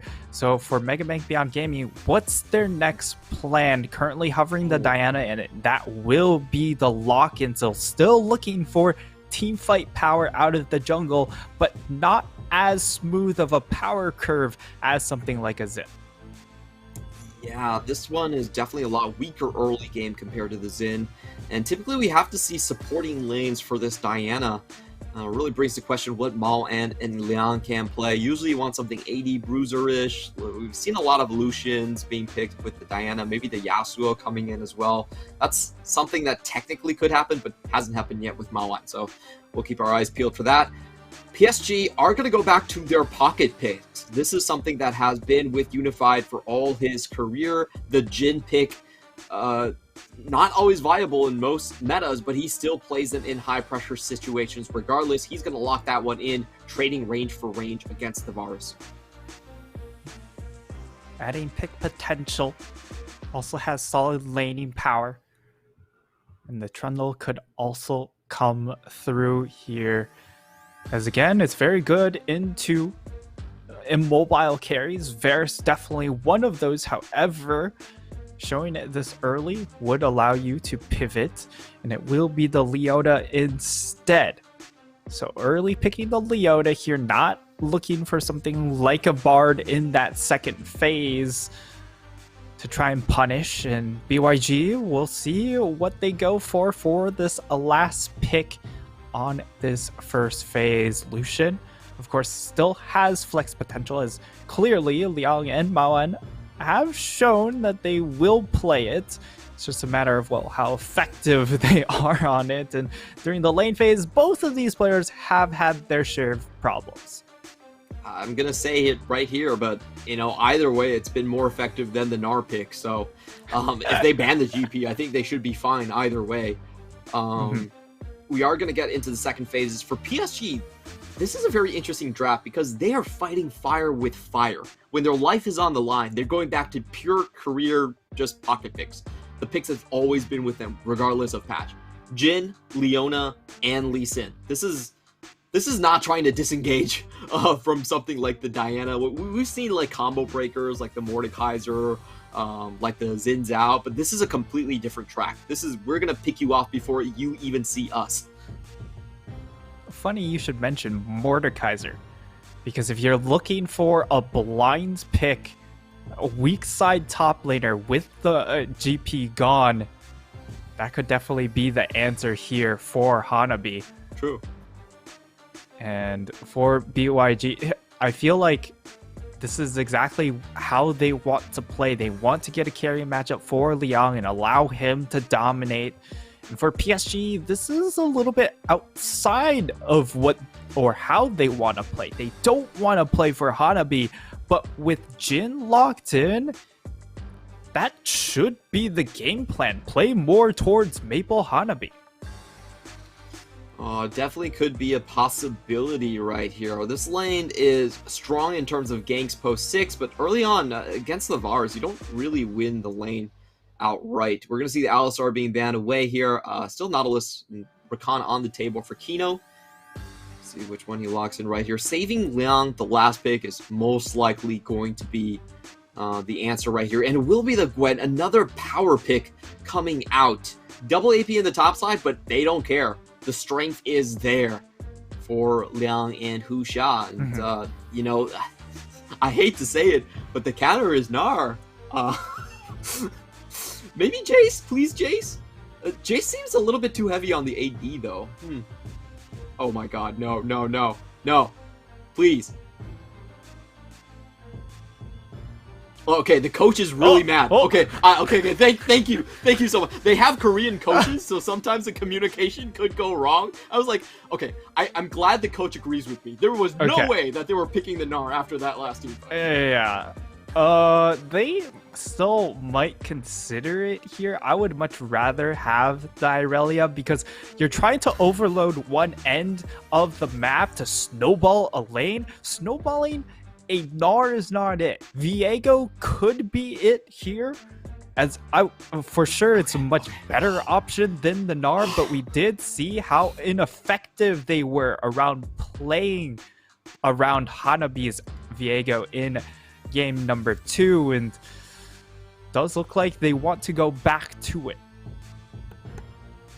I just want to say thank you, Helper. You are a godsend. Making sure your team does not casually lock into Gnar was probably the best thing you could do right here. I think PSG, they now have a fighting chance. In terms of the champions, I gotta say, I still kind of like Beyond Gaming's draft a little bit more. I feel like the raw power is there, the team fight potential is there. But PSG, this is everything that they've been familiar with. This is how they got the flawless split in the first place. It was this heavy roaming strategy. It was Kaiwing just leaving the lane. Leona solar flame underneath the tower. Gold card. Lee Sin flies in from the flank. Just get a kill. Snowball everything. It didn't work out in this series. We do have to mention that the Viego game, even with a great start for Hanabi, did fall completely flat on its face. But in theory, this is a very strong composition, and this is, when it comes down to it, what makes PSG such a dangerous team. Yeah, this time they're able to get their bread and butter rotational tempo style composition here.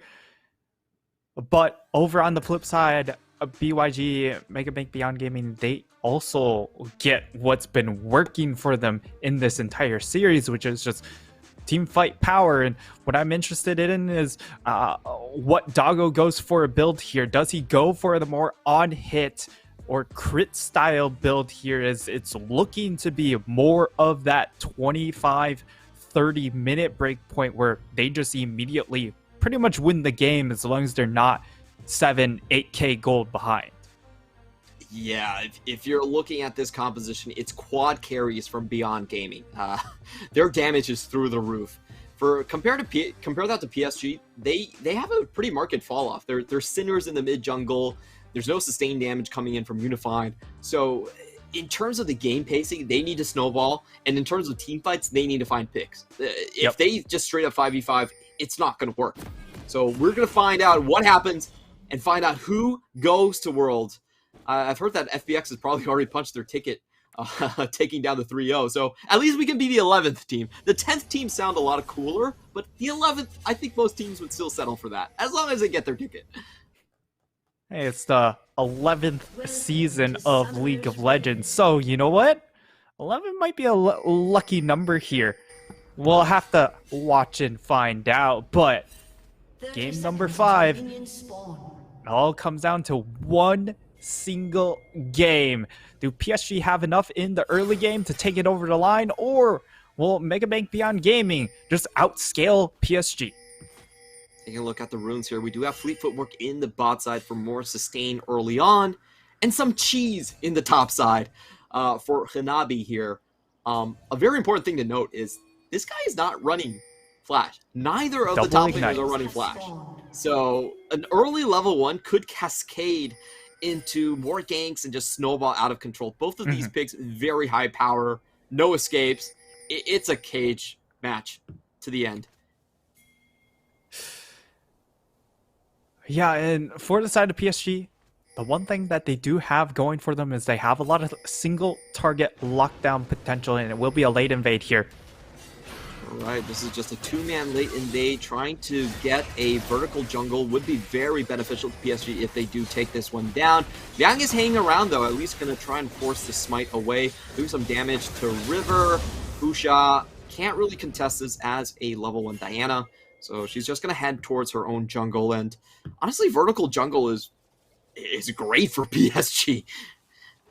It is going to be really nice here. And more importantly, Liang uses that ward early on, which means he's got to play pretty conservatively in this lane phase, especially knowing that River is starting top side with the vertical jungle path thing. And while they do have a ward onto red buff here, we'll see if this bot lane does try and push out to maybe contest that red buff for Husha, or if it will just be an unchallenged 3 buff as it does currently look like. Yeah, it's going to be 3 buff into potential double scuttle. So very powerful, but early on, Unified not expected to win out against the Hail of Blades, and this is what we're seeing. He does get the push down, and they have to be careful because of the Lee Sin, but in terms of the raw damage trades, it is Doggo that comes out ahead. And I do want to mention why we say vertical jungle is better. It's much easier to force plays on someone without flash than compared to someone with Clint. So if you can get the vertical in the top side, it's going to swing the matchup much heavier than if you can get the vertical on the bottom side. Yeah. Or if you can get the strong side on your bottom. That's a short explanation there. But at the very least, Beyond Gaming will hold on to the 1 scuttle on this side. Yeah, not the worst of trades here, and while it definitely could have cascaded into a myriad of problems, it does look like they are going to stabilize and possibly set up for a bot lane dive. They do have minions not quite crashing into the tower, and now that things are slowly coming through, do they pull the trigger? That's the question. My answer is probably no. Unified has his... Oh, but they're going for the 4v2 dive. Ignite already goes down. Blood's being used already. Husha going in for the first blood, but he's just going to stay here. There's nowhere for him to go. It's going to be a 1-for-1 trade. Lee Sin also coming down here. So they keep Unified down, but the kill goes over to Twisted Fate. How do you feel about this trade? We'll watch the mechanics again. Watching the replay, I thought that once the teleport got channeled by Maple, they would go ahead and back off the play, but they will commit to it, go 1-for-1, and while the kill goes into the hands of Maple, the person who got the kill for the side of Megabank Beyond Gaming was the Lucian. So Maple, with this extra kill, doesn't change a whole lot in this mid lane. Gets him to that Everfrost a little bit faster, so amplifies his pick potential. But when you get extra gold into a Lucian, he has the ability to 1v1 you that much easier. And now it's just party in the mid lane. This is exactly what PSG like to do. It's just drag resources into this mid to force summoners onto the opposing mid. Looks like River will find Kino here as he walks across. Here we go to the Sonic Wave. And Solar Flare does find the target. As Flash instantly used. That means bot lane for Doggo. He instantly needs to retreat as well. You see the pings coming down. They know that the Lee Sin is coming in. Doggo still has double sums, though. So he's got a pretty good fighting chance here. We'll see. He is trapped. That is true, though. He's got nowhere to go. The damage is piling on. River is incoming. Gold card is down, and that's an easy cleanup for them. Only 1 sum used. I'm sorry, I completely underestimated the conviction of PSG, and they take Doggo with ease. This is exactly what they are good at. The minute you concede a little bit of ground, they will go ahead and just overload that side of the map. And you see Kino forced to burn that flash. That means at best, it's going to be Husha trying to support his bot laner, maybe a teleport coming from Liang. So at best, it's a 4v3. They take their odds, and it's just a 4v1, even easier. However, BYG able to secure this dragon for themselves will be a nice little boon, especially having that extra healing in lane will help out considerably. But PSG looking good at the start of this game. They need to keep up this pace, though. River is still waiting around. He's very far off from Dragon Rage, as we can see his EXP bar, so just waiting for a potential Mawan to get over-aggressive here. Not going to happen. And once again, we see the makings of a vertical map. This is the second red buff that River will secure away from Beyond Gaming's jungle, and the third red buff overall.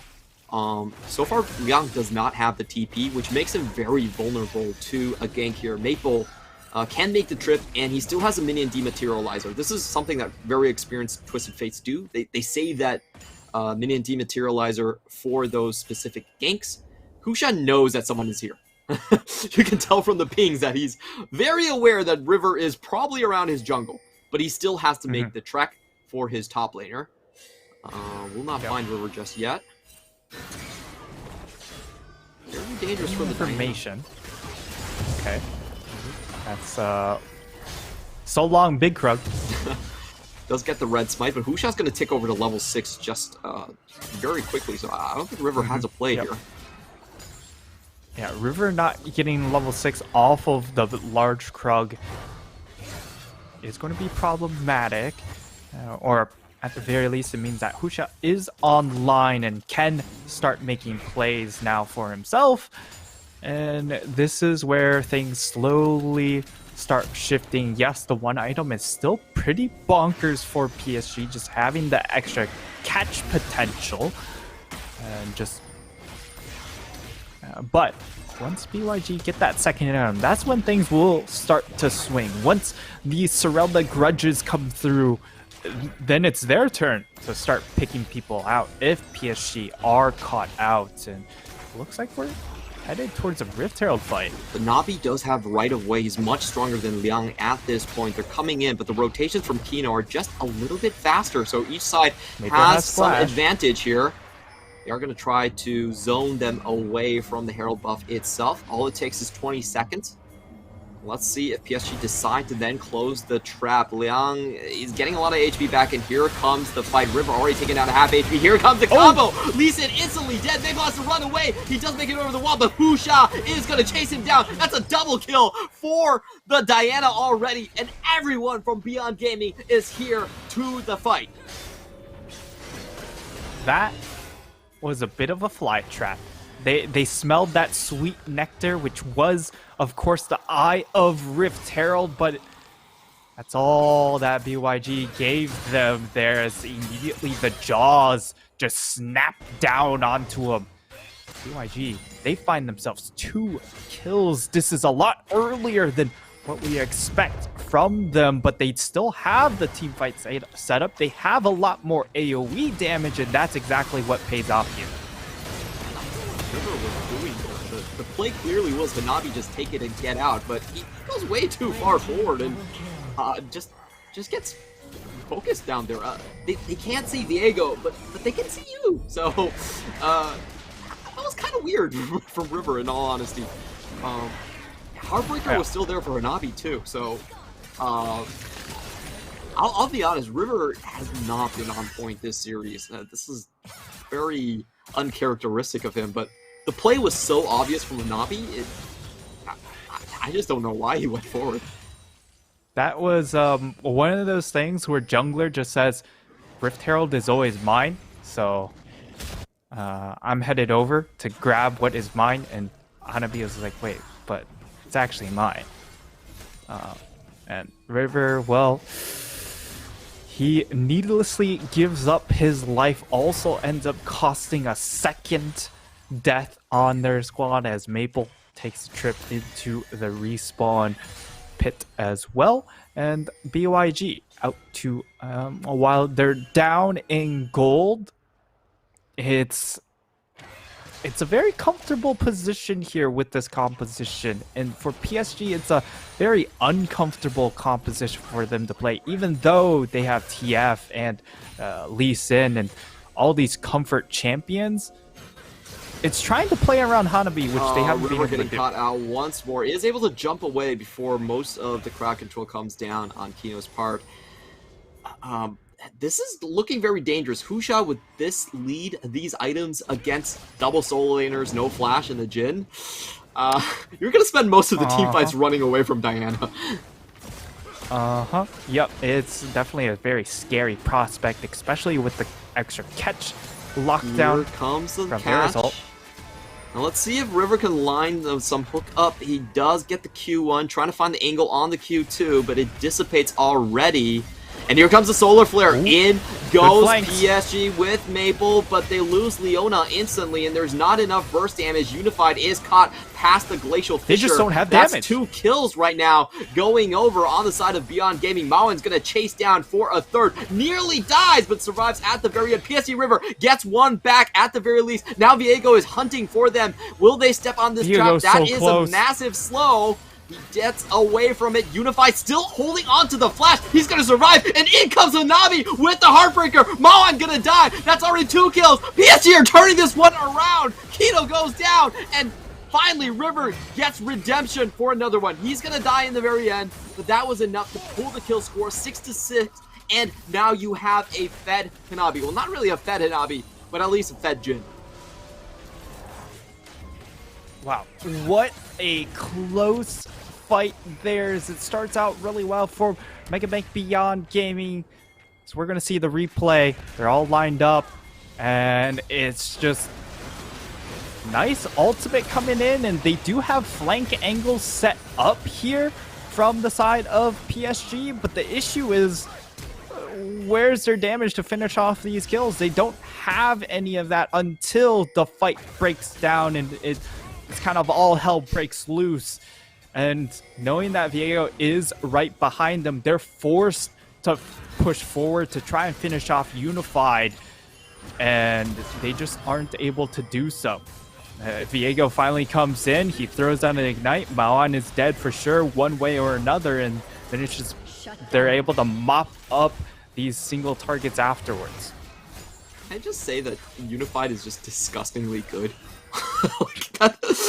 This series has just proven in my mind that Unified is without a doubt the best player in PCS. It's like not even close. That was disgusting. He took Dago down to 150 HP. He saved himself on 100 HP, stood around for fleet footwork, baited out a flash, turned around and then killed Maoin.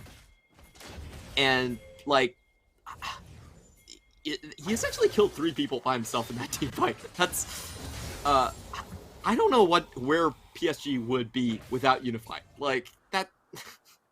it's just obscene what Unified gets away with. Yep. I mean, there's some content coming out earlier in the week about Unified saying, hey, you know, we'll find out who's the best AD carry, who's the best bot lane in PCS. He's really putting on a show.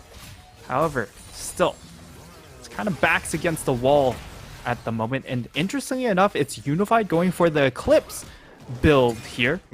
So getting the extra percent pen might help in trying to shred through some of these tankier members. Does also get a little bit more sustain, and they will be able to get top tower. However, it is in exchange for this Mountain Dragon, and it will be Infernal Soul.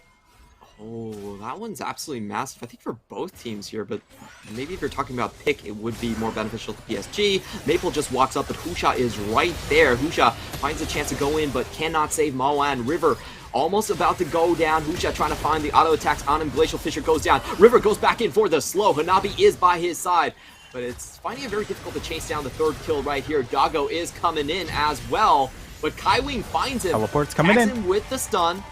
Now Liang is there. But Beyond Gaming can't find any more kills. That's just a 2-for-1 in favor of PSG once more. PSG trade up once again. And it's just the rotations coming in a little bit faster before those teleports do come through by Liang. We'll see the replay. Moan, there's still a lot of single target damage. Not really team fight power necessarily from PSG, but if you lock down a single target, you have more than enough CC and single target damage to finish them off pretty quickly. And that's what they do. It's just one by one from BYG, which is why they aren't able to answer back. And it just comes down to being able to group up as 4 or 5, and just take those fights straight up on even numbers, not get caught out 1 or 2 at a time. Yeah. In those situations, that's when PSG will shine with that composition, having that Everfrost already completed by Maple. Plenty of CC chaining going to come out. Nabi is getting a little bit fed, though. This is the second tower that he's been able to take down with full gold going to himself. We have seen disgusting things by Viego. I think we all have seen what Viego can do.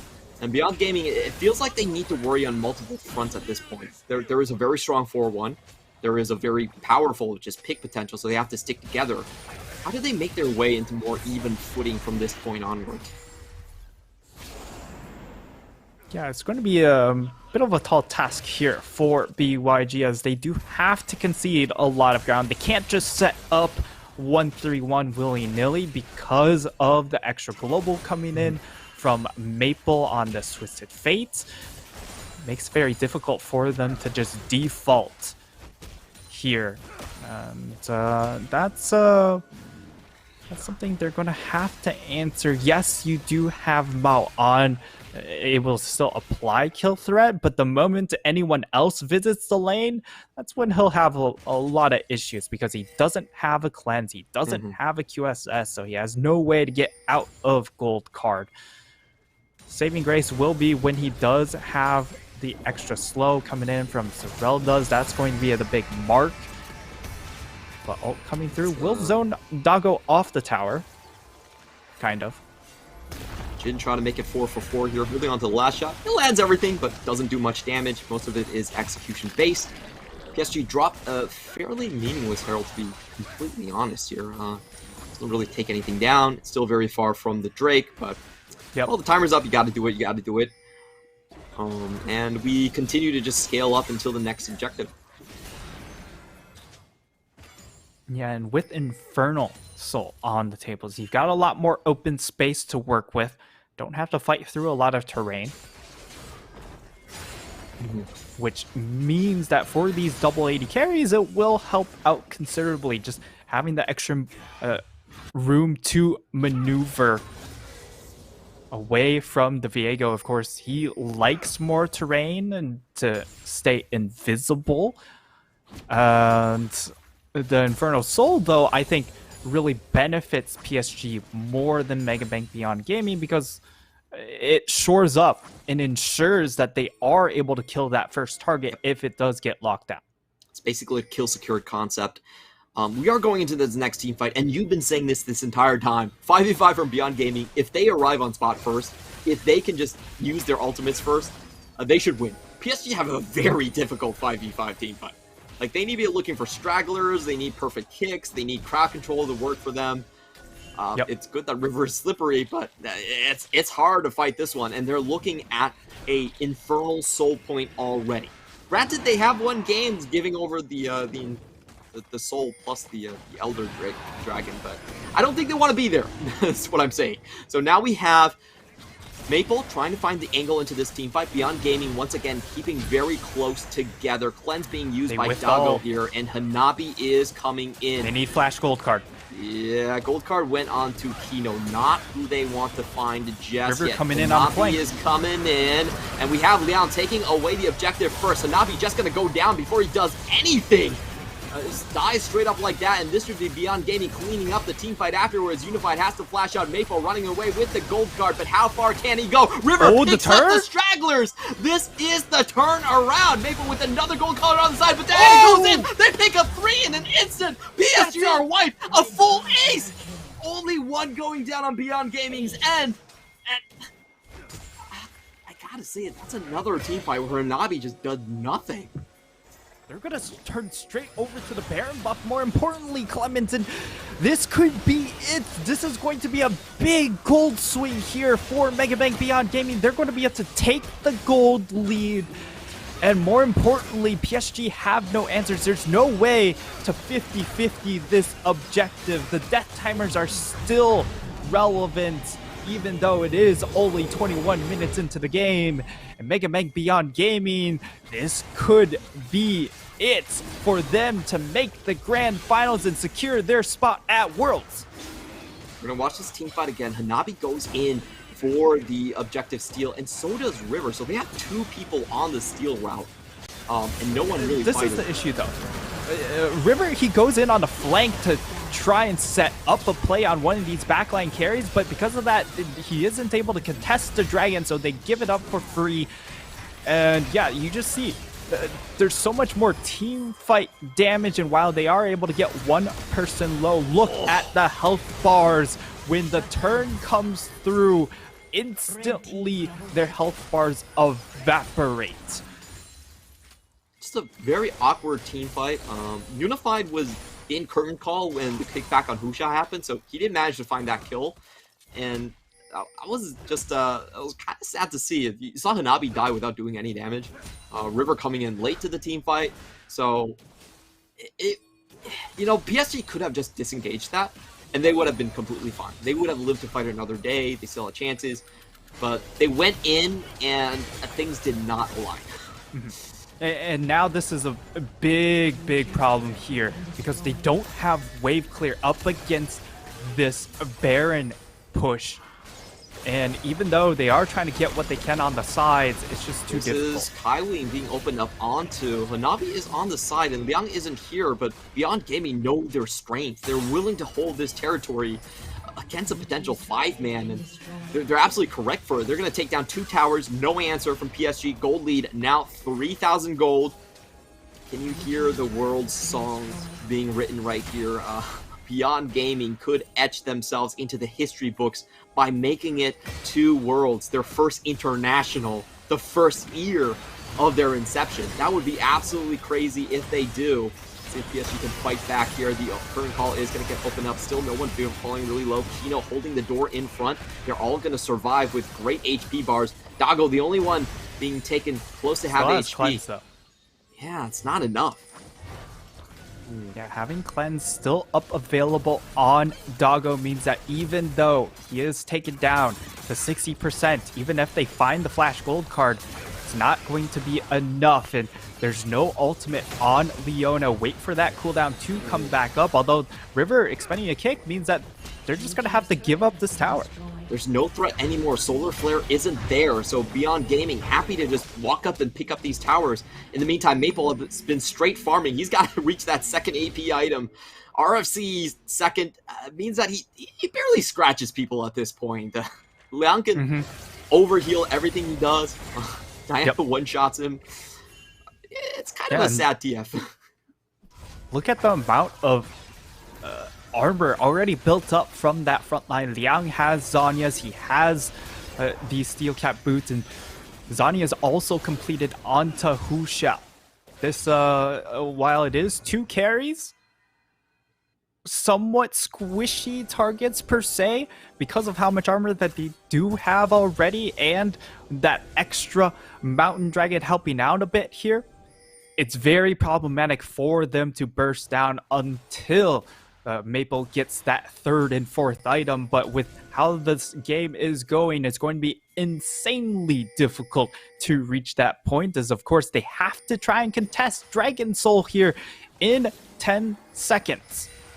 Infernal Soul would be massive for Megabank Beyond Gaming. Basically means Husha can one-shot the entire team. Liang jumps over the wall, nearly finds himself in a lot of trouble. But Maple not willing to go on that one. River, look at Doggo's position. He's trying to catch out Unified. So dangerous. Unified gets found here, but Maple... He's on a long way. Who can he even current call from this position? He has to walk back into it. Mawan dealing tons of damage to Maple. River does find the Q here. Can he find the steal? No, Husha's going to secure the Infernal Soul. Chains of Corruption misses, but Beyond Gaming are able to full-on disengage. Yeah, the issue is they can't even chase here. And while they won't necessarily just be able to end straight up, at the moment, Baron is up in 75 seconds. That's what they're going to try and set up for. They're going to leave a couple of wards just to lay out vision early. But all signs point to this Baron fight to be the big fight left in this game. We're going to see elixirs hopefully being bought up by both sides as they know what the stakes are. You know, if I'm PSG, I'm never asking Doggo to suffer me again. It's just too detrimental. You might get a better record at Worlds that year, but Doggo's gonna take your slot the next. So, oof, this is getting very heated. Beyond Gaming, once again, this is a lot of them do not have much competitive experience at all. Husha and Malan haven't really been there. Only Liang's been to Worlds. Doggo's been to Internationals. And I know I know what you've been saying, but Doggo does a lot of damage right now, and there's only one target that can realistically be picked on Beyond Gaming, and that's Mon. That's it. Everyone else has stasis. He's really the only unsafe member in Unify. He is dead. That's your main damage dealer. I think that's it. Yeah. That could just be all she wrote here. Viego, of course, can try and get a reset, but how do they get that reset is the question. They'll just go ahead, grab that mid inhibitor, immediately turn towards the Baron, as that is now live. And PSG, this feels like this has to be the last stand, but how can they do it without Unify? Well, we have seen more ridiculous steals than this before. We'll see River's positioning. This is the most crucial part. Doggo trying to deny vision on the backside. Can River actually find that Sonic Wave into the pit? Liang is searching for him. Oh, they're trapped. Doesn't land the They're not committing. Q1. He has to walk out here. They just don't have enough damage to go through the front line.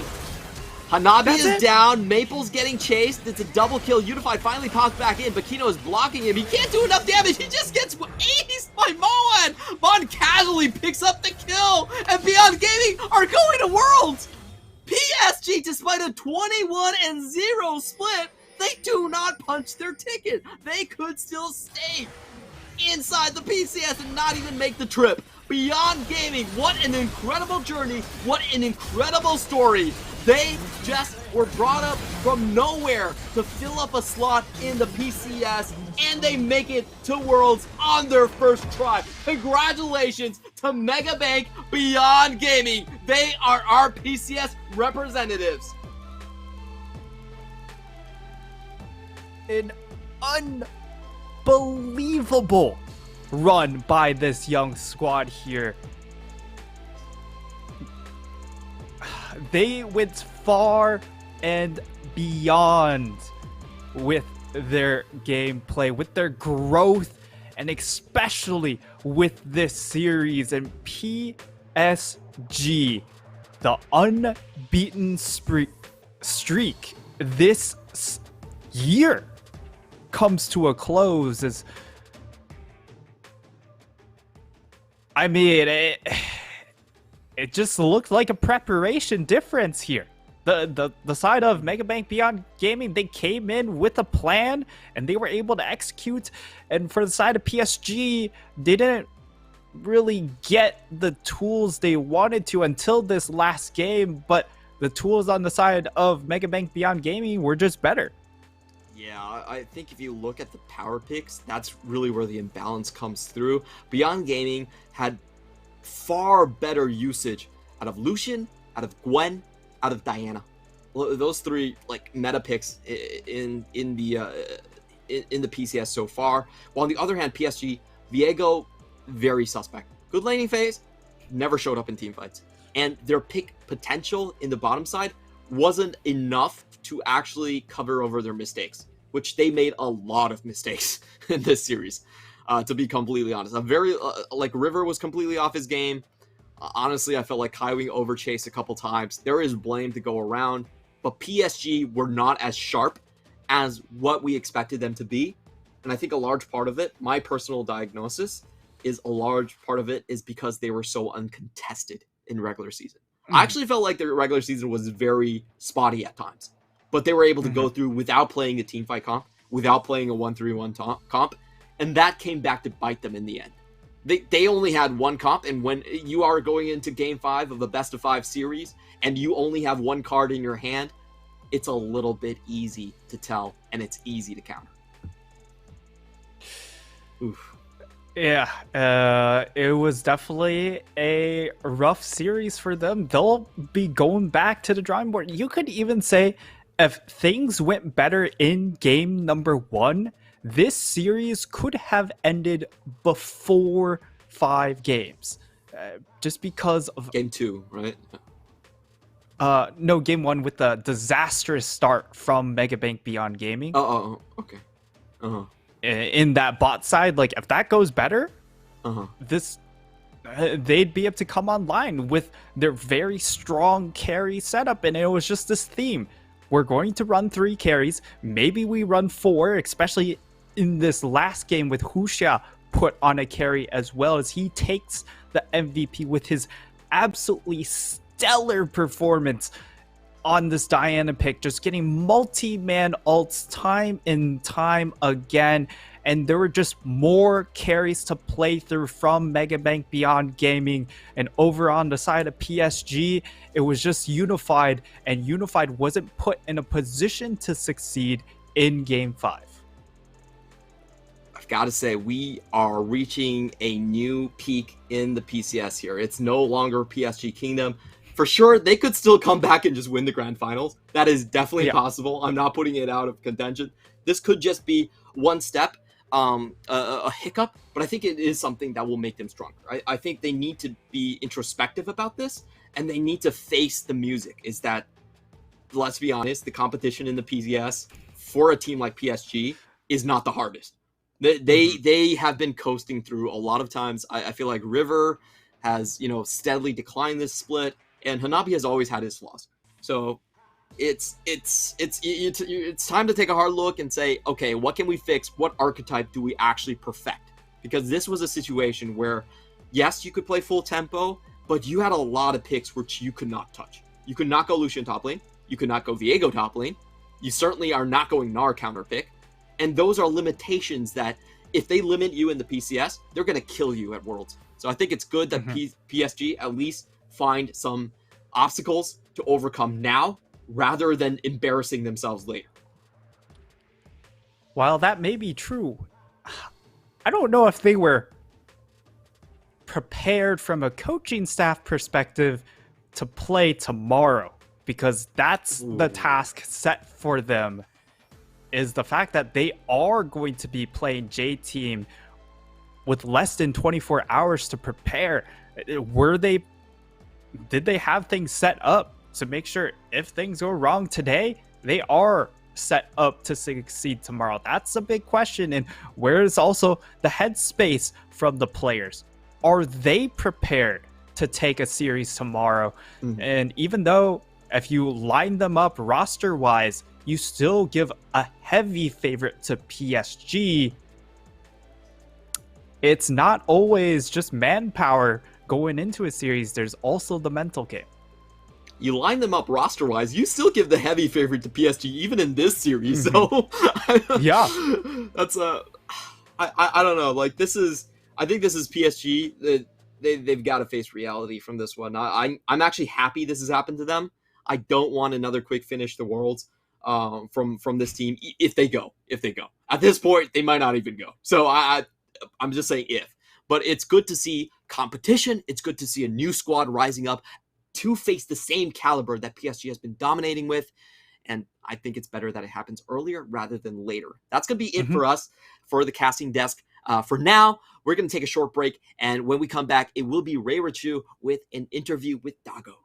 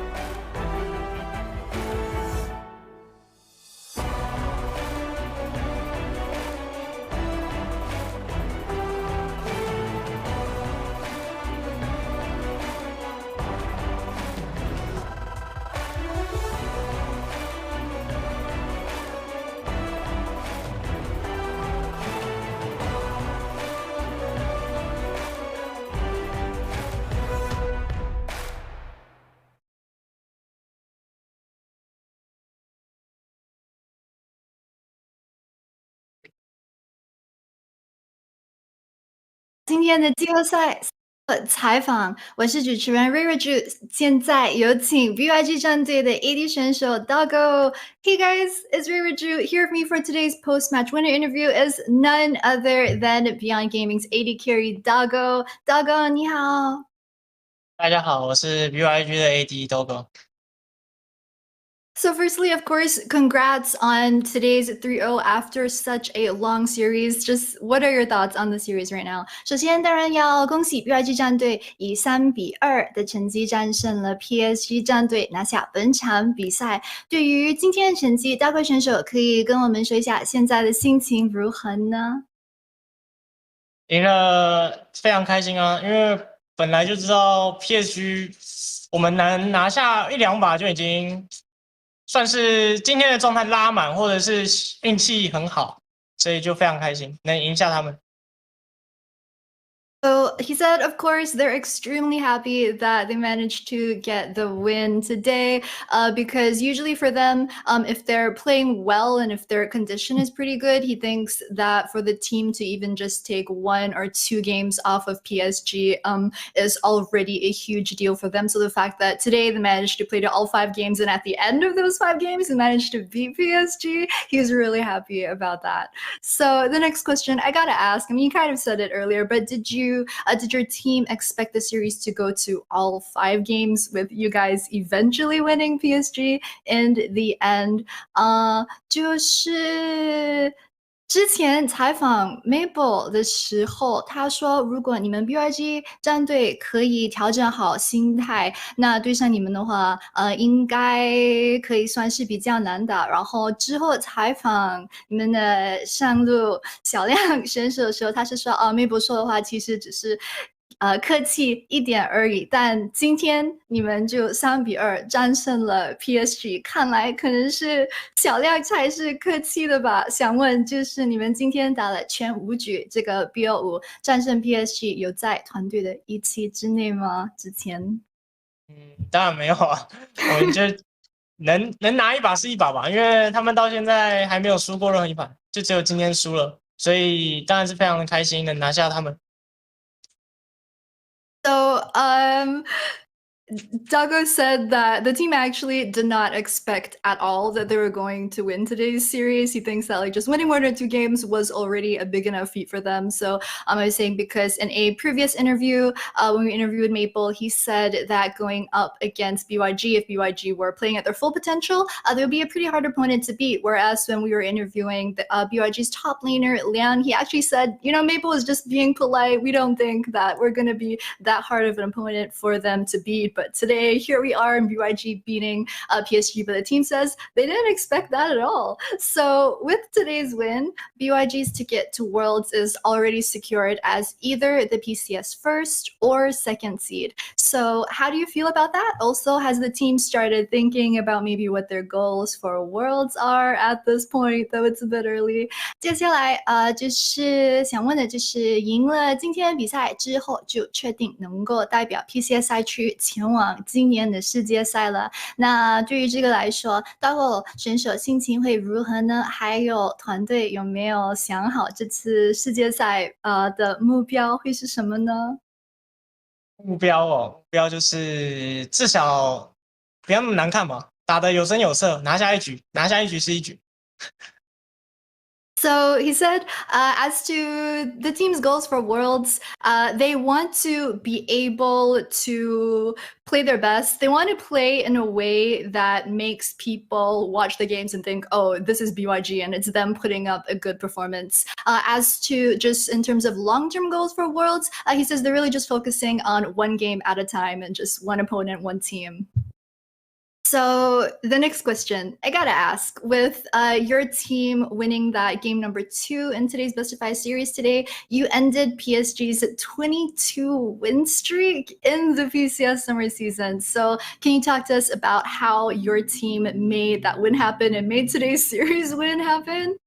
接下来想问的就是 BYG 拿下了今天第2场的胜利之后，就终止了 PSG 在夏季赛的0败记录。然后多少位选手认为今天能够战胜 PSG，主要原因会是什么呢？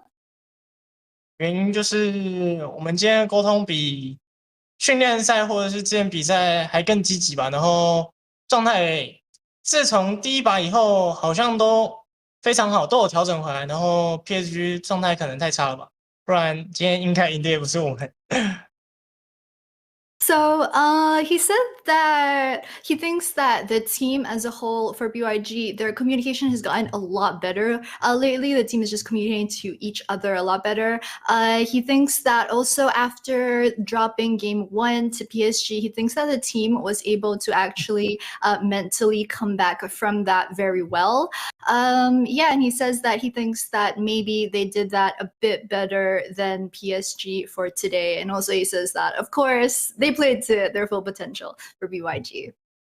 So the next question that I want to ask you is, what do you think the regular season PSG is different from playoffs PSG? In what sort of a way? Do you think they're stronger or they're weaker? Or do you think maybe it's because your team has gotten a lot better in the playoffs? 接下来想问大卫选手，就你个人会不会觉得例行赛的 PSG 和季后赛遇到的 PSG 有什么不一样？是觉得他们哪边是更强了，或者是你们队伍加强了些什么？就例行赛的时候，我们打 PSG，感觉没有到一边倒，我们至少还拿过1胜嘛。然后季后赛遇到 PSG 是我曾经跟他们去冰岛训练过了，然后我也带给了我队友这些经验吧。然后就是 PSG，我觉得他们增加了非常血腥的程度，但我们 BYG 也有在加强这方面，所以中野联动是我们最需要的吧。感觉都是加强这方面，然后打架打好就好了。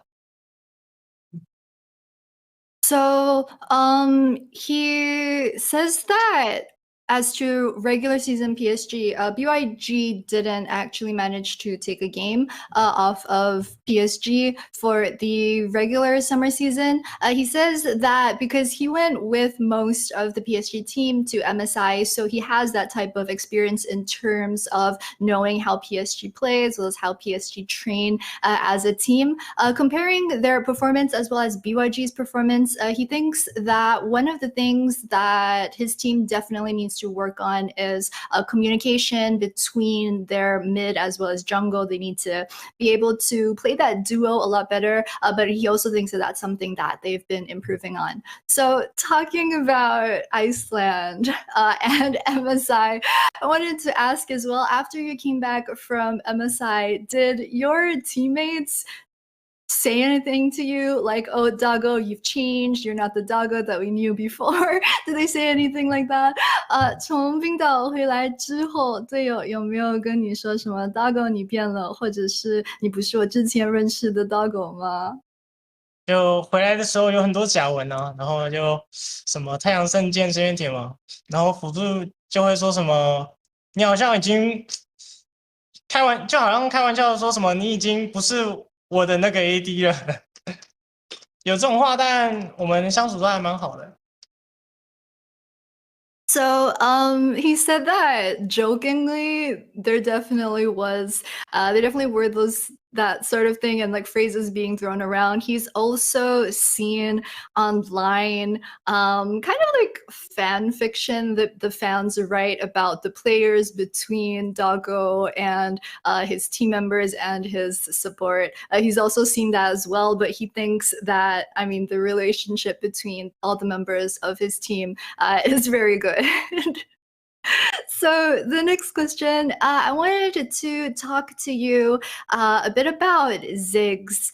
Because you had that MVP performance on Ziggs over in game number 4. We've kind of seen some other AD carries from the other PCS teams kind of struggle a bit in terms of adapting to the Ziggs and Syndra AD carry meta. So I wanted to just kind of pick your brain a bit about that and ask you like how you're able to play Ziggs so well, or what you feel the difference between playing Ziggs as an AD carry and like the other regular AD carries and what that difference is.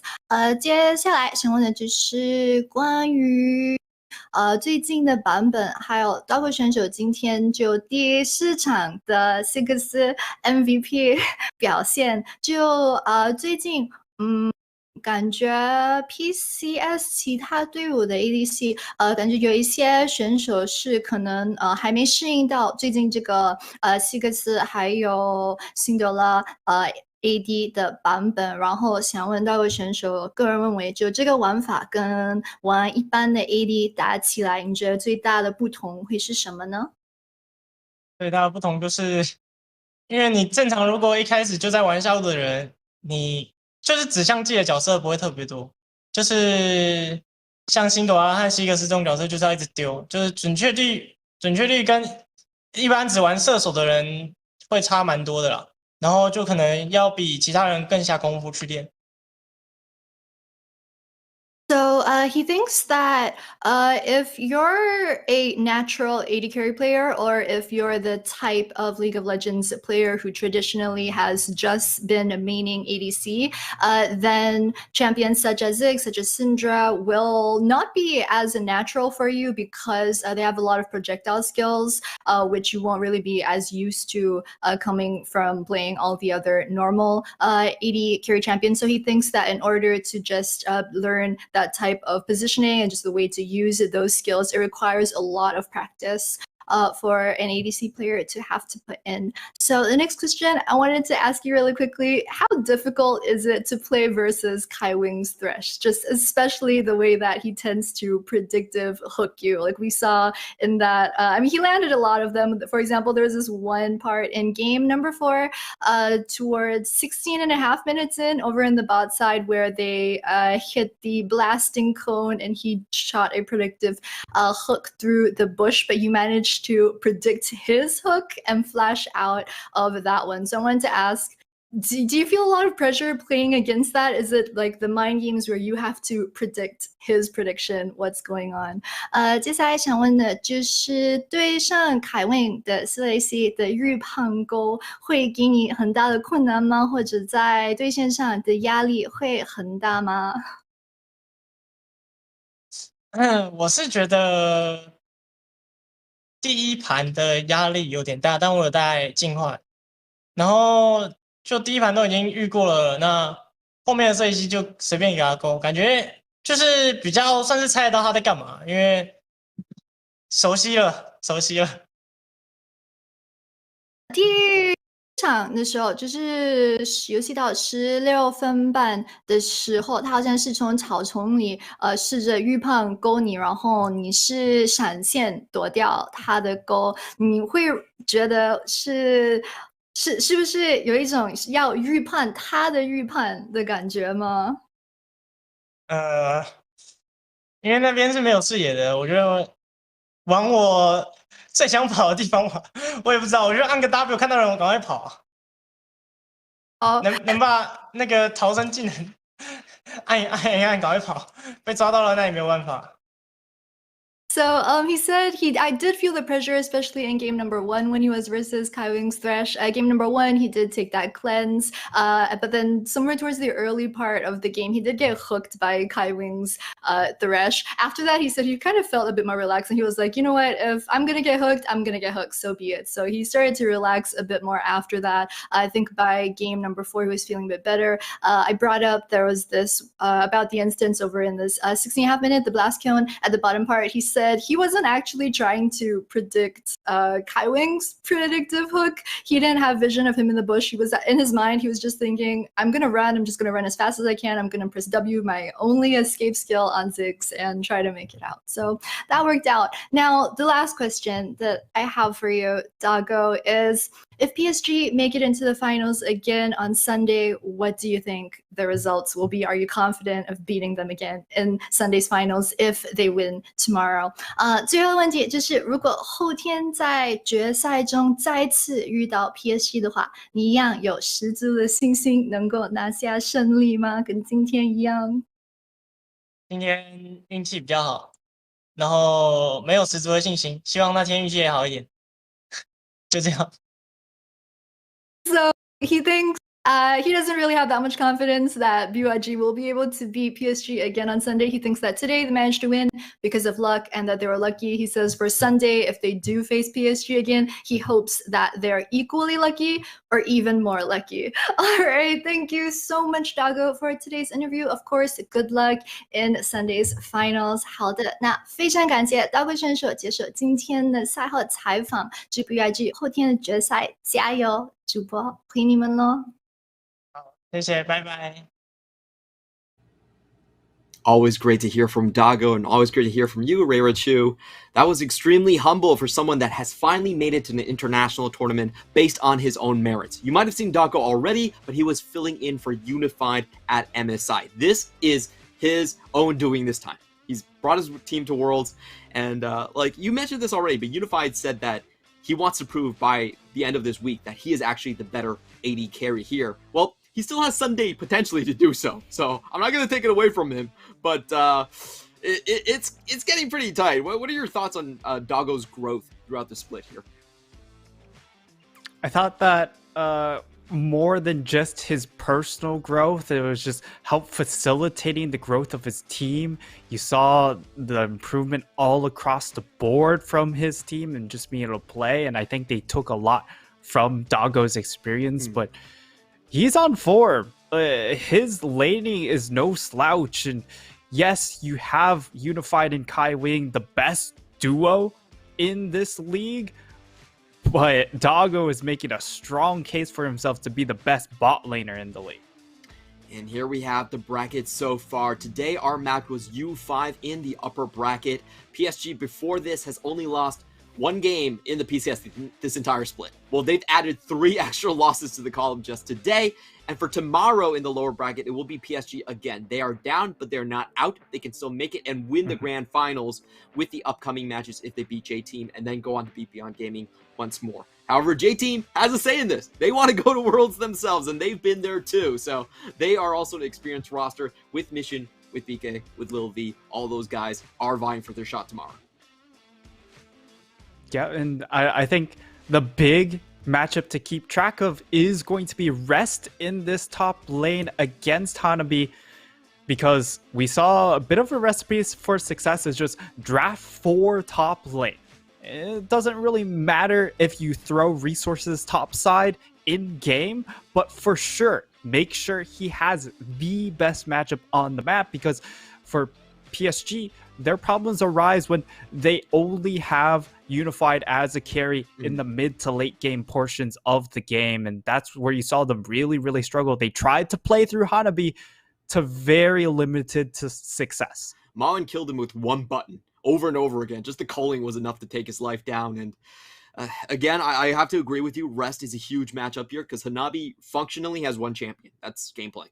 So it's not exactly hard to ban pick against him. So we'll see what happens tomorrow. That's going to be it for us today. Thank you so much for being with us this wild ride. It went the distance, and you saw a new team coming out of the PCS region for the very first time. Congratulations again to Megabank Beyond Gaming. This has been a pleasure.